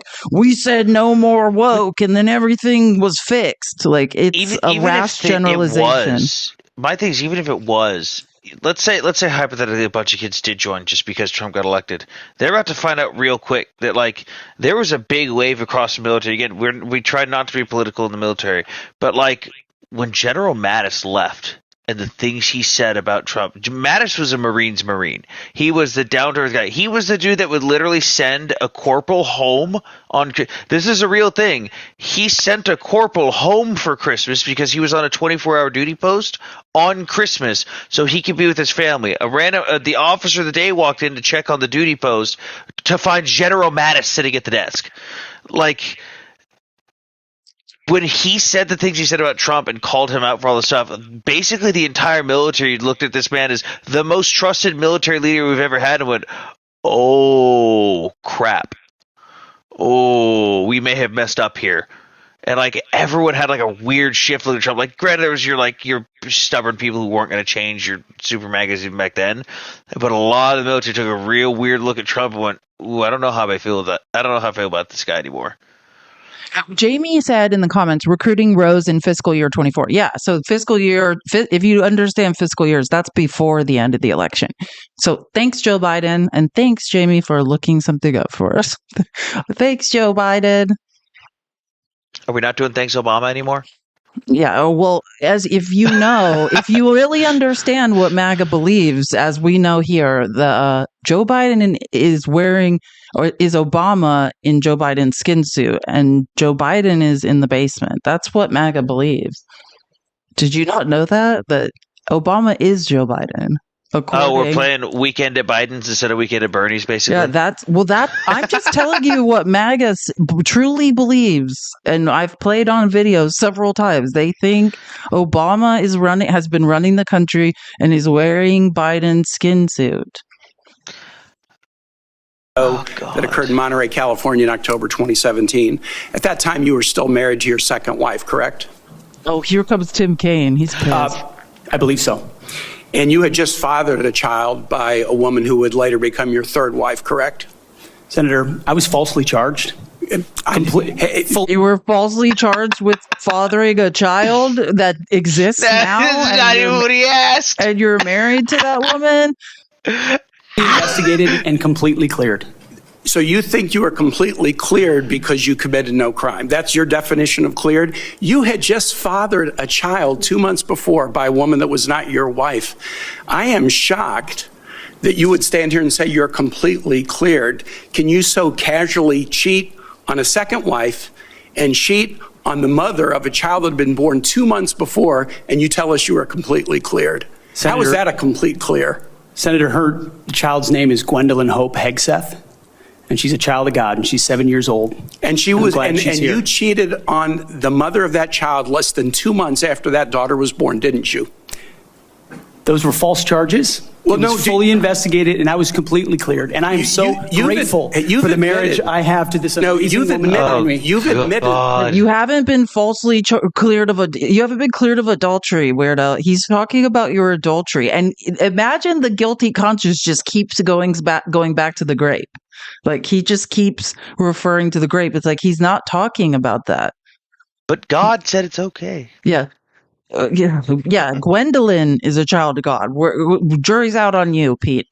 No one has a problem with Gwendolyn. Don't bring that poor girl into this. Like, ew. Keep tapping the screen. We should be at 250K, guys. Tap the screen. We're doing a great job. We're almost at 200K. We're almost at 200K. That you had sex at that hotel in October 2017. You said it was consensual. Isn't that correct? Anything, you've admitted that it was consensual and you were still married and you just had a child by another. He kept denying. I was falsely accused. Tim Kaine is so right. It's like, which one is it? Which one is it? That was your defense. So you didn't get charged with grape. You said she wanted it. That was your literal defense. Woman. Again, how do you explain your judgment? Completely false charges against me. You fully investigated, and I was completely clear. You have admitted that you had sex while you were married to wife 2 after you just had fathered a child by wife 3. You've admitted that. Now, if it had been a sexual assault, that would be disqualifying to be Secretary of Defense, wouldn't it?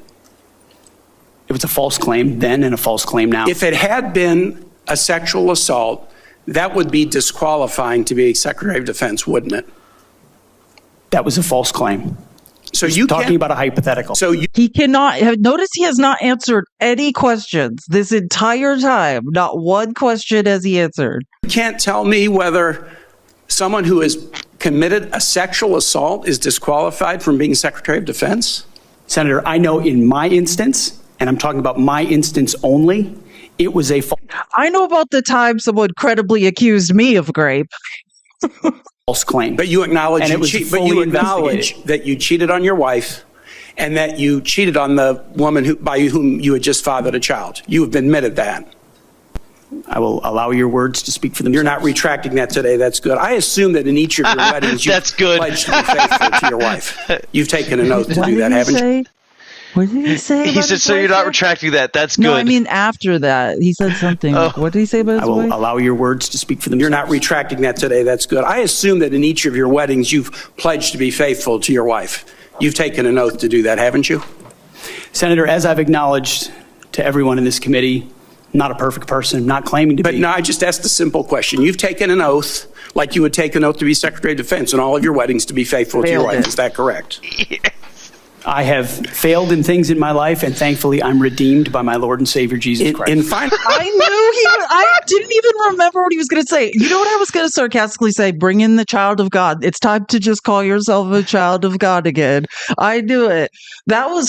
So think about what he's saying. What he's saying is, now 3 times you've taken an oath to not commit adultery, and your word means nothing, and you're about to take an oath to saying you won't drink, saying you can effectively manage and handle our military, and he's saying your word means nothing to anyone, not even your loved ones. That's what he just did. But he's a child of God, you guys. Don't worry about it. And children of God can be credibly accused of grape. That was one of my favorite parts of the whole thing. I know. Tim Kaine got better. He had some more goods. He was amazing. Divorces from your first and second wives, were there non-disclosure agreements in connection with those divorces? Senator, not that I'm aware of. If there were, would you agree to release those first and second wives from any confidentiality agreement? Senator, it's not something I'm aware of. But if there were, you would agree to release them from a confidentiality agreement? Senator, that's not my responsibility. Did you ever engage in any acts of physical violence against any of your wives? If you make someone sign a non-disclosure agreement, it is in fact your responsibility to release them. What are you talking about? But I'm unaware of any agreements like that. Yeah, sorry. I'm a child of God.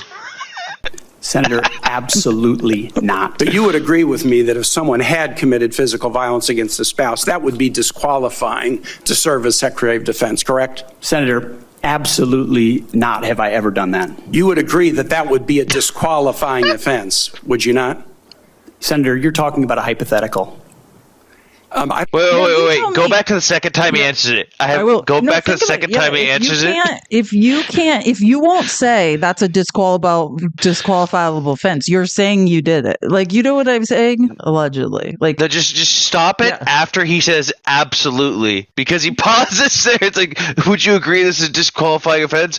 Absolutely. And that's it. There's the question. Uncontrollably, like he's gulped down like 4 gallons of water at this point. But if there were, you would agree to release them from a confidentiality agreement. Senator, that's not my responsibility. Did you ever engage in any acts of physical violence against any of your wives? Senator, absolutely not. But you would agree with If we could cut it, if we could clip it right before he says the word "not" and just post that on Twitter. No, that's what MAGA does. God, no. He deserves it. He's a terrible person. Committed physical violence against a spouse, that would be disqualifying to serve as Secretary of Defense, correct? Senator, absolutely not have I ever done that. You would agree that would be a disqualification? Yeah, that was Freudian. He was like, absolutely, wait, not. I'm getting confused. Exactly. Come on, he deserves that. That was Freudian. He was like, wait a minute, I'm confessing to something. Qualifying offense, would you not? Senator, you're talking about a hypothetical. I don't think it's a hypothetical. Violence against spouses occurs every day. And if you as a leader are not capable of saying that physical violence against a spouse should be a disqualifying fact for being secretary of the most powerful nation in the world, you're demonstrating an astonishing lack of judgment. This man has zero respect for women. His own, the women he purports to love, he has zero respect for. Imagine just random women. Like, do you know what I'm saying? Like, no women are safe in the military under this man. He won't even say, "Oh yeah, if you are, abusing your spouse, that's disqualifying." He will not say that. Like, creep. Incident in Monterey led to a criminal charge. Oh, I have a clip of that. Who said that? Dr. Ron? Yeah, I have a clip of that. Like, so funny. Yeah, he couldn't even remember the names of his 7 kids, because and however many people they come from. Yeah, he could not remember the names of his children. Child of God 1, Child of God 2, Child of God. She's a blessing. A criminal investigation, a private settlement, and a cash payment to the woman who filed the complaint. And there was also a non-disclosure agreement, correct? It was a confidential settlement agreement off of a nuisance lawsuit. Right. During an interview, you claimed that you settled the matter because you were worried that if it became public, it might hurt your career. Do you maintain that you were blackmailed? Senator, I maintain that false claims were made against me. And ultimately, your attorney those used false the claims, phrase, I have the opportunity to attest my innocence in those false claims. But you didn't reveal any of this to President Trump or the transition team as they were considering you to be nominated for Secretary of Defense. You didn't reveal the action. You didn't reveal the criminal complaint. You didn't reveal the criminal investigation. You didn't reveal the settlement. You didn't reveal the cash payment. Why didn't you inform the commander-in-chief and the transition team of this very relevant event? Senator, I've appreciated every part of the process with the transition team. They have been open and honest with me. We've had great conversations between the two of us. And yeah, they have been open and honest with you. That's not what we're talking about. We're talking about you not being open and honest with them. Yeah, I don't know if I believe Trump didn't know. Like, it would be irresponsible for them to not do their own due diligence on it. I think it's just probably more advantageous for Trump to say he didn't know. I appreciate the opportunity that President-elect Trump has given me. You chose. Think about, the first person Trump tried to make AG is they had released a report about his child trafficking. I don't think Trump has any qualms about somebody. Trump himself has been found liable of sexual abuse. He does not care if. Chose not to reveal this, right? Because you knew it would hurt your chances. So you chose not to reveal this really important thing to the commander-in-chief and the transition team because you were worried about your chances rather than trying to be candid with the future president of the United States. Are there any other important facts that you chose not to reveal to the president-elect and his team as they were considering you to be Secretary of Defense? Senator, I sit here before you in open book, as everyone who's watched this You haven't answered one question. With multiple non-disclosure and confidentiality agreements tying the hands of many people who would like. Exactly. Oh my God! I just realized what he is. He is a Mad Lib book. You ask him a question, and you just go off on a Mad Lib, where he's just filling in random words, and it doesn't make sense. I'm an open book, but I have like everybody that was ever legally tied to me tied up in a contract, and I will pursue them and sue them for defamation and breach of contract if they reveal the truth about me. But open book over here. Open book. Have not answered one question directly that anyone has asked me. Open book. That's blank. Some books don't have words. Alcohol or drunk. I know you've denied that, but you would agree with me, right, that if that was the case, that would be disqualifying for somebody to be Secretary of Defense. Senator, those are all anonymous false claims, and the totality. They're not anonymous. The letters on the record here. They're not anonymous. On the record. We've seen records. Thank you. This is the part I like. Tim Kaine is the first person to say, stop saying anonymous claims. They're not anonymous. What are you? That's what I keep saying. If I can name people's names, what are you talking about? Wouldn't that be lying under oath at this point? Because you could say he's intentionally running with the play on words and the just intentionally being misleading, but not outright lying. But with this one, you have him dead to rights. You've got it like I have the names directly in front of me. Who would hold someone in contempt for lying under oath? The Republicans who are in control of the Senate, right? It's a vote. You can't do anything. Me sad. I know. I'm just telling you. Yeah, maybe if someone wanted, it could hold him accountable. But someone says he wasn't under oath in this. We've seen he's definitely under oath. Yeah, he's. Oh, he's not. How would he? What? How are you not under oath before? There's no way they had him go to this. He could be held on contempt. Yeah, but you guys, to be held in contempt, like, how do you think someone is held in contempt? It comes out of committee and it's voted on. Like, you can't hold someone in contempt without like a vote.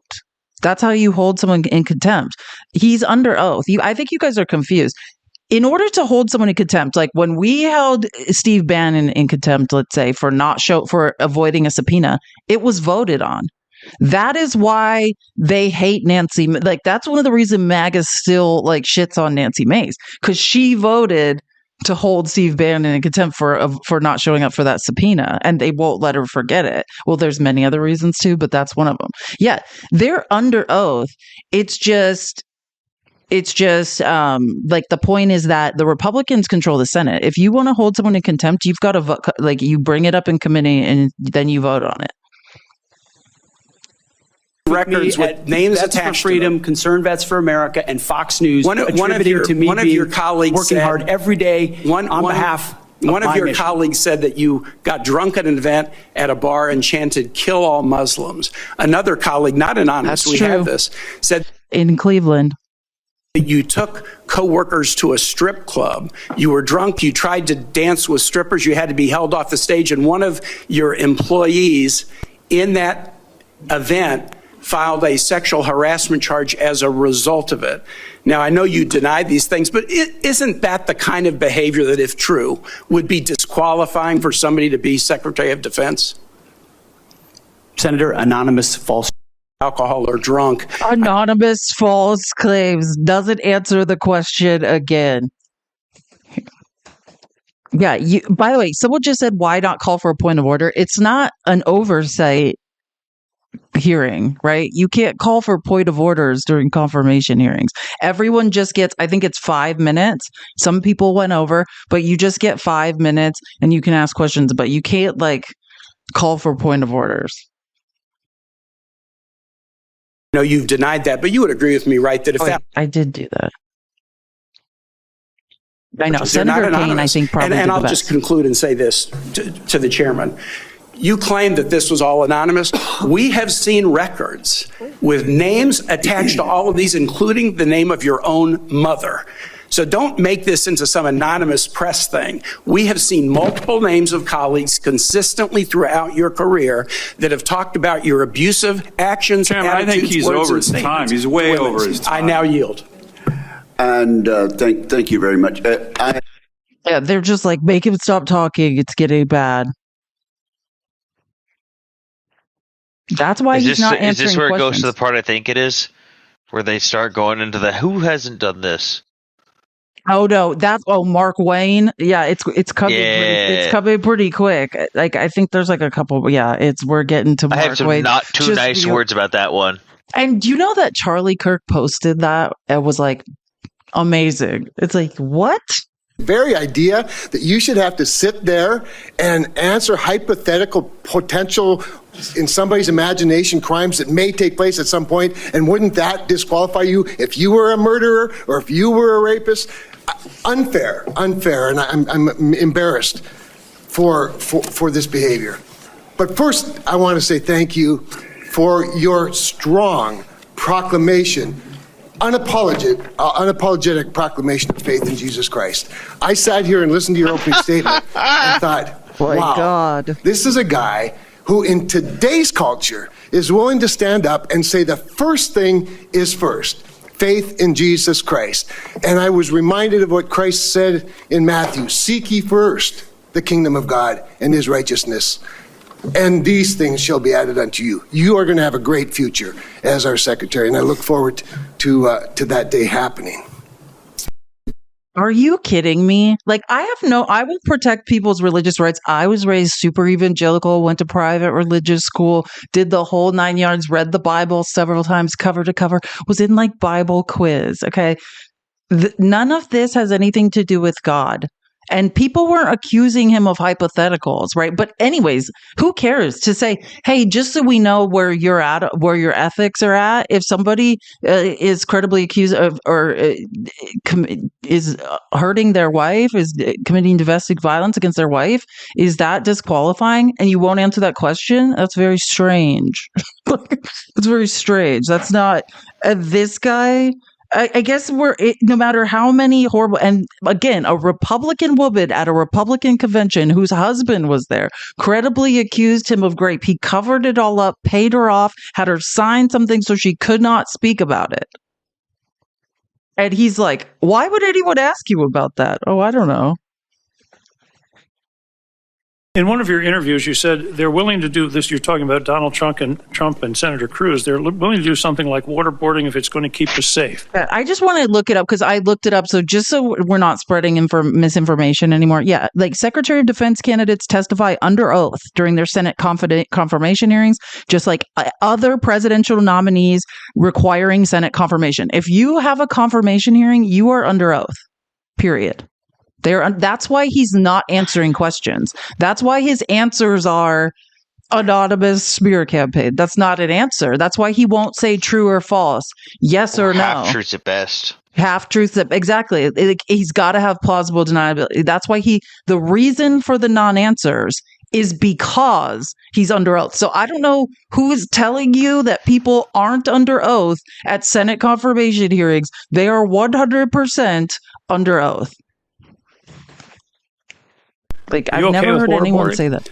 Senator, the law of the land is that waterboarding is not legal. So the statement that you made, you now recant. Is that correct? They are willing to do something like waterboarding if it's going to keep us safe. You expressed that with approval. Senator, I'm very familiar with that as a concept, having spent a year at Guantanamo Bay, Cuba, guarding 700 of those that attacked us on 9/11. Well, I just want to be clear. Are we going to abide by the Geneva Convention and the prohibitions on torture, or are we not? Is it going to depend on the circumstances? As I've stated multiple times, the Geneva Conventions are what we base ours. But what an American first national security policy is not going to do is hand its prerogatives over to international bodies. He's basically saying, I don't like the Geneva. Do you hear that? He's basically saying, like, hey, I don't think America first policy should hand over its. I mean, this guy loves war crimes. Like, I mean, in my opinion, that's what he said. It's so weird because our rules of engagement are already technically more strict than the Geneva Conventions. Yeah, I read a lot about those prisoners at Guantanamo Bay and like what had happened to them and things like when they were trying to get them, because they're trying to get them out of there. Like it's a disaster. And, so they're trying to like come up with ways to just get them out of there because it's just a stain on us. We're basically just torturing people on an island. Our rules of engagement are more strict than the Geneva Conventions. Yeah, they are. You look at stuff like Guantanamo Bay. And you could play plausible deniability and blame CIA on some of the stuff and like black sites and stuff, but like, again, it's just one of those. Those are two moments separate things. Yeah, I know. That's not us. That's the CIA. No, but I hear again. It's one of those ones. I hear him say something, and I just go, "What the fuck, man? Like, why did that just come out of your mouth?" Why? Because that's what he truly believes. Like he's made comments about this. Like that's why they were bringing up, hey, you defended people who other fellow soldiers reported on for committing war crimes, for doing horrific things, and you defended them and tried to get them the ones who were convicted pardons, and like disparaged JAG officers for prosecuting war crimes or whatever. And same thing with this Guantanamo. He's saying, I don't like the Geneva Conventions. I think we should do whatever, he's he's an extremist. These are extremist January views. 2013, you told a Fox News interviewer that women in the military simply couldn't measure up to men in the military, saying that allowing women to serve in combat roles would force the military to lower the bar. You picked up on that same theme in 2015, making remarks on Fox News, referring to women in combat as, quote, it would erode standards. June 2024, you said on Ben Shapiro's podcast, quote, women shouldn't be in combat at all. And then, of course, we've talked about it in 2024. You published a book, and you say on page 26 of your book, we need moms, but not in the military, especially in combat units. Page 48 of your book, you claim that women should not be in combat roles because men are distracted by women. And then January 20. Yeah, that's what you have to do, these people. That's why I started the People's Receipts. You have to have clips. You have to have times and dates. You have to reference them. Otherwise, like MAGA amnesia, they'll just be like, what are you talking? I don't remember what you're talking about. You have to be like, let me play the clip for you. Like, that's the only way you could get these people to remember that they're lying. For me, this issue has always been about standards. And unfortunately, because of some of the people that have been in political power for the last 4 years, priorities other than standards, lethality, and meritocracy have driven decision-making. I'm quoting you from the podcast. Women shouldn't be in combat at all. Where is the reference to standards? That they should be there if they can carry, if they can run. I don't see that at all, Mr. Hegseth.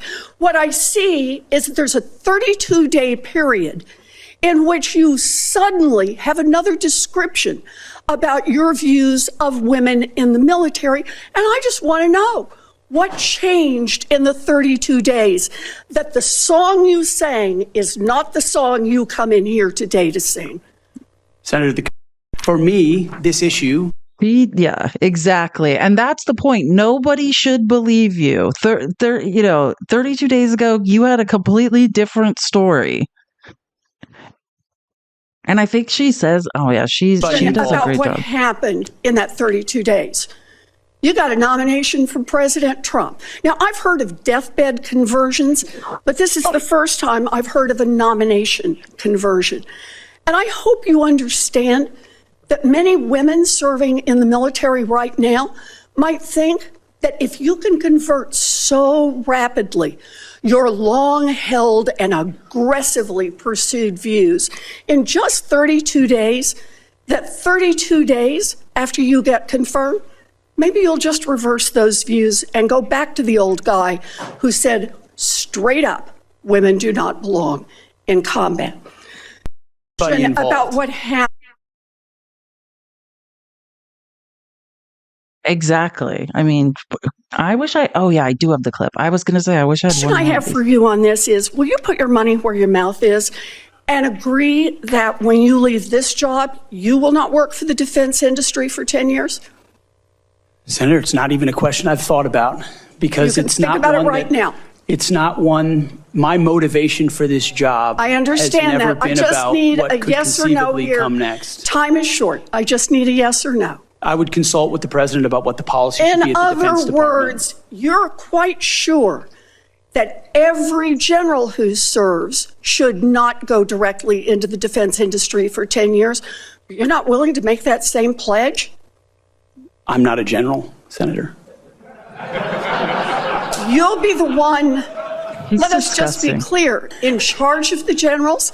So you're saying sauce for the goose, but certainly not sauce for the gander? I would want to see what the policy of the Oh, president I'll is. bet you would. Thank you, Senator Warren. So I just want to be clear of how messed up this is. This is what MAGA, MAGA is always like, yeah, like you shouldn't be able to be a general and then become a military contractor. And he is basically saying he will not pledge to not do that himself. He is literally going to go into military contracting and make millions and millions of dollars.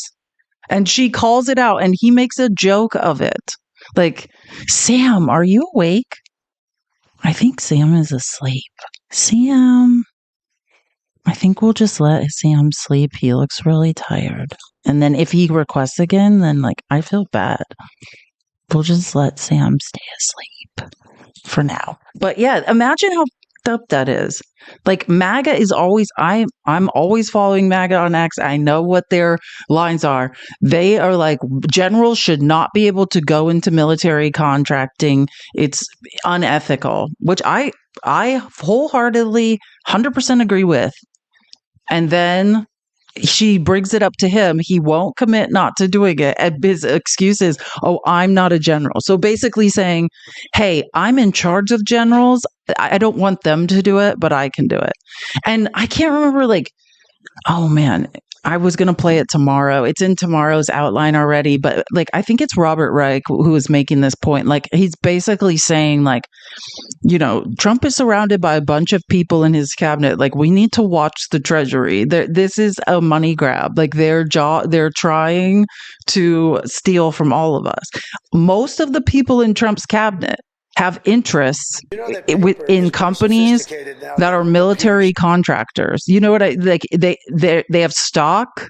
They get military contracts. They benefit from military contracts. So yeah. And Pete Hegseth looks like his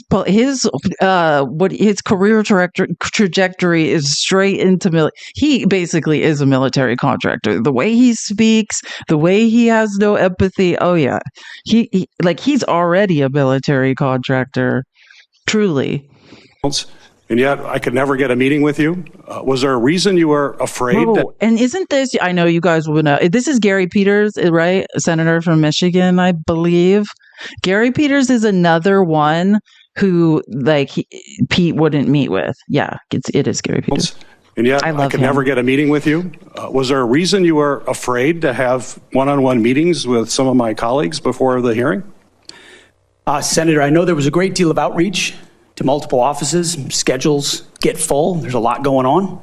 I was ready. And I welcome the opportunity, I was pending ready. my schedule, to have an opportunity to sit down. I was ready. It would have been so much better to have that opportunity to talk beforehand. I think that's a big mistake, and it doesn't set us on a good course when you refuse to meet with people and have a professional conversation about the huge challenge. I honestly think Susie Wiles, who, if you don't know, they call her, if you don't know who Susie Wiles is, they call her the Ice Maiden. She's Trump's chief of staff. I actually think Susie Wiles might be able to go the distance. I mean, she'd really have, they call her the Ice Maiden. And she basically, if you ask me why Pete Hegseth didn't meet with anyone, it's because they don't trust him to speak out loud before he's confirmed. She put a moratorium. If you notice, RFK stopped tweeting. All of the people that were going to do Senate confirmation hearings, they said you can't do media, don't even tweet, don't be on social media. It's rumored to be Susie Wiles, the woman they call Ice Maiden. Oh, if you're wondering where Sam's going, I'm pretty sure he fell asleep. I didn't just get rid of Sam. He was asleep. And then I was just if he wakes up and re-requests, that he could, yes, you asked where he is. Oh yeah, Susie Wiles Okay, there's Susan Wild, right? She is in the House. She's from Pennsylvania. And then there's Susie Wiles, Wiles. That is Trump's chief of staff. They call her the Ice Maiden. Yeah, so she's Trump's chief of staff. Look her up. She's a force. And she's pretty professional and scary. She is like a no nonsense, like do as I say and shut up.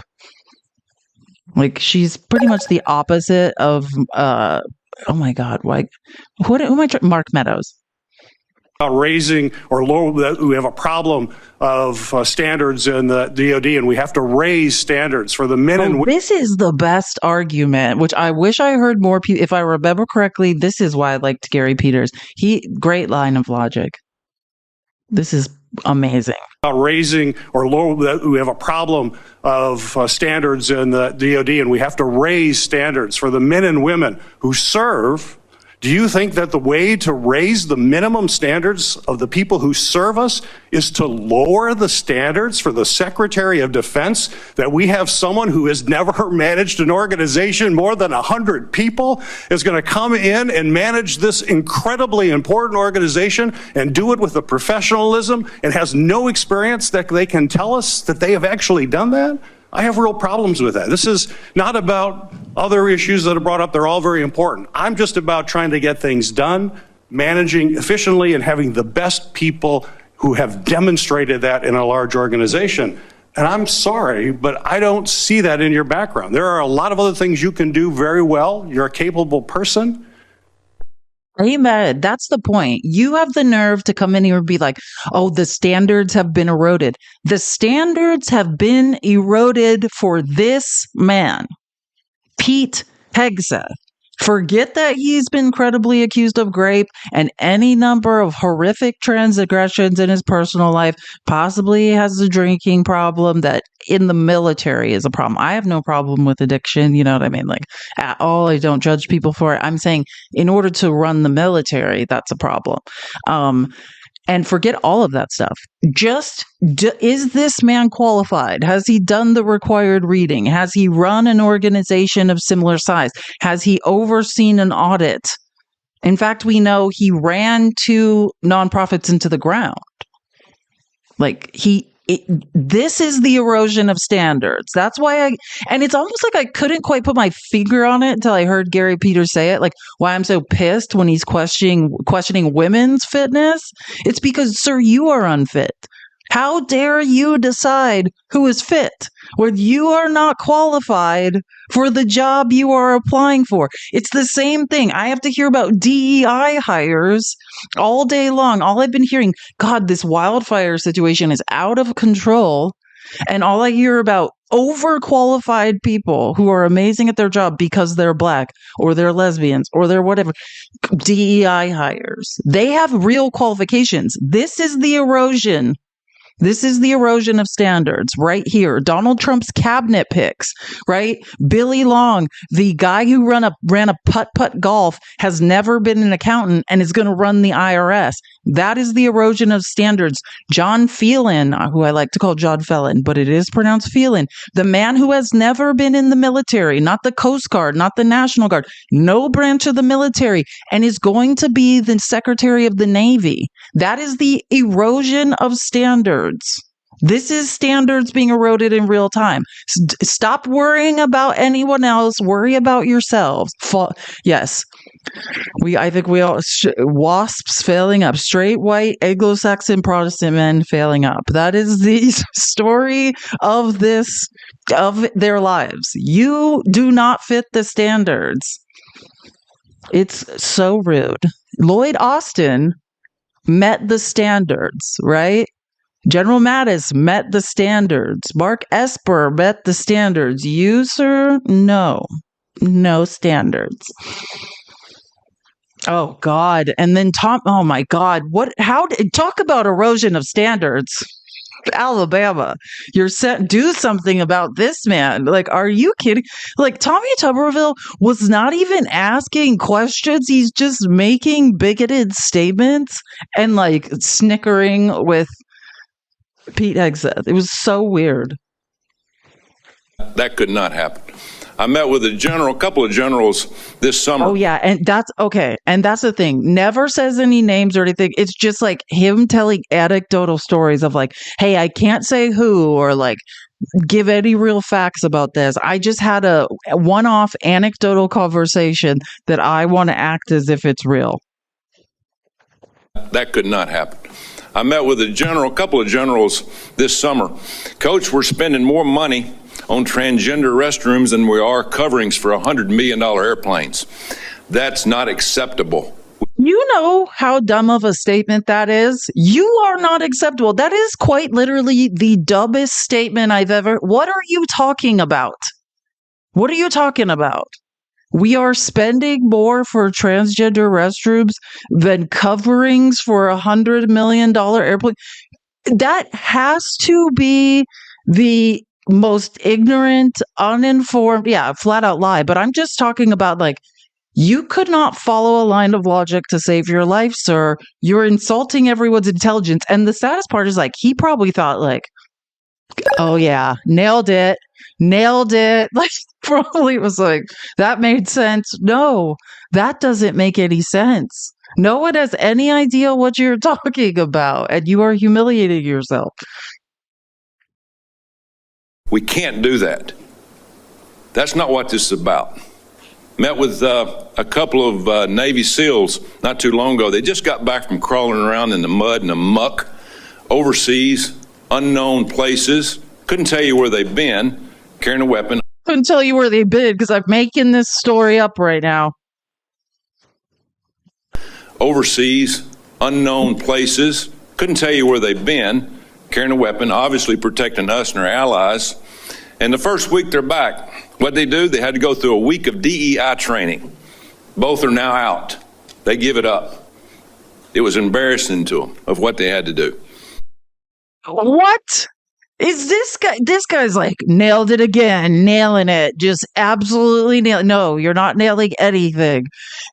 Listen, if you are employed to do a job and you have to do supplemental work training, I can't tell you the like sales trainings I went to I didn't want to be in, but you still go sit there. Like, do you know what I'm saying? If you don't want to go to like the week of training, which is basically a week off work, the good thing of training is you don't have to do what you're usually doing. Like, how many trainings have you been to at your job where everyone's like, why are we here? Like, I can't tell you. The DEI trainings are the fun trainings. Like those are actually interesting. It's just like, what are you talking about? If you don't want to go to the training that your job requires, then you need to leave. And he's like, nailed another one. Like, no, you didn't. It's weird. We grow our leaders. I had a young man that forever he wanted to go to West Point. I got him a nomination, I got him accepted, and he turned it down. He says, Coach, I'm not getting involved with that mess. When was this? When you were a football coach, when George W. Bush was president? What are you talking about? And also, as like my problem with coaches in Division I athletics, like how about the $30,000 scholarships you took away from people who just made the mistake of getting injured? Like, how about that? Like, let's really talk about who you are, Tommy Tuberville. What happens in Division I athletics? Stop acting like this is real. I can't with that guy. And that was pretty much the best parts of him talking. It was all down. Oh, this is the part. This is Mark Wayne. Like, Mark Wayne Mullins' defense of Pete Hegseth was to be like, hey, everyone in the Senate is drunk. And everyone cheats on their wives. Like, is that a good defense? Hey, maybe none of you. But you're in elected positions. Like, is the difference? Advise and consent is the role of the Senate, right? This is an appointed position, right? If people in whichever state wants to continue electing senators that are unqualified, I don't think Mark Wayne Mullins should be in the Senate. But for some reason, Oklahoma keeps voting you back there. Yeah. And he also, exactly. He's like, My wife forgave me. It's insane. I don't have his whole thing. Go back and watch all of it. I just have some of it, but it was wild. Like, what was he talking about? Or I guess I better use the senator from Virginia starts bringing up the fact that what if you showed up drunk to your job? How many senators have showed up drunk to vote at night? Have any of you guys asked them to step down and resign from their job? And don't tell me you haven't seen it, because I know you have. And then how many senators do you know have got a divorce before cheating on their wives? Did you ask them to step down? No. But it's for show. You guys make sure you make a big show and point out the hypocrisy because the man's made a mistake. And you want to sit there and say that he's not qualified? Give me a joke. I mean, it is so ridiculous that you guys hold yourself as this higher standard and you forget you got a big plank in your eye. We've all made mistakes. I've made mistakes. And Jennifer, thank you for loving him through that mistake. Or I guess I better use the Senate. I think we should vote out people who are in the Senate doing whatever he's saying. Like, it's not a defense to run the military. You can't, by the way, you can't be under the influence of alcohol running the military. You can't. And you can't admit to adultery. You can be in trouble for it. You can be court-martialed. There are different laws in the military, right? What's happening in the Senate is different, but just being like, hey, we're all shitbags is not really an excuse.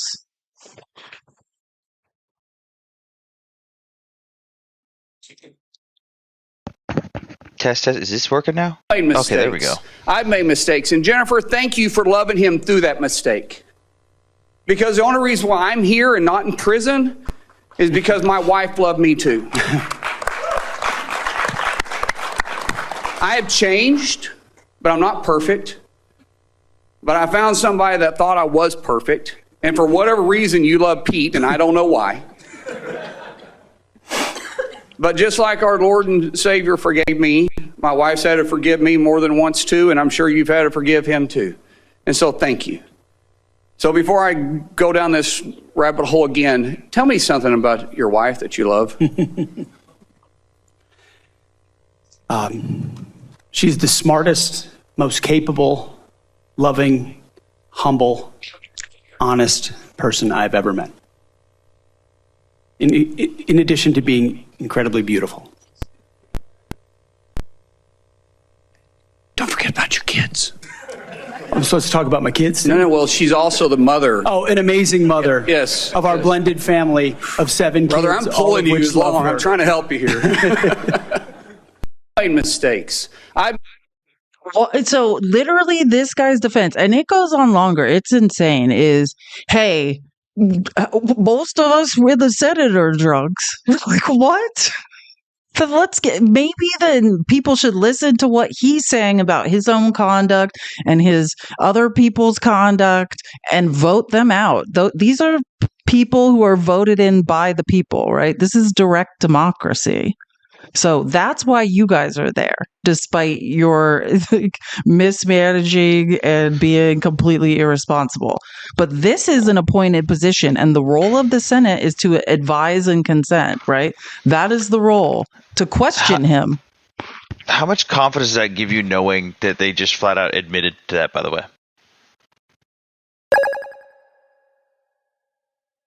Confidence in who?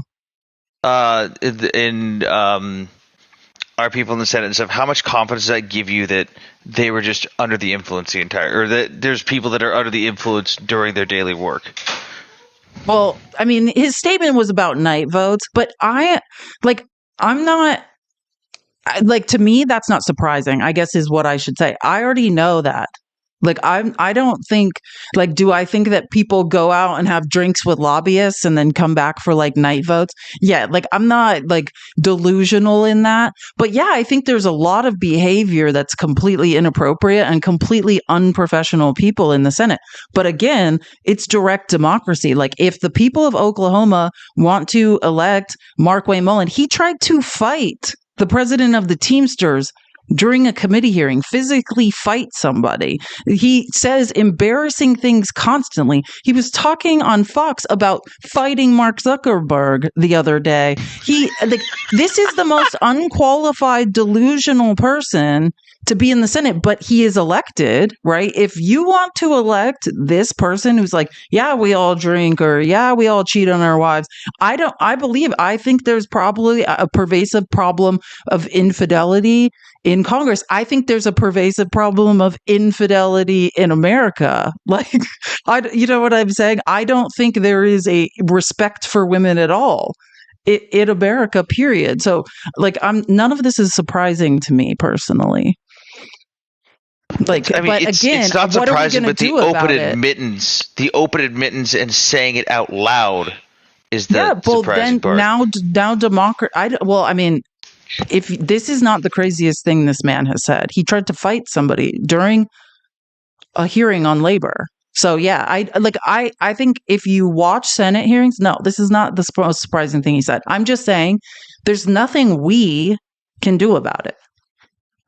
Right? The only thing that can be done about it is the people of Oklahoma could say, we don't like him.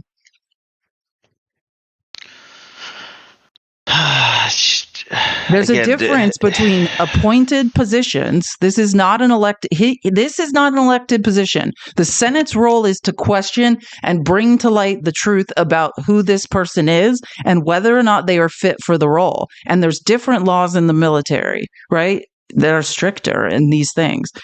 I don't like the ethics of anyone. You're acting like you're surprised. Trump has been found liable of SA. Trump is a 34-time felon, and you're worried about this guy running his mouth? There are no standards. There are none.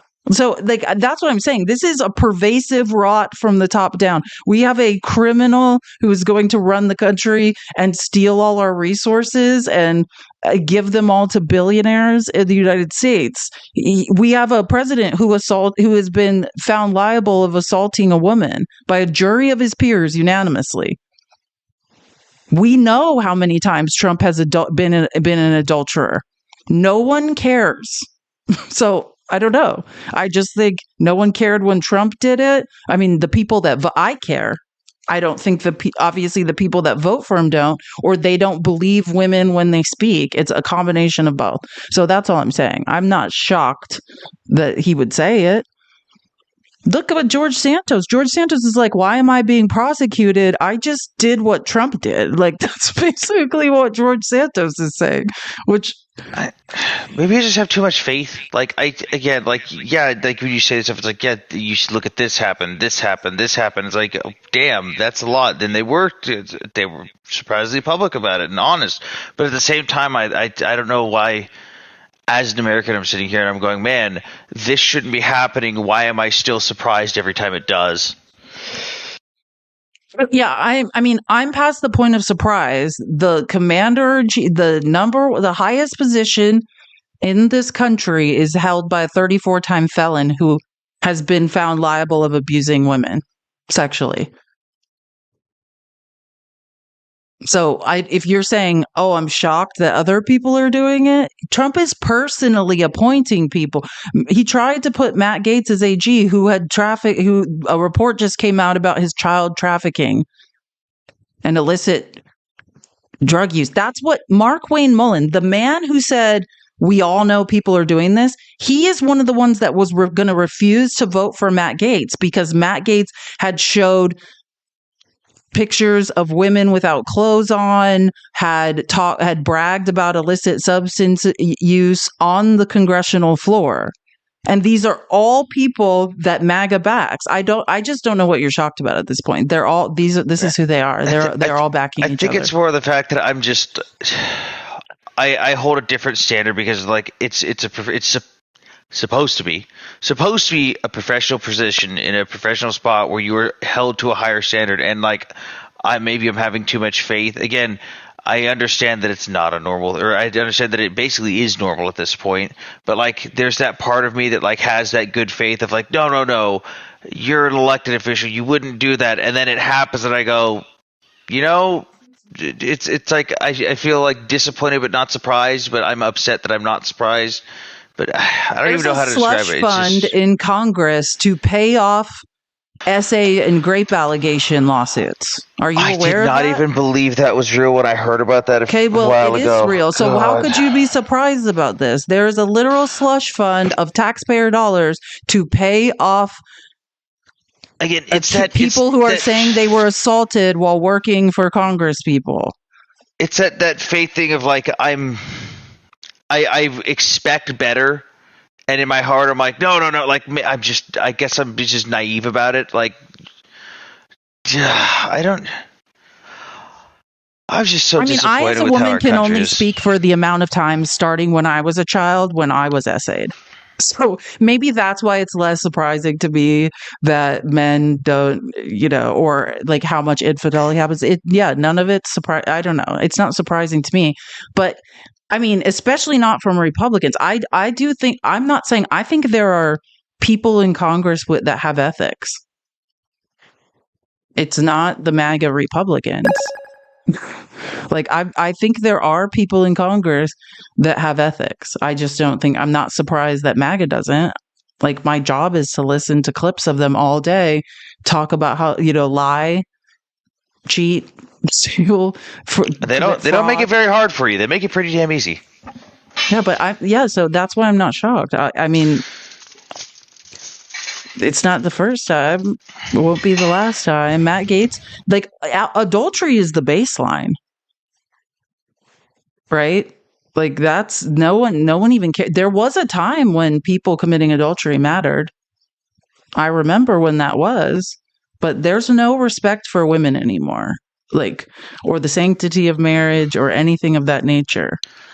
Pete Hegseth's third wife, who got pregnant while he was married to his second wife, and had the child 2 months before he was credibly accused of raping another Republican woman at a Republican convention, is sitting behind him listening to this. And Mark Wayne Mullen's like, great job sitting there backing him up. Like, there's no way to win as a woman anymore. You just keep your on the right. You just keep your mouth shut, have babies, and prop up liars. That's what you do. Oh, okay. This is funny. So this is the Daily Show clip I was talking about. We were talking about how like Pete literally couldn't remember the names of his children and stuff. There were so many good clips roasting Pete Hegseth. Today, the Senate held its first confirmation hearing for Pete Hegseth, Trump's nominee for defense secretary and dude who makes sure everyone at the frat house has their stories. Let's get to 300K. Tapping is clapping. Keep tapping the screen. I appreciate all the support. This is Cash App and Venmo if you would like to support me. That's probably the best way until we know if TikTok is going away. Great. Now, since he was nominated a couple months ago, we found out a lot about Hegseth, and most of it does not inspire confidence. He's been accused of sexual assault. He was accused of nearly running a veterans group into the ground, and he has a documented history of excessive drinking, which we learned even more about today. A Hegseth acquaintance describes a breakfast they had with Hegseth in the spring of 2023. We met at Fox News in New York for breakfast, and he suggested we go across the street to a bar. It was like 10 in the morning. Then he ordered 2 gin and tonics at the same time for himself. Then he had a 3rd gin and tonic. Whoa, Hegseth is rolling up to breakfast like, I'll have the steel-cut oatmeal and 3 gin and tonics, please. You know what they say, beer before liquor, never been sicker. Liquor before liquor, I'll have another liquor. This definitely raises some questions for the person you may want to put in charge. I will say, as someone who lived and worked in Manhattan, like, the vibes in New York, like, God, I mean, I wish I could say I didn't know people that did that. But again, they weren't trying to run the fucking Pentagon. So he sounds like my alcoholic grandmother. Of the nukes. So let's jump into today's confirmation hearing. And you know what? I'm not saying he showed up drunk, but it did start at 10 a.m. So how about we start with a quick sobriety test? Something simple. Pete, how about name your kids? Our 7 wonderful kids. Gunner, Jackson, Peter Boone, Kensington, Luke, Rex. Sorry, it's a lot of them. That's the dog, probably.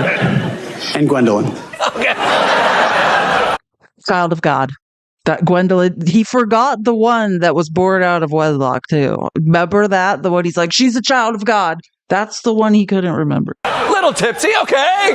Big deal. All right, no biggie. My dad was always mixing up me and my siblings' names, and he launched perfectly successful counteroffensive rapid deployment amphibious incursions into Iran all the time. Although Pete probably should have given his kids names he could remember more easily. Maybe like Don Julio, Jim Beam, Johnny Walker, Jose Cuervo, and don't forget little Michael Hard Lemonade.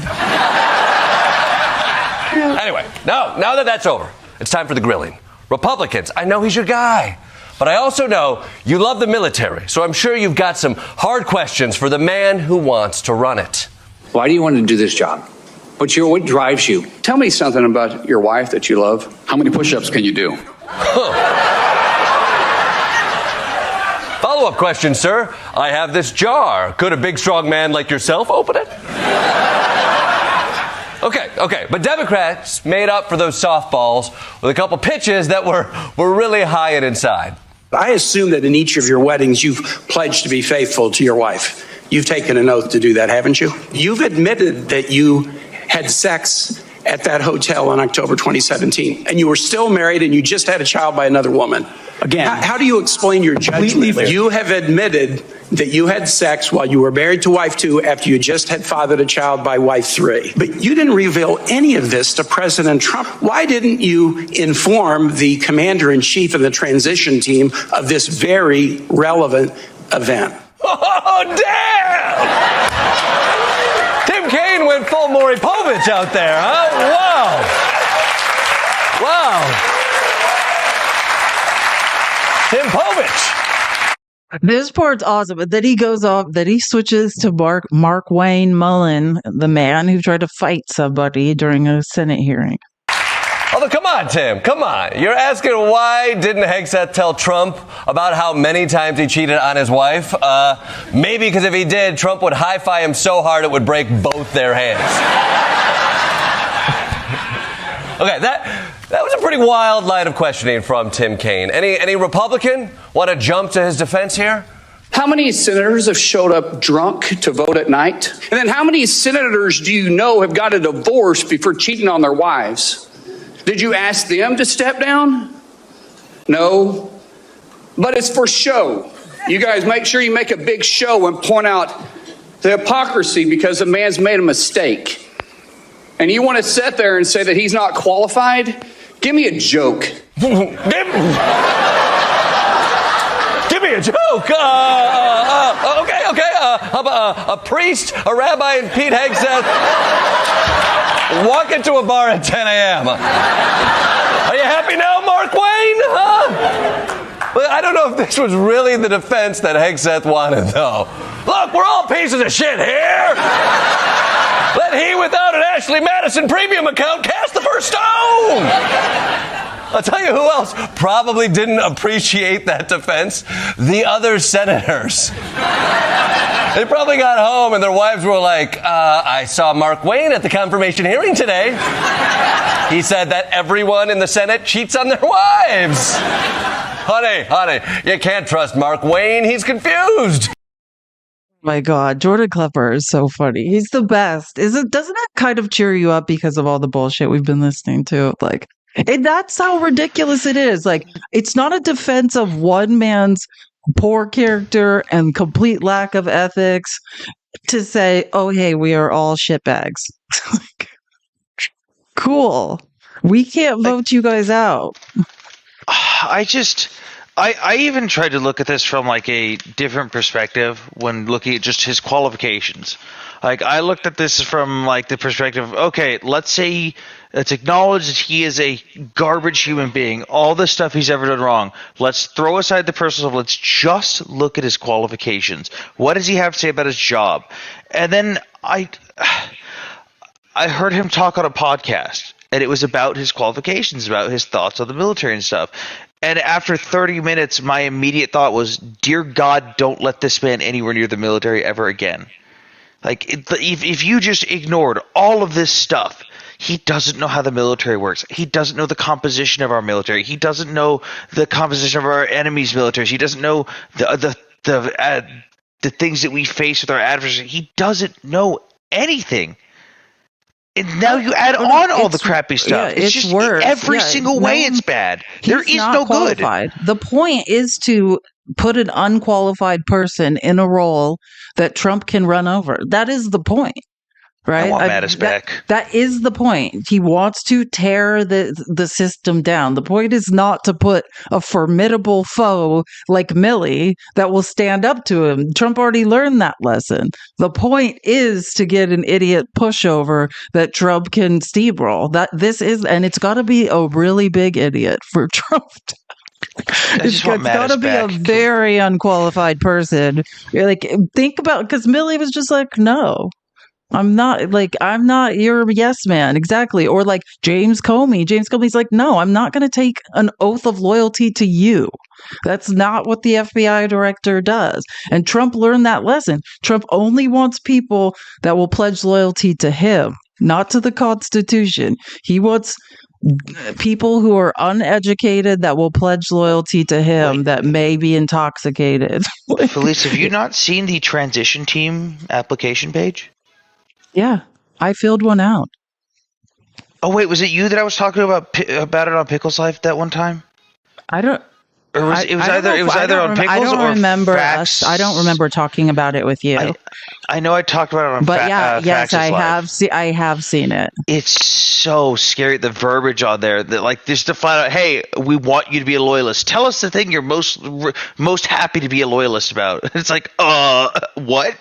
That's the Schedule F. I mean, that comes from the Heritage Foundation, the mandate for leadership. Part of that is creating a Rolodex of loyal, it's like the leadership mandate for leadership or whatever. That's what they have been doing. They've been vetting a list of people that will be loyal to Trump. Like that's what Stephen Miller was doing. That's what Russell Vogt, who's being confirmed today, the scariest confirmation of all. Russell Vogt is happening today. Yeah, that all they want are loyalists. Okay, so anyways, and we'll get into how he's unfit because this is now Tammy Duckworth. Tammy Duckworth pins him down on not knowing to be able things. to tell me what kind of guidance will be given to those employees, what will happen whether or not you pass that audit. Have you led an audit of any organization? Yes or no? I don't want a long answer. Yes or no? Have you led an audit of any organization of which you were in charge? Senator, in both of the organizations I ran, we were always completely fiscally responsible. Yes or no? Did you lead an audit? And the way yes my or leadership no? has Did you lead been an audit? stated Yes or no? Completely what are you afraid of? You can't answer this question. Yes or no? Did you lead an audit? Do you not know this answer? Senator, every yes part of my leadership of these organizations has been misrepresented. I will take that as a no. What were the findings? So there were no findings because you've never led an audit. What guidance did you give the auditors? None, because you've never led an audit. Nobody expects you to be an accountant, Mr. Hegseth. What we expect is for you to understand the complexity of this Pentagon budget process that is apt to be able to tell facts, never led an audit.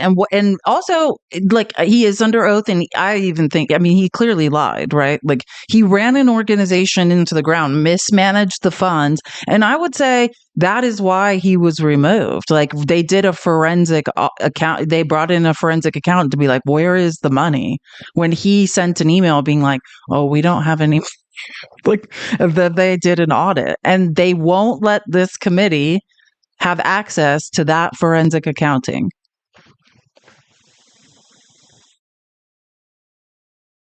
Specific a little bit. I was an accounting assistant during an external audit of a publicly traded commercial real estate firm, and I was just an accounting assistant, and it was one of the most stressful. I was basically like a temp, but I was like one of the most stressful experiences of my life. So specific a little bit, and I'm glad that you mentioned it. Can you name the importance of at least one of the nations in the ASEAN, and what type of agreement we have with at least one of those nations? Yeah, and how many nations are in ASEAN, by the way? I couldn't tell you the exact amount of nations in that, but I know we have allies in South Korea and Japan and in AUKUS with Australia, trying to work on submarines with them. Mr. Hegseth, none of those countries are in ASEAN. Across. None of those 3 countries that you've mentioned are in ASEAN. I suggest you do a little homework before you prepare for these types of negotiations. Listen, Mr. Hegseth. I love the sigh. She's just like, this is amateur hour. Yeah, he just named a bunch of like the only Asian countries he could think of that have nothing to do with ASEAN. I wrote down like the purple countries are the countries in ASEAN, the 10 countries in ASEAN, and then they call it like ASEAN plus 3, ASEAN plus 6, like because sometimes other countries like join together, but the purple are the 10. It's Myanmar, Laos, Thailand, Cambodia, Vietnam, Brunei, Malaysia, Singapore, Indonesia, Philippines, and then what's East Timor is going to be joining. Like they've almost been approved, so they'll probably be joining. Oh yeah, I forgot I took a screenshot of the actual names. But yeah, I mean, if you want to learn something about it, he could have just named off right off the bat the Philippines, because we've gotten so much instrumental, fundamental training and practice with the Philippines, because we've been helping Philippine Marines fight off IS in the Philippines for the last few years. And we've also built such a strong strategic relationship with them when it comes to our navies that like they're willing to go toe-to-toe against the Chinese Navy without us now because they just don't give a damn. Like, there's so many ways he could just even, like, immediately the first thing that popped in my head was, oh, the Philippines. What? God, why? How? I don't understand. Where do I apply for this job? Yeah, and it's like ASEAN has a population of 700 million. Like it is a huge alliance. Like that's the thing to not understand. And so, yeah, I mean, we could get into how dumb it is that he doesn't know, but that's the point. The point is that he's unqualified, right? Trump does not want a well-read 4-star general to contend with. He had one. He's already played that game, but he didn't have fun. Like this is exactly. Thank you, Doughboy. That's so nice. I mean, this is a kleptocracy. The point is either to put underqualified people that will be purely loyal to Trump, right, and pay no attention to what's going on while we rob the U.S. Treasury. Like that's it. The distraction is the point. It's a joke. They cannot be led by someone who's not competent to do the job. How can we ask these warriors to train and perform the absolute highest standards when you are asking us to lower the standards to make you the Secretary of Defense simply because you are buddies with our president-elect? And by the way, he has filed for bankruptcy 6 times. I'm not quite sure he's the kind of CEO you want to refer to as a successful businessman. Let me make it clear. I love her. She's amazing. She's not. That was his answer, was Trump. Like, think about that. One of the least successful people in business of all times. This is a woman that like lost her legs, you know what I mean, in combat and like has to now have this type of insult. Like this is what we said. This is the lowering of military standards. And then women who are decorated and intelligent and capable are being shat on by him. If you're worried about military standards, we shouldn't lower our standards for who is at the top. We should not lower our standards for SecDef. This is the erosion of standards. It's you. That's what someone should have said to him. Surprise! It's you, Pete Hegseth. You are the erosion of standards. How can we expect anyone to keep standards high when you are literally, the bar is in hell with you? Yeah, he doesn't even deserve to be in Tammy Duckworth's presence. Illnesses due to their military service. Do you think they deserve our support and assistance? I mean, you're now they're questioning about veterans, right? Because that's part of the plan to cut veterans benefits, to pay for billionaires and corporations to get tax cuts. So now they're like, hey, where are you on veterans benefits? Shady, weird answers. Military service. Do you think they deserve our support and assistance? I mean, your answers to these, they're too broad. People want to know, are you willing to support our veterans organizations that will help our veterans get every damn thing that they deserve because they signed on the dotted line to keep us safe, just like you did? I respect that. Will you? Senator, with all due humility, I don't know that there's anyone in this room over the last 20 years that have worked harder to ensure that our veterans are taken care of. It has been a passion of my life, alongside with so many on this dais, to make sure that veterans receive, and it is a recruiting crisis. But you said veterans are dependent on the government. They don't want said veterans are. It is Republicans that vote to cut veterans' benefits. Like, what is he talking about? You've been propping up conservatives. Conservatives' agenda is not to fund veterans' benefits. That's a progressive issue, Pete. Dependent on the government. Do you believe that veterans getting these benefits are dependent on the government, or do you believe it's a benefit they've earned and deserved through their service? It's a benefit they've earned and a hand up to. But these the next are your chapter of their words, life. then. So Absolutely. you have again changed. So that's why you're a Republican working for a Republican organization that's actively talking. It is written in the mandate for leadership to cut veterans' benefits. Like, oh, the hypocrisy. They're tired of woke ideology. And to my Democrat colleagues on the other side, if you haven't picked up on that, you missed the plot. Because that's what November 5th partially was about. And so let's talk specifically about some of these DEI programs that have been funded. In our academies, specifically the Air Force Academy. Oh, this is insane. Wait, I forgot about this. This is the craziest thing I've ever heard. This is Eric Schmidt from Missouri, who, if you, Cassie, it sounds like you know it. Yeah, he is, not only is he a pile of a S, but he's not smart. Like, if I could vote for one of the person saying the least smart things in the room, is Eric Schmidt should be in the House. He would fit right in with like Tim Burchett and like Andy Ogles. He should be in the House. Plot. Because that's what November 5th partially was about. And so let's talk specifically about some of these DEI programs that have been. Oh, this is crazier than you guys think. It's not like what you're expecting to hear. It's crazy. Funded. In our academies, specifically the Air Force Academy, it was advised as disfavored language to refer to your mom and dad as mom and dad. Okay? Dear mom and dad, I'm writing home. Don't say that.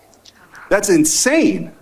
Oh, I bet that's what we're doing, is screaming at people who call their mom, mom, and their dad, dad. I bet that's what we're doing. We're all just people. You can't say that either. This is what he came up with of all the DEI initiatives. You want to convince me that people aren't allowed to call their mom, mom? Like, okay, whatever, Eric Schmidt. But who voted for this man?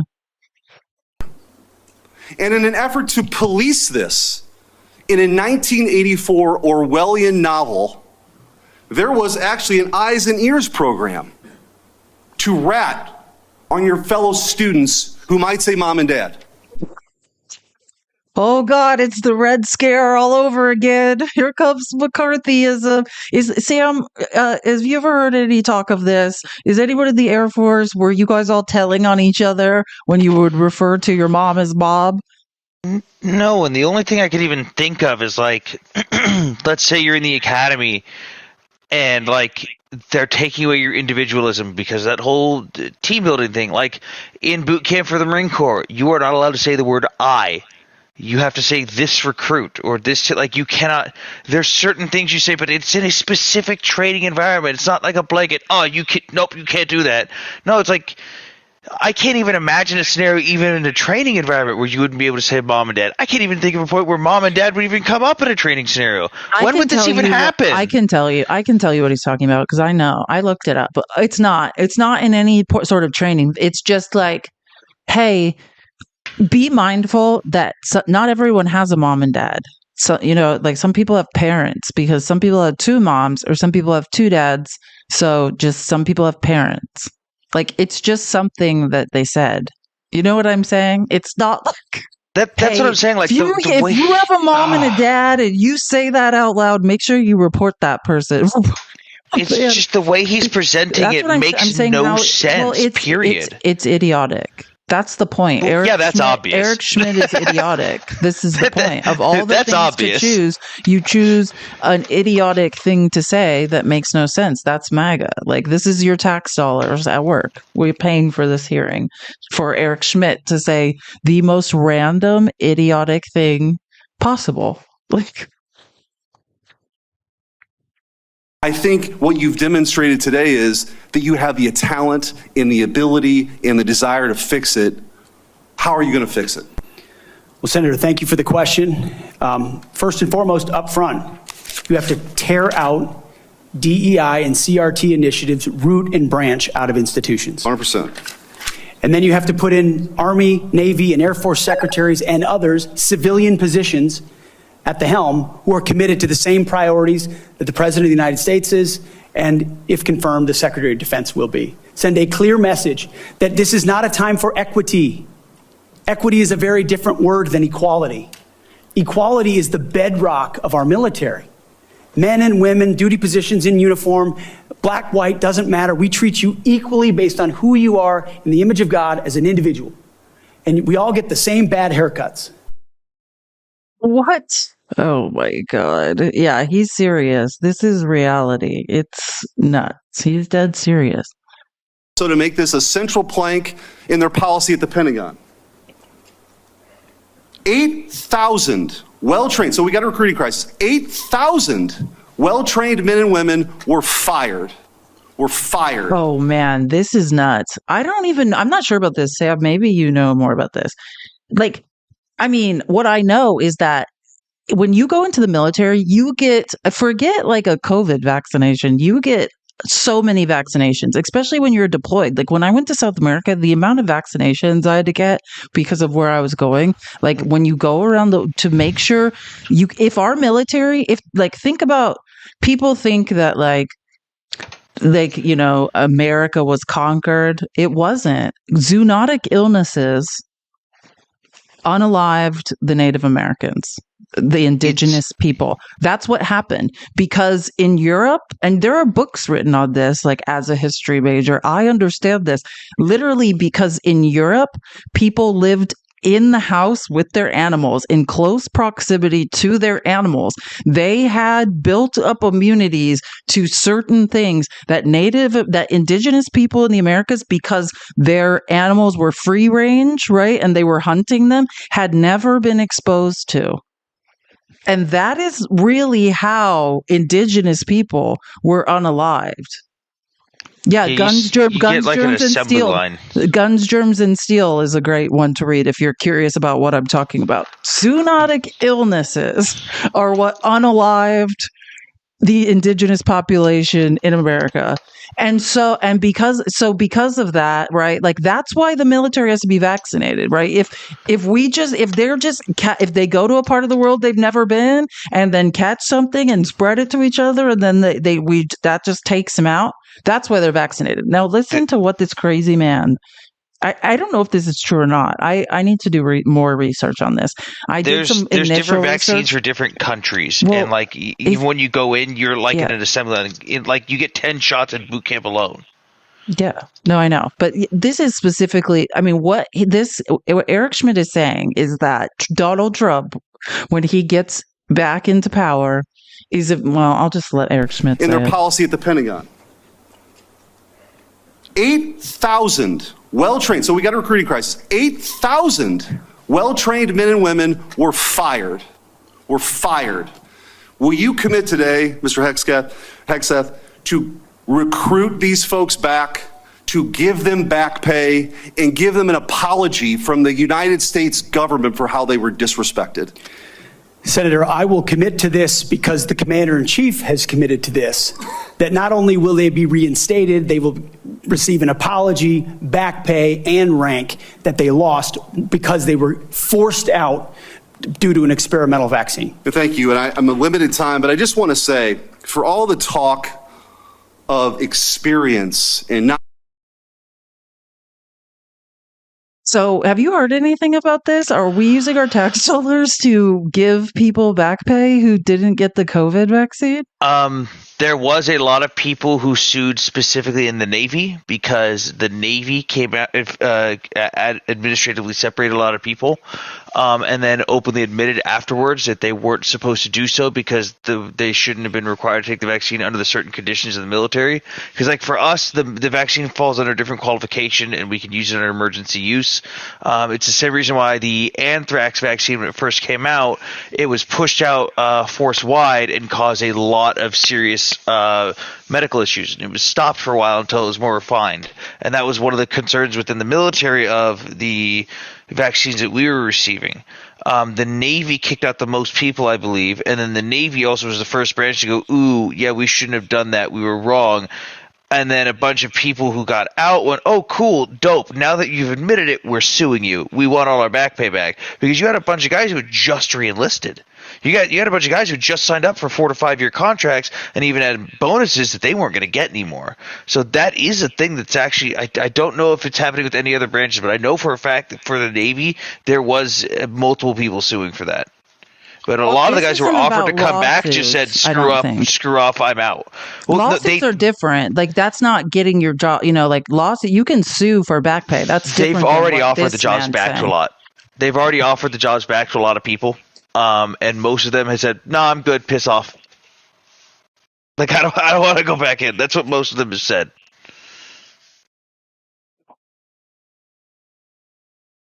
No, I'm talking about what he's saying, though. That's what I'm saying. He's saying they have offered jobs back. They've offered it. No, he's saying when Trump gets in office. Oh, they've already been, again, half-truths. They've already been doing that. So basically, Trump's just going to continue what the current administration's already doing and then take credit for it. Oh, here we go. This is a House. Okay, this is a House bill. It took so to finally end vaccine mandate. Okay. The bill allows former service members discharged from refusing the COVID-19 vaccine to have their personnel files corrected so they may receive their full retirement benefits. It's now 2024. Discharged service members are still waiting for Pentagon bureaucrats to undo the mistakes they made to get their jobs back. And again, this is from a Republican senator's website, but that's what I'm saying. So what they're saying is whatever they want to happen hasn't happened yet, and that it will happen under Trump with the main thing that's happened with this bill. The main thing that has been done is you have what's called a re-enlistment code at the bottom of your DD-214, which is a document you get when you get out. And your re-enlistment code, it falls under a bunch of certain classifications of like, hey, can this person re-enlist? Can this person join back? Is this person banned forever from joining up? Like, is this person someone we can grab if we really, really need them? Like, even though they're a little bit older? So there's all sorts of different classifications.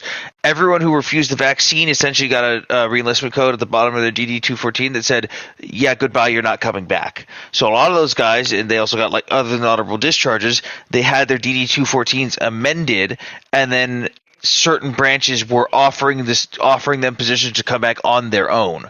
But it sounds like now they're just going to try and politicize it even more by making an actual bill over it, even though it's literally already a thing. So this is October 2nd, 2023. So what happened was, okay, I've got it now. So there was 8,000 discharged, or roughly, right, for refusing. And the article I'm reading is called Only 43 of more than 8,000 discharged from the U.S. military for refusing COVID vaccine has rejoined. This is a CNN article. So it's basically saying, yeah, what happened, what was that date? I read it with Lloyd Austin. Like, basically they repealed the military mandated the vaccine for only 15 months from August 2021 through January 2023. Then when it was rescinded by law with the NDAA, the National Defense Authorization Act, that's the yearly budget for the military, and it was added on as an addendum. But since the repeal, only 19 soldiers have rejoined the Army while 12 have returned to the Marines. While the Republicans have they haven't joined back, but I think what this is about is back pay. That's what he's talking about. He's saying they want their back pay for all the time that they haven't been paid. Yeah.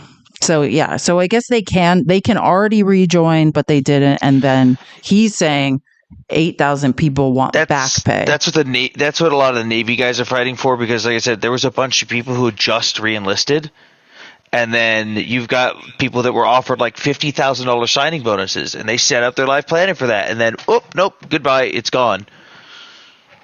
So there's a lot of guys fighting to get their money back. Or the most common was paying out the end of the when contract. Trump is back and they have the majority in both houses, they're going to pass, or maybe with the National Defense, well, they already passed the NDAA, so I guess that time has passed. But like they're going to pass a bill basically to give them back pay, because it looks like like they're already allowed to rejoin, like the distinction has changed. All that's fine. It's just the loss of revenue, which I mean, if they lost money, then I guess that's. I want to make a request to the committee. Workplace compensation is a real thing. I want to make a request to the committee that we have a second round of questions. Pursuant to the bipartisan staff agreement that we reached late last year, this will be one round of 7-minute questions. This is Mark Kelly. This is my senator from Arizona, also astronaut. But yeah, he also got denied his extra round of questions, but he was good. Virginia, you needed to be carried out of the event for being intoxicated. Senator, anonymous smears. Just true or false? Very simple. Summer of 2014 in Cleveland, drunk in public with the CVA team. Anonymous smears. I'm just asking for true or false questions, true or false answers. An event in North Carolina, drunk in front of 3 young female staff members after you had instituted a no alcohol policy and then reversed it. True or false? Anonymous smears. December of 2014 at the CVA. He can't say false because this is all in a report.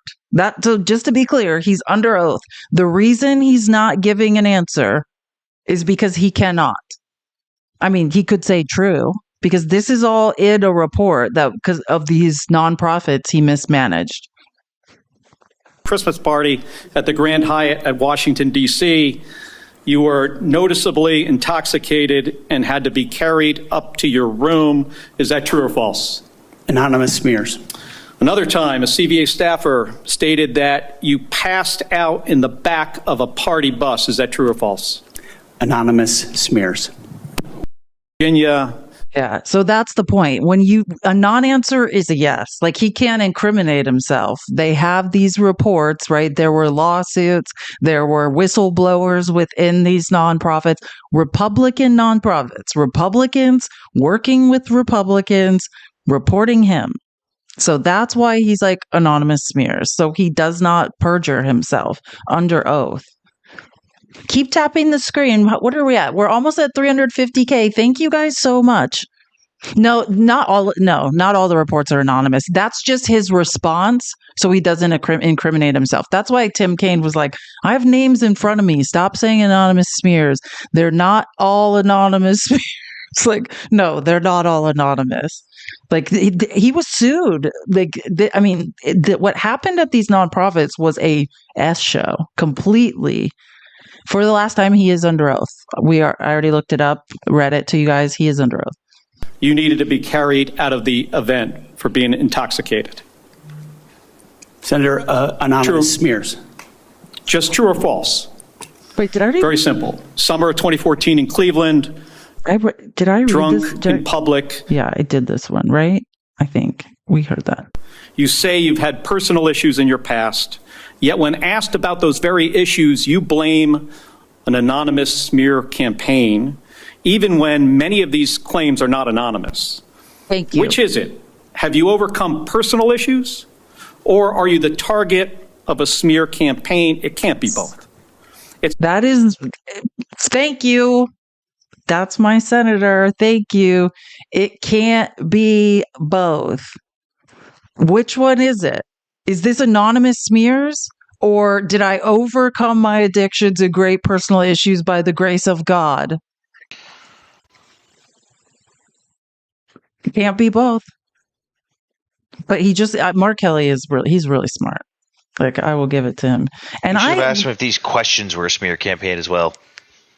He doesn't want to admit to it. Like, I mean, this man went through a Senate. When have you, in what world before, if a defense secretary, refused, a SecDef was refusing to answer any questions, and he's going to be confirmed.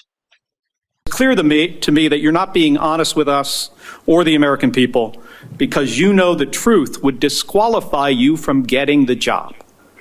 And just as concerning as each of these specific disqualifying accusations are, what concerns me just as much is the idea of having a Secretary of Defense who is not transparent. Thank you, Mr. Chairman. I yield. I love Mark Kelly. We love you, Mark. Mr. Hegseth, you have conducted yourself very well today. In fact, so well that you've dodged every question. I believe it's incumbent upon this committee to confirm you ASAP, to get you on the job, to clean up the mess that we have at the Pentagon ongoing at this moment because of the leadership there over the last 4 years that's failed us. Mr. Hegseth. Yeah, these people are delusional. Okay, I could show clips of Alyssa Slotkin, but then I went and I recorded her whole, like, 5, or I think it's a little over 5 minutes, because she was so good. I think Alyssa Slotkin, she's a former CIA analyst, and she tore him up.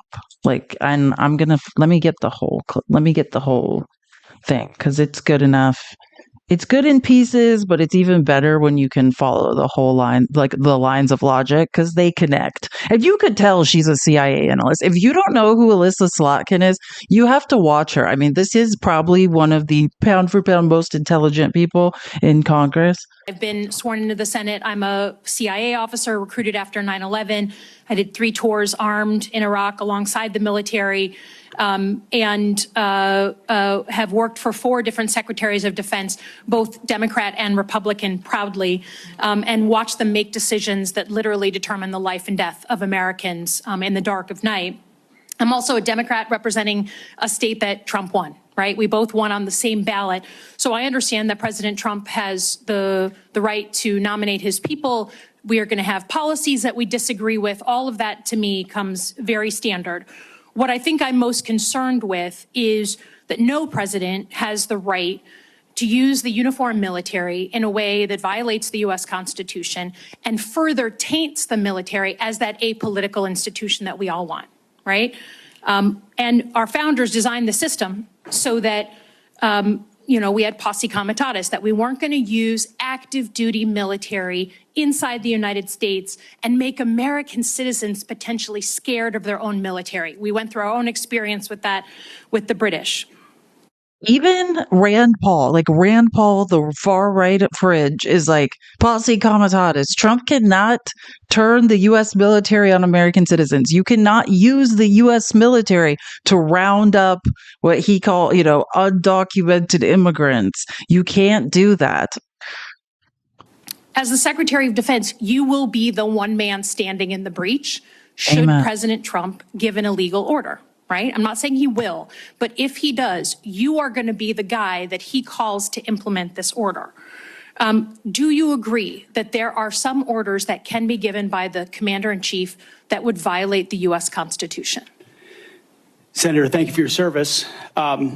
But I reject the premise that President Trump is going to be giving illegal orders. No, I'm not saying he will, but do you believe there is such a thing as an illegal order that Joe Biden or any other president, Donald Trump, could give? Is there anything that a commander-in-chief could ask you to do with the uniformed military that would be in violation of the U.S. Constitution? Senator, anybody of any party Right. could give an order that is against the Constitution or against the law. Right. Okay. So are you saying that you would stand in the breach and push back if you were given an illegal order? I start by saying I reject the premise that President Trump will be giving you've done your any genuflecting illegal to him, orders but at all. You've done your genuflecting to him. Do you see? This is what Trump wants. Well, Trump would never give an illegal order, even though he's talking very much. He has talked. If you read the J6 indictments, that's why he wanted to install Jeffrey Clark as AG. They were talking about It's turning the American military on U.S. citizens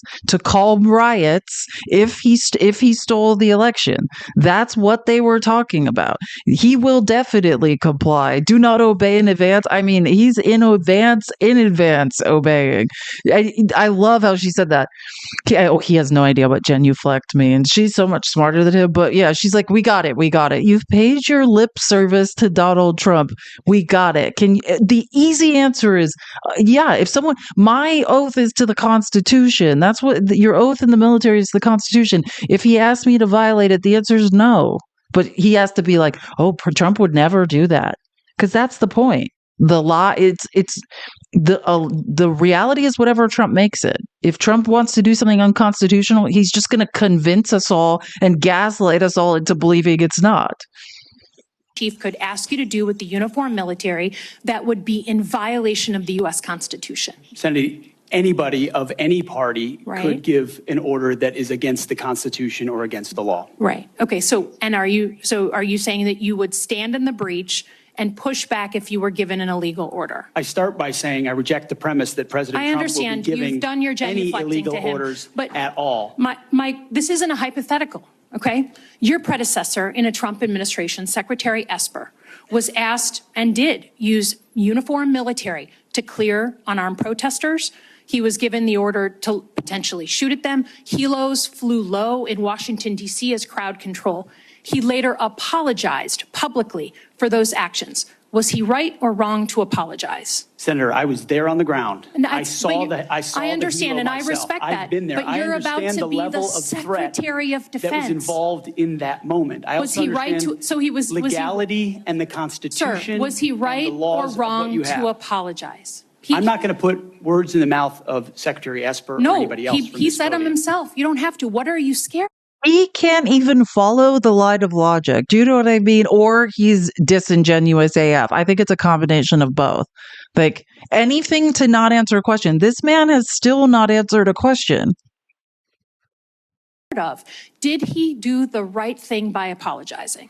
I'm not scared of anything, Senator. Then say yes or no. You can say no. The laws and the Constitution. Okay. In any particular Donald scenario. Trump asked for the active duty 82nd Airborne to be deployed during that same time. Secretary Esper has written that he convinced him against that decision. If Donald Trump asked you to use the 82nd Airborne in law enforcement roles in Washington, D.C., would you also convince him otherwise?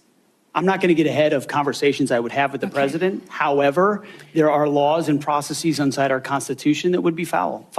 President Trump said in November that he is willing to consider using the active duty military against the, quote, enemy within. Have you been personally involved in discussions of using the U.S. military active duty inside the United States? Senator, I'm glad we finally got to the topic of border security equaling national security, because it's been abdicated and ignored for the last 4 years. That wasn't my question. I'm just asking, have you been involved? You're about to be the Secretary of Defense. Forget, he's like, I would love to deflect to the border. No, just say, did you talk about it? Yeah, she is roasting this guy. I'm not even sure if he's aware, like, a woman is running circles around you.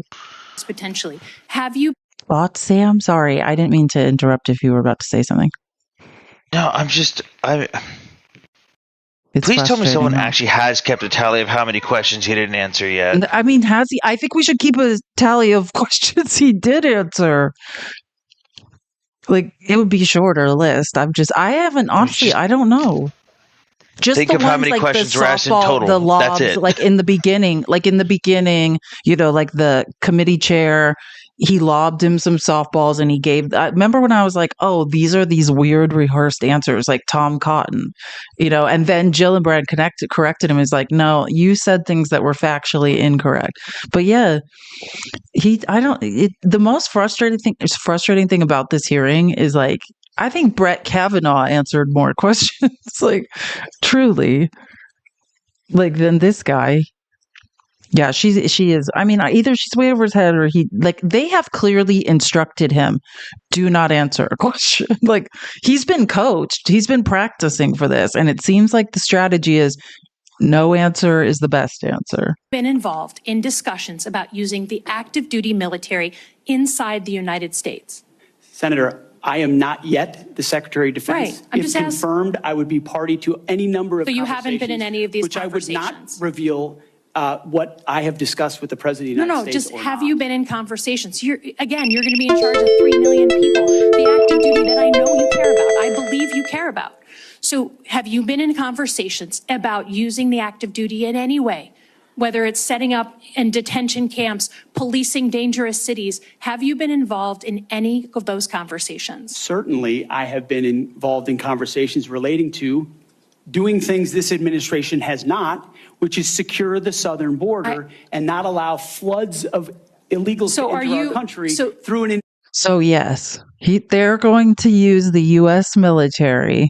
And I think at one point in this, or I don't know if it's with her, but someone else is asking him this, and he makes reference to like, well, the National Guard, the South Dakota National Guard's already at the border, or the Texas National Guard's already at the border. So, because he's a major in the National Guard, right? Isn't he, Sam? Well, he was. Yeah, it was. I heard him once at some point in the hearing make the point, like, yeah, there's already precedent. Like, no, you can't turn the military on American citizens. The guys that have been at the border for the U.S. military, they're literally in an administrative role and helping facilitate things. They're not even doing anything, like, realistically. Oh, I've read in detail what the South Dakota, like it's much worse than that. The worst thing is that the South Dakota National Guard, the way Kristi Noem got this job, and there are detailed investigations into this. And John Thune was like, oh shit, this is illegal. Someone needs to do something about this. They deployed part of their National Guard to the southern border, and they're doing operations. Like, they're doing things at the southern border, like patrol. Are you talking about the state National Guard or like the Army National Guard that was part of the state? The South Dakota National Guard, the Army National Guard is at the, they're at the southern border. And the way she did it was, she's like, it's all a complete lie, and I don't want to get into it, but she basically said that the Mexican mafia was using the Pine Ridge Reservation in South Dakota as a forward operating base. They completely deny this. Like, they won't let Kristi Noem on the reservation anymore. The indigenous population, South Dakota, hates her for this, and basically is saying that they are like drug mules or something, and that's why they have business deploying their National Guard at the southern border. But even worse, it was funded by a Tennessee billionaire. And they did FOIA requests. There are Freedom of Information Act requests about this. And John Thune's emails, John Thune is now the Senate Majority Leader, him being like, oh my God, like, what is going on? This is not okay. Because think about what the implication is. What I'm telling you is that a billionaire from Tennessee is able to fund and call up the National Guard of South Dakota. Basically, how scary is that if a private citizen who has funds can fund and call up the South Dakota National Guard? And John Thune there are emails of John Thune being like, hey, this is crazy. Like, we need to do something about this. Like, this can't I'm going to have happen. to look into that, because I heard rumors of it, but I didn't see anything concrete. No, there's detail. There's freedom of it. I can find the article for you. You can just Google it. Like, there's Google really FOIA long request articles. No, hold on.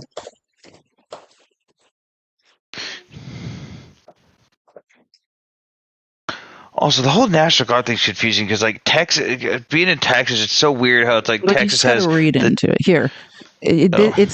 Well, wait, hold on. I want to find a more recent one. But here's one. This is New York Times. I don't want to log to my account. Noem's use of private money to deploy guard troops.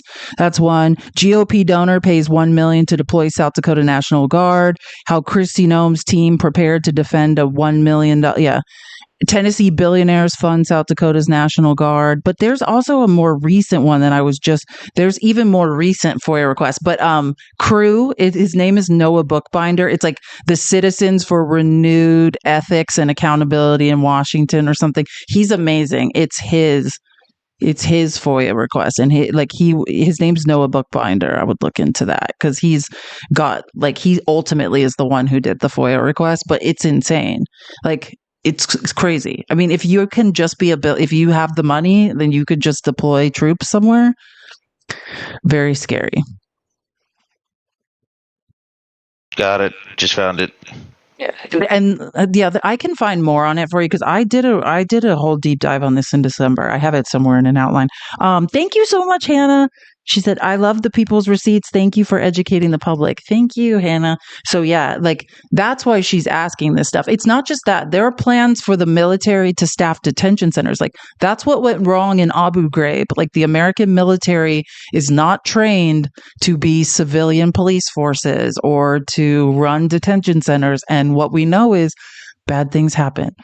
Invasion that threatens the American people. And there are ways in which the military is already playing a role in that, to include 5,000 National Guardsmen from Indiana and Texas who are at the border right now, allowing for border security. So there is plenty of precedent duty military to staff detention centers. Our U.S. military is not trained in law enforcement roles. I think you know that, right?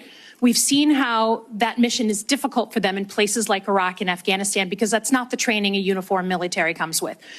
Do you support the use of active duty military in supporting detention camps? Senator, everything we will do would be lawful and under the Constitution, but I recognize that this administration has abdicated its responsibility. President Trump is going to restore order at the border, prevent our enemies from invading, and yes, he has said Sir, I get your filibustering. I get it. Part of what in the spirit of preserving the institution that I think I get your filibustering. I get it. Hilarious. we both care about, legitimately. The Uniform Code of Military Justice. I've heard a couple of different things. One, you said you will not change the Uniform Code of Military Justice, which is what governs justice system in the military. Yes or no? You said that earlier. Those are laws, Senator, set by Congress. Okay, so you will not go to change it. You will not attempt to change it. You also said that JAG officers are potentially people who put their own interests in their own medals and promotions ahead of the troops. Senator Lindsey Graham was a JAG officer for most of his life. Is that what you believe about those who implement our justice system in the U.S. military? Senator, I was speaking about particular JAG officers I've had to deal with in my military. Are you going to get? I guess he answered that question. I mean, it's still a deflection, but hey, we got one.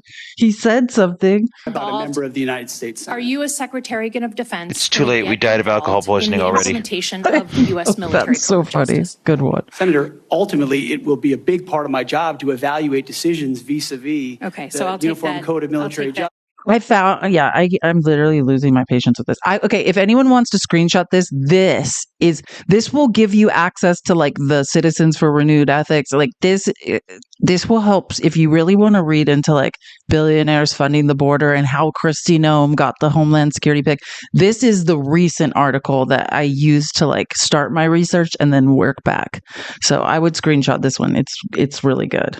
Yeah, it's called How Kristi Noem, Trump's Homeland Security pick, became an immigration zealot by sending the South Dakota National Guard to the border. The governor built her national profile, but paid less attention to legal details. Yeah, it's her confirmation hearing was this morning, by the way. Again, someone who will probably sneak through and no one's going to do anything about. Problem now. Oopsies. Yeah. Sorry. We're almost back. We're almost done with this, I think. Oh my God, I'm just remembering these. Yeah, we're done with Slotkin and her clips. When I'd add, I don't think any board in the world would have hired Steve Jobs. Oh no, I'm one of head. This is literally, PMX. And again, this is the man who replaced John Tester. This great job, Montana. You got rid of a native Montana, like 5th generation Montanan farmer who was super smart to replace him with a man who's not even from Montana and constantly says things like this. As someone who's never missed a Trump rally, this is the line this man says every time. Pete, I'm actually going to ask you questions because I want to hear your answer. How many genders are there? Tough one. Senator, there are 2 genders. I know that well. I'm a she-he, so I'm on board. His name is Tim Sheehy. So every single time he takes the stage or speaks publicly, every single time he says that joke. I'm not kidding you. Every time. I'm a she. Always some anti-trans rhetoric every time. I honestly think he must have been made fun of as a kid, so he's trying to like get out in front of the joke or something.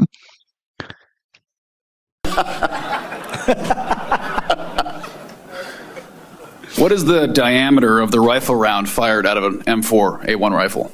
That's a 5.56. How many push-ups can you do? I did 5 sets of 47 this morning. What do you think are most important strategic bases in the Pacific? In the Pacific, Guam is pretty strategically significant. How many rounds of 5.56 can you fit into the magazine of an M4 rifle? Depends on the magazine, but standard issue is 30. Senator. Yeah, those hard-hitting questions, like. No, play or was it directly after this, or was it the final statement that guy made where he was talking about, this tells me that you know enough. Oh, I know what you're talking about, but I didn't record it. That pissed me off so much because, oh wow, you know the basics that most people who play video games know. In form, does that prepare you in any way to know the struggles of the soldier, what their daily life is, and all that crap he spewed? Like it's like the it's what's that quote from? Is it Billy Madison, where the dude goes, "Everyone in this room is now stupider for having heard what you just said." Yeah, like I feel like that. Well, yeah, but I mean, I just think she's another example of like, they all got an email and it's like, you better lob him softballs, make him look and this is how soft they have to be for him to not get them wrong. How many push-ups did you do today? Like, it's so offensive. How many push-ups did you do today? Doesn't know about the ASEAN, like any countries in ASEAN, but how many push-ups did you do today, sir? Okay, so that's the end of that hearing.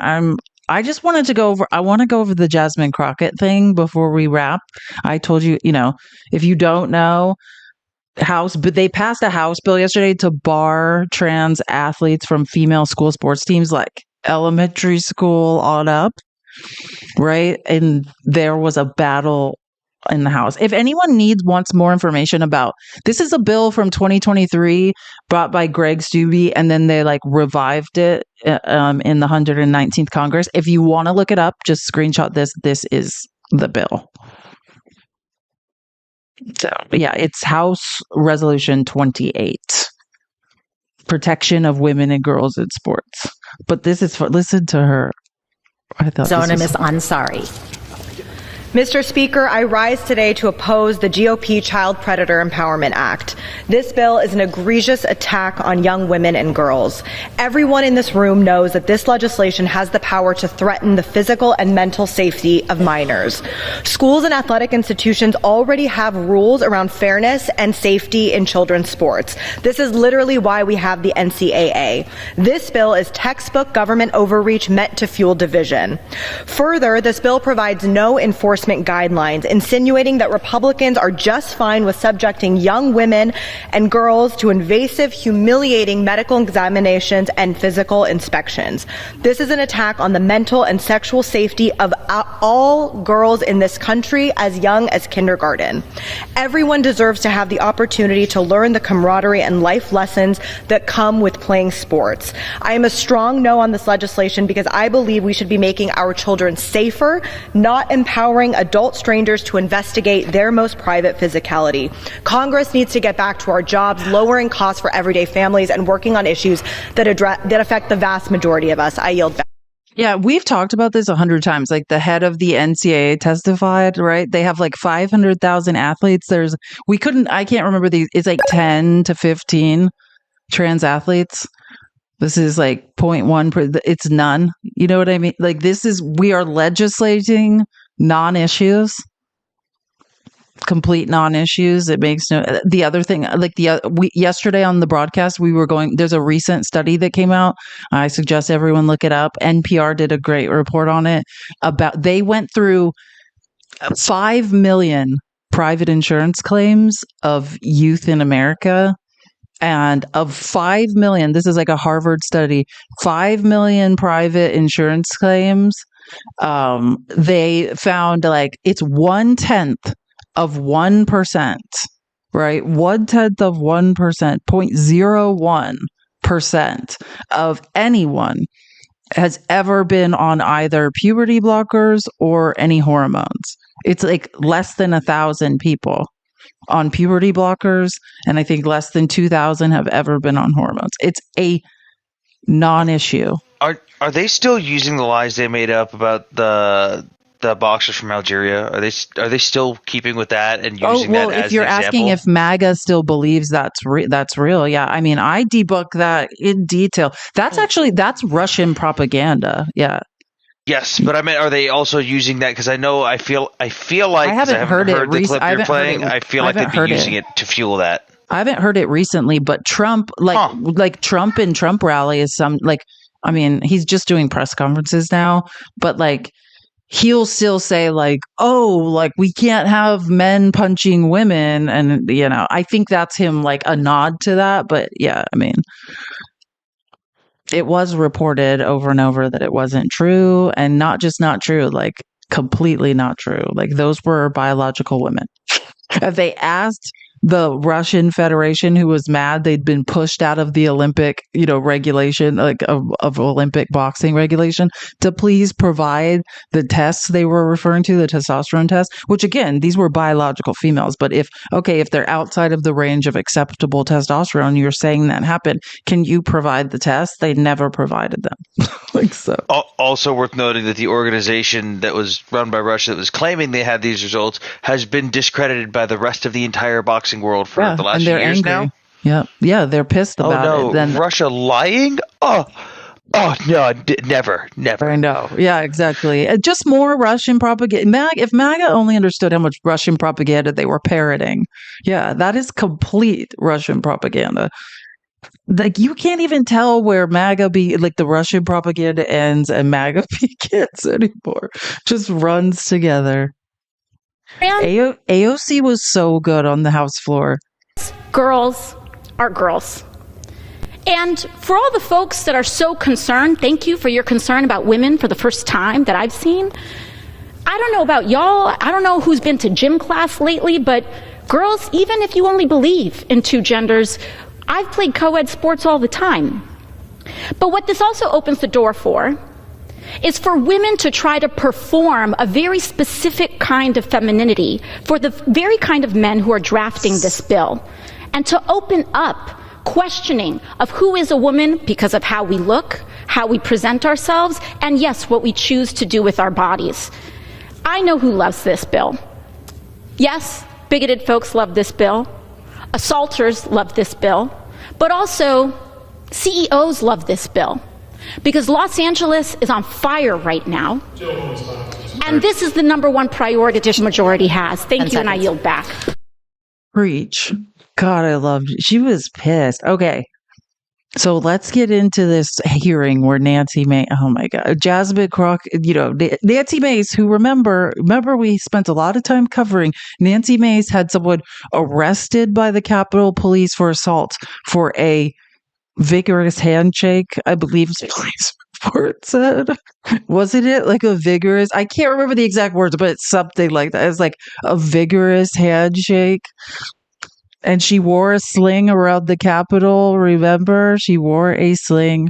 Yeah, and Jasmine came, and then now she's threatening violence against Jasmine Crockett. Somebody's campaign coffers really are struggling right now. So she gonna keep saying trans, so that people will feel threatened. And child, listen, I want y'all to tell me whether or Do not call me a child. I am no child. I want Don't to even find start. out I am a grown which woman. of those emails I have broken more glass ceilings than you ever Chairman, will. I'm reclaiming my time. You will not do that. I am not a child. I am reclaiming my time. If you want to take it outside, Mr. Chairman, the committee is not in order. Order. Point of order. Order. Yeah, if you want to take it outside, we could do that. What does that traditionally mean?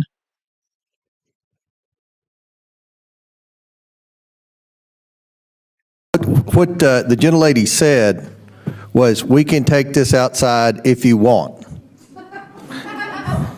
And Okay, so that could mean you could you go want, outside it's a and polite have a offer. cup of coffee or perhaps a beer, or, I mean, we have Seriously, lots of conversations outside. So I'm going to Who said in rule. the background that just went, seriously? Who was that? That's the chair. This is the chair of the Oversight and Accountability, Representative Jamie Comer from Kentucky. You like Jamie Comer? No. The person in the background. I heard someone when he said that. Someone in the background. You could hear them go, "Seriously?"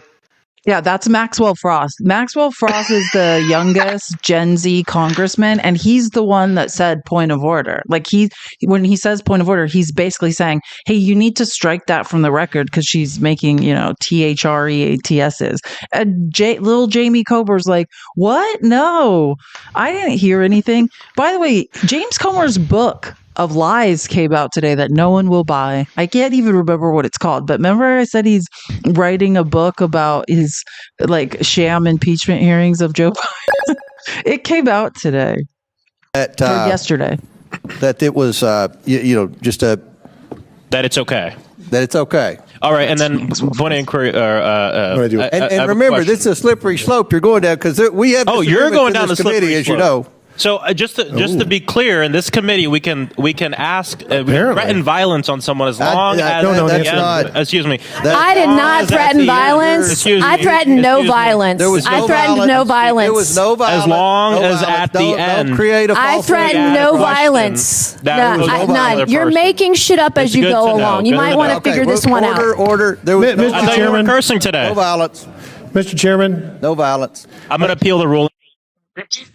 This is the oversight. This is where we need to bring the chairs out. Well, this is the chair crazier than this. Throwing stuff. This is why I said, Eric Schmidt should be in the House. Like he's got House vibes. Like no.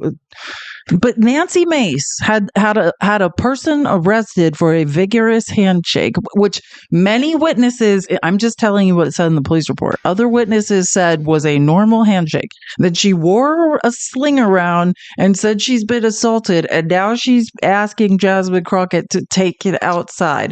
The hypocrisy of these people knows no bounds. How do you even define a vigorous hand? I'm telling you. What? Well, it's because nothing happened and she wanted this person arrested. Like, I mean, in my opinion. But yeah, you could read the police report. Like, it's like she had a sling. Like, what if you got like Tommy John surgery? Like, if you had shoulder surgery, like, and literally, like, I think like her own statement in the police report is like, she like shook or pumped my arm up and down in a vigorous handshaking motion. So a handshake. That's my point. And she's asking people to go outside. It's very hypocritical. Like that she's like, and she was like, I was the victim of violence, and now you're telling people to like take it outside.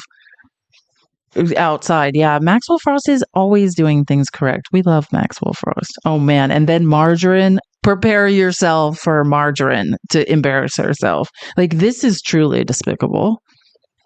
And keep your biological men who are mentally insane and have sexually perversive ideas, thoughts, and fantasies out of our bathrooms, out of our sports, out of our women's spaces. And if you want to continue to be the party that stands up for that absolute insane bullshit, we'll keep beating you election after election after election.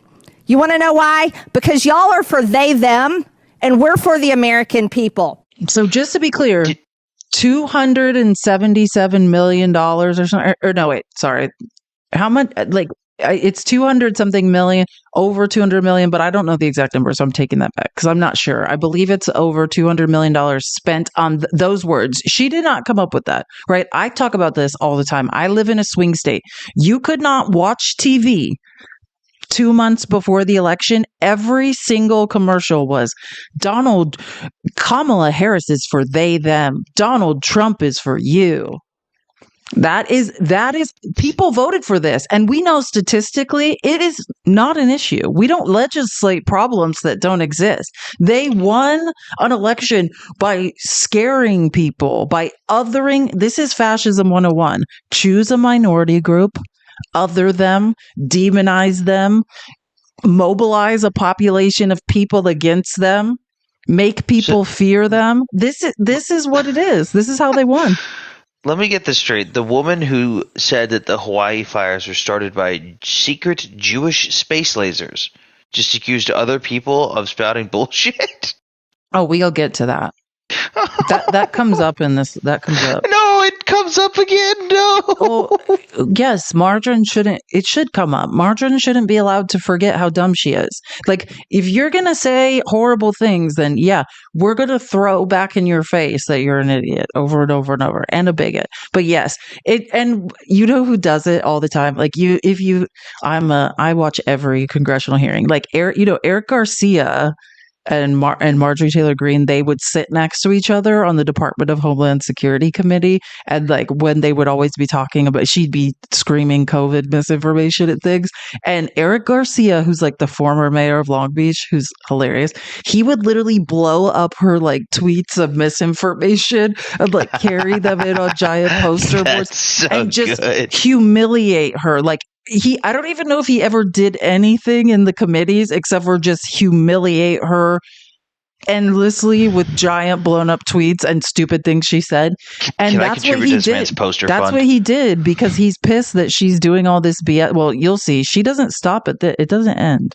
And we actually do stand up for people's rights. We stand up for the unborn. We stand up for women and children. And yeah, the people that vote consistently against the Violence Against Women Act, standing up for women. The people that have taken our bodily autonomy are standing up for women. The people that are allowing the maternal mortality rates to skyrocket in red states and deciding maternal mortality review committees just won't review the cases.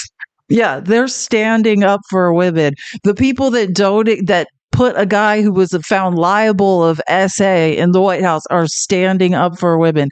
The people that say nothing about the gender pay gap in sports, but act like trans athletes in sports are a problem, are standing up for women. Like, I cannot. Will protect them from the deranged lunatics that you all call women. Mr. Chairman, I yield back. And Okay, yeah. And so then I thought this was funny. I don't know if you guys know who Adam Mockler is or Mockler. He's like works for Midas Touch, but I knew him before that. He's like a kid. He's like a Gen Z kid on YouTube. He's fabulous and smart. I love him. Anyways, so after she goes on this rant and says, I'll just remind you of the beginning part. And keep your biological men who are mentally insane and have sexually perversive ideas, thoughts, and fantasies out of our bathrooms. So then Adam Mockler responds to this post and goes, Matt Gaetz already resigned. Why is she still talking about him? Oh my God. Boom. Roasted. Oh no. Matt Gaetz already resigned. Why are you talking? If the shoe fits. He's already dead. He's gone. Like, stop yelling about Matt Gaetz, Margarine. It's so weird. Like, Matt Gaetz is gone. That was a funny one. That made me laugh because this stuff pisses me off and then I need something to laugh about. Anyways, and it continues. This is not over.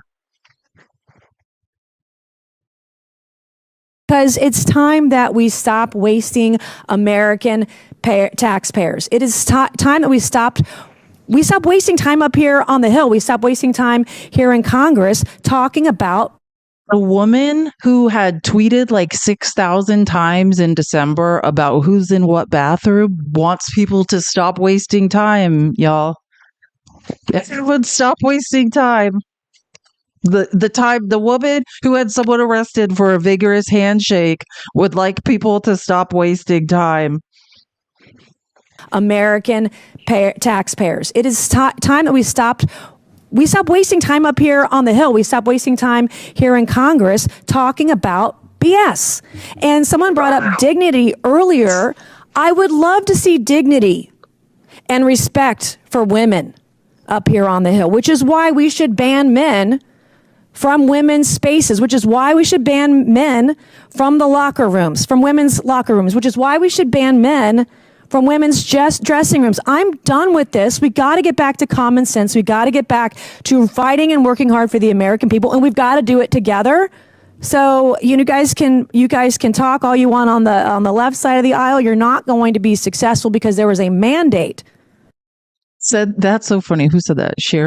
Who said that? Danny, yeah. Said the new catch me outside lady. Like, please, are you kidding? Like, you're literally trying to catch people outside.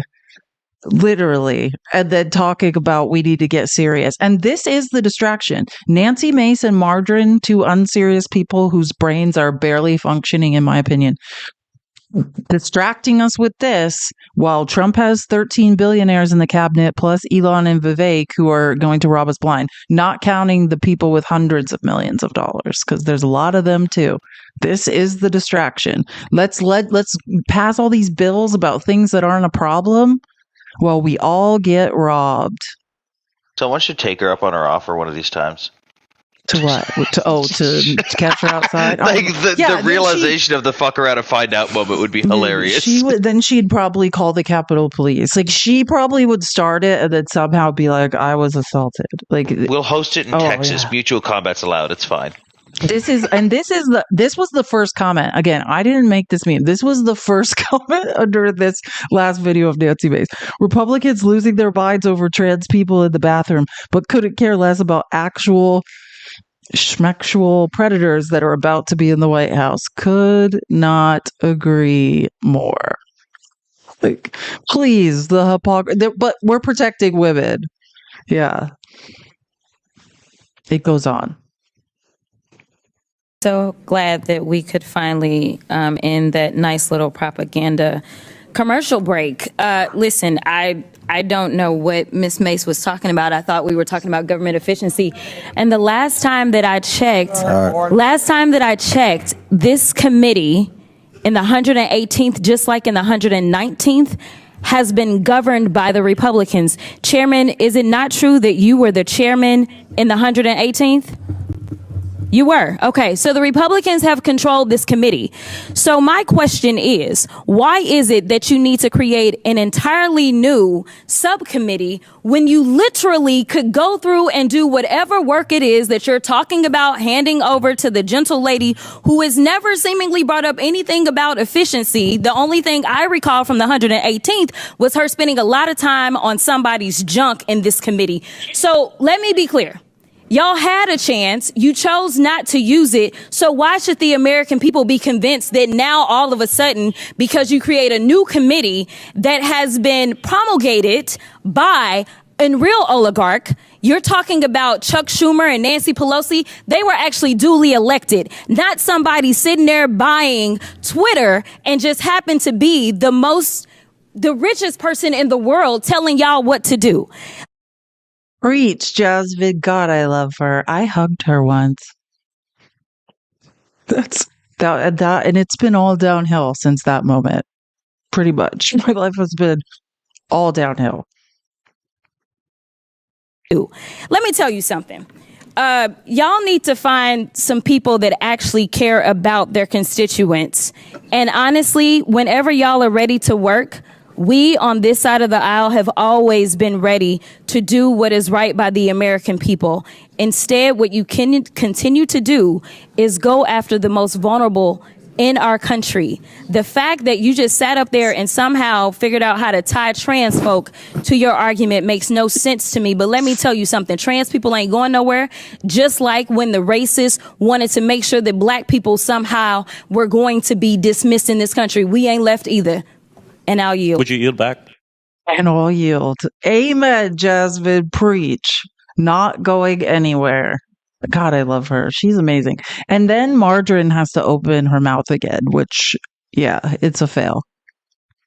Oh, let's be really clear in what you're trying to do. You're attacking Elon Musk because you're really jealous. You are. You're just really jealous. Like, could somebody come get Margarine? Hey, voters of the 14th District of Georgia, could you please come get her? We've had it. We've had it. That's enough. You're really jealous. And then oh my God, this is the best part. No, it's not climate change that is burning down California. It is a failure of how to handle and prevent these types of problems. No water in the fire hydrants. No water in the water reservoirs. Not cleaning up the forest floors. So again, None of that. That's not correct. It's a climate crisis and hurricane force winds. There is water in the reservoirs, right? Water is not kept in fire hydrants. That's more like a nozzle, right? That what was happening is they were trying to pump water from lower elevations to higher elevations without electric pumps. Because why? Because a hurricane force wind, Santa Ana winds, they thought the power lines were going to snap and start more fires. So without pumps, and you're trying to work against gravity, you have intermittent water pressure issues. Now they have generators that have solved that problem. And what did she say? Cutting vegetation. Yeah, Margarine, why don't you mail everyone in California a rake? But I'd like to point out with her whole thing of praising Elon. Elon can suck it. I have a personal thing with Elon, even if with all his stupid stuff he does in the U.S. aside. Are you aware of what Elon's done with Starlink in Ukraine? Yeah.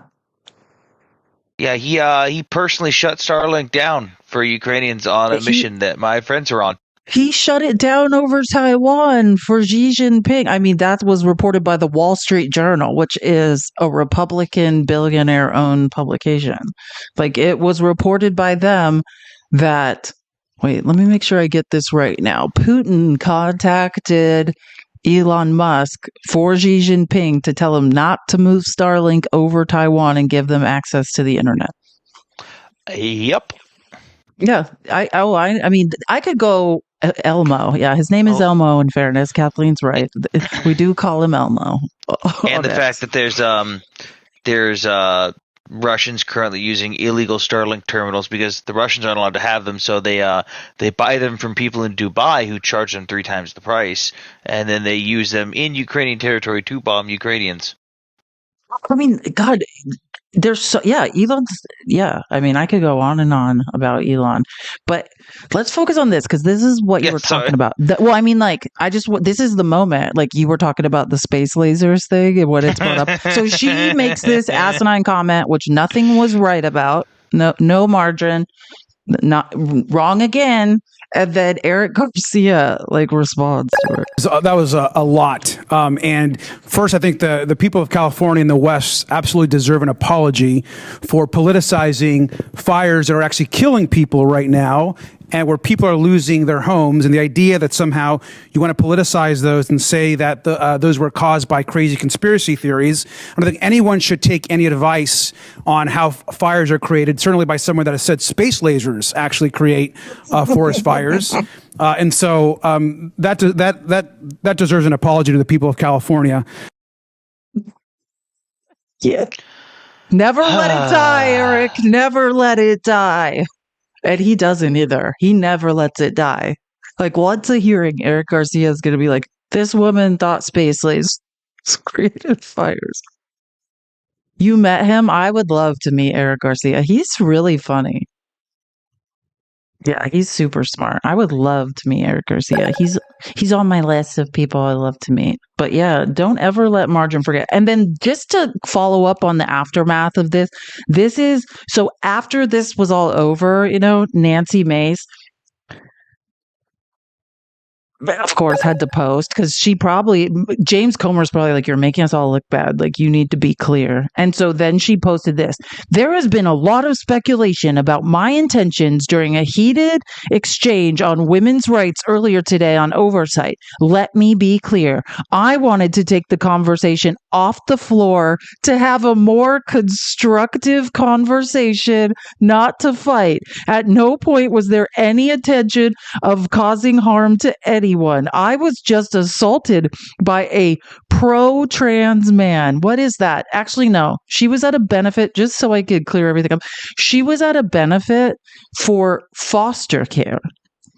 And a man walked up to her and said, hey, just so you know, and it's I can't remember the exact percentage, but don't quote me, 30% of foster care are LGBTQIA. And that's what they were saying. They're like, if you support foster care, you should support, trans children in foster care need your support too. And shook her hand. That's what she's talking about again.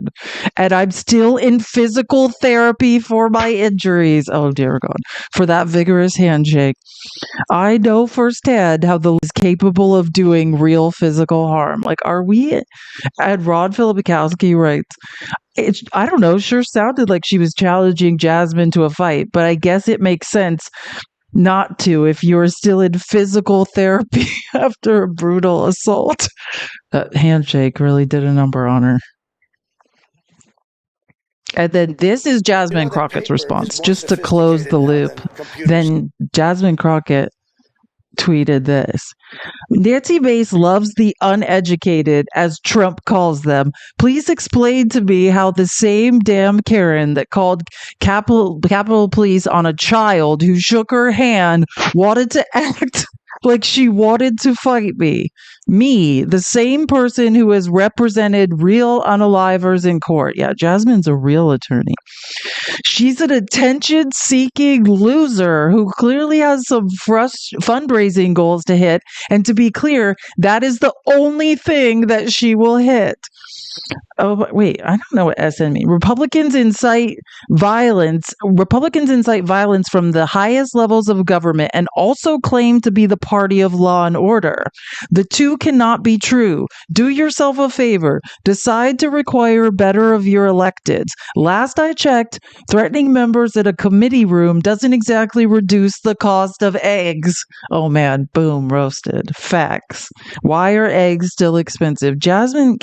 Nancy Moose can't hang with Jasmine. Honestly, she probably should try to physically fight her because you can't win a war if you're not smart enough to battle Jasmine with words. Like, Nancy Mace, I was recently assaulted. Please stop. It's so ridiculous. Oh, and then the last thing I wanted to mention, I'm not going to get too much into it because I actually have to go. I have so many things to do and we've been live for 5 hours. I don't know if you know, but I have I'll end with the Jon Stewart clip on it. Jon Stewart has a really funny clip on it. But Trump is basically, and the Republicans are now saying that California can't have FEMA aid unless there's stipulations on how it's spent. Joanna said she'll take care of Nancy. That's funny. Isn't that what they were complaining about? What they were accusing the government of doing? Exactly. Yeah. Well, I mean, they've been accusing. There's so many lies going around from the Republicans. But yeah, think about it. For when there's floods, exactly what they were making accusations of. When there's floods or hurricanes in Florida, right?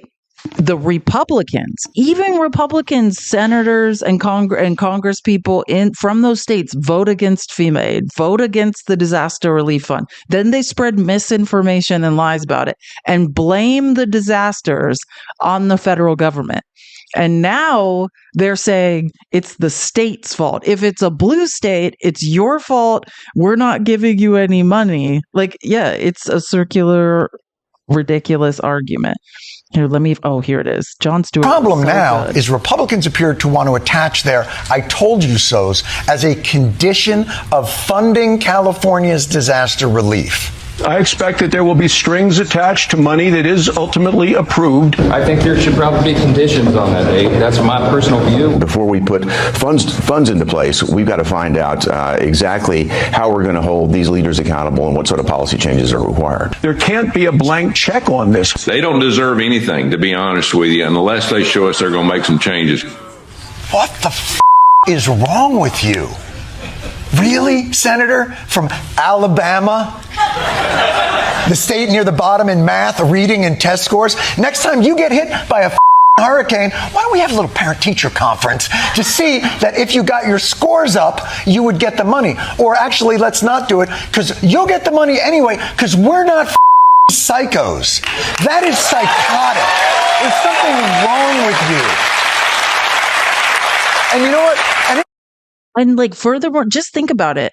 California pays 5 times the federal taxes. California and mostly other blue states, Texas, with the exception of Texas, is funding the red states, right? They pay 5x the federal taxes and keep red states like Alabama and Louisiana functioning. These are states that can't manage their budget. They mismanage funds, and we hand them blank checks for natural disasters. Right. And Tommy Tuberville from Alabama was one of the main ones that was yelling this. Like, are you nuts? You can't manage your own budget. California is producing a surplus to keep those states afloat. And they're talking about stipulations on federal aid. Here's the thing. I can do the Daily Show thing. I can run down all the Congress people and senators on the right calling for conditions on disaster aid that absolutely had the opposite view when it was their state on the line.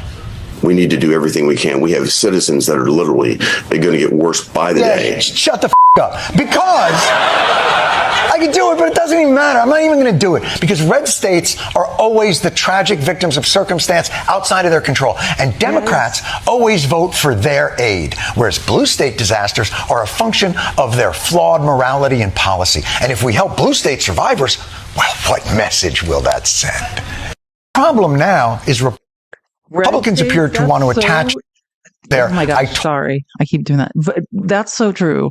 Red states are always the victims of tragic, unavoidable circumstance. Like, yeah, you guys can't... Weather is controlled by politics. What are you talking about? Oh, yeah. Well, Democrats control the weather is what they say every time a hurricane hits Florida. That's what Nancy Mace says. And it's not just her, but I mean, not Nancy Mace. Well, Nancy Mace too, but I mean, Margarine says that the Democrats are controlling the weather and are sending hurricanes to Florida. That's what she says, along with the lasers that are starting the fires in California. I think we have to end it there for my own sanity. I am a little bit tired and I need some food. So thank you guys so much. Thank you, Sam, for being here. I really appreciate it. I'm sorry about you. I've probably should have taken a nap before coming up. I was going on 30 hours and I was like, no, I could do it. Here's a Red Bull. The Red Bull hit and the sugar crash hit and I was not expecting that. I'm about to crash. I get it. Anyways, okay, so I'll be back tomorrow. And like Pam Bondi's hearing, I watched part of it this morning. It's wild. It's all about J6. So I'm going to look into that and some other things, and we'll go over that stuff tomorrow. So 11:30 Pacific, 2:30 Eastern for the people's receipts tomorrow. Sophisticated now than computers. Thank you guys so much. I appreciate it. If you want links to the Discord, I'll get them to you ASAP. See you guys later. Later, Gators. Bye-bye.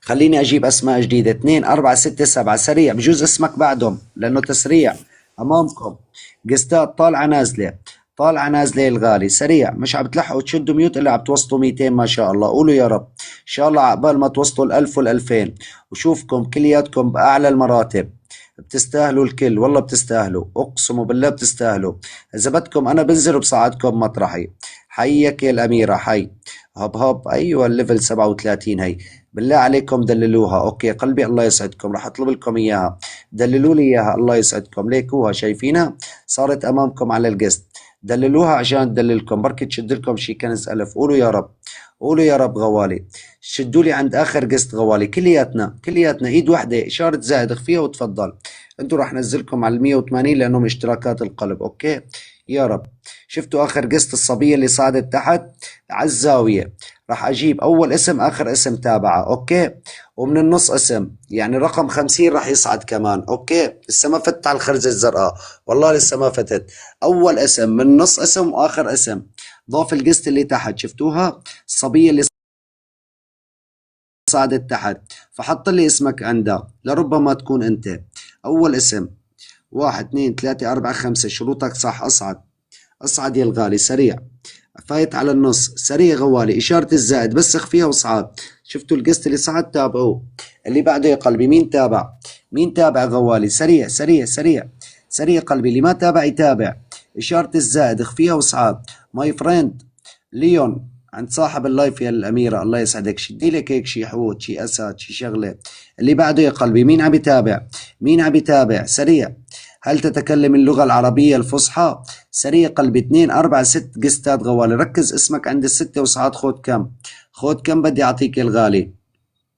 سريع قلبي اللي ما ضاف يضيف، ضيف القستات وصعد استفاد. يلا غوالي. مين خفى لي إشارة الزائد؟ رقم 50 إنه صح.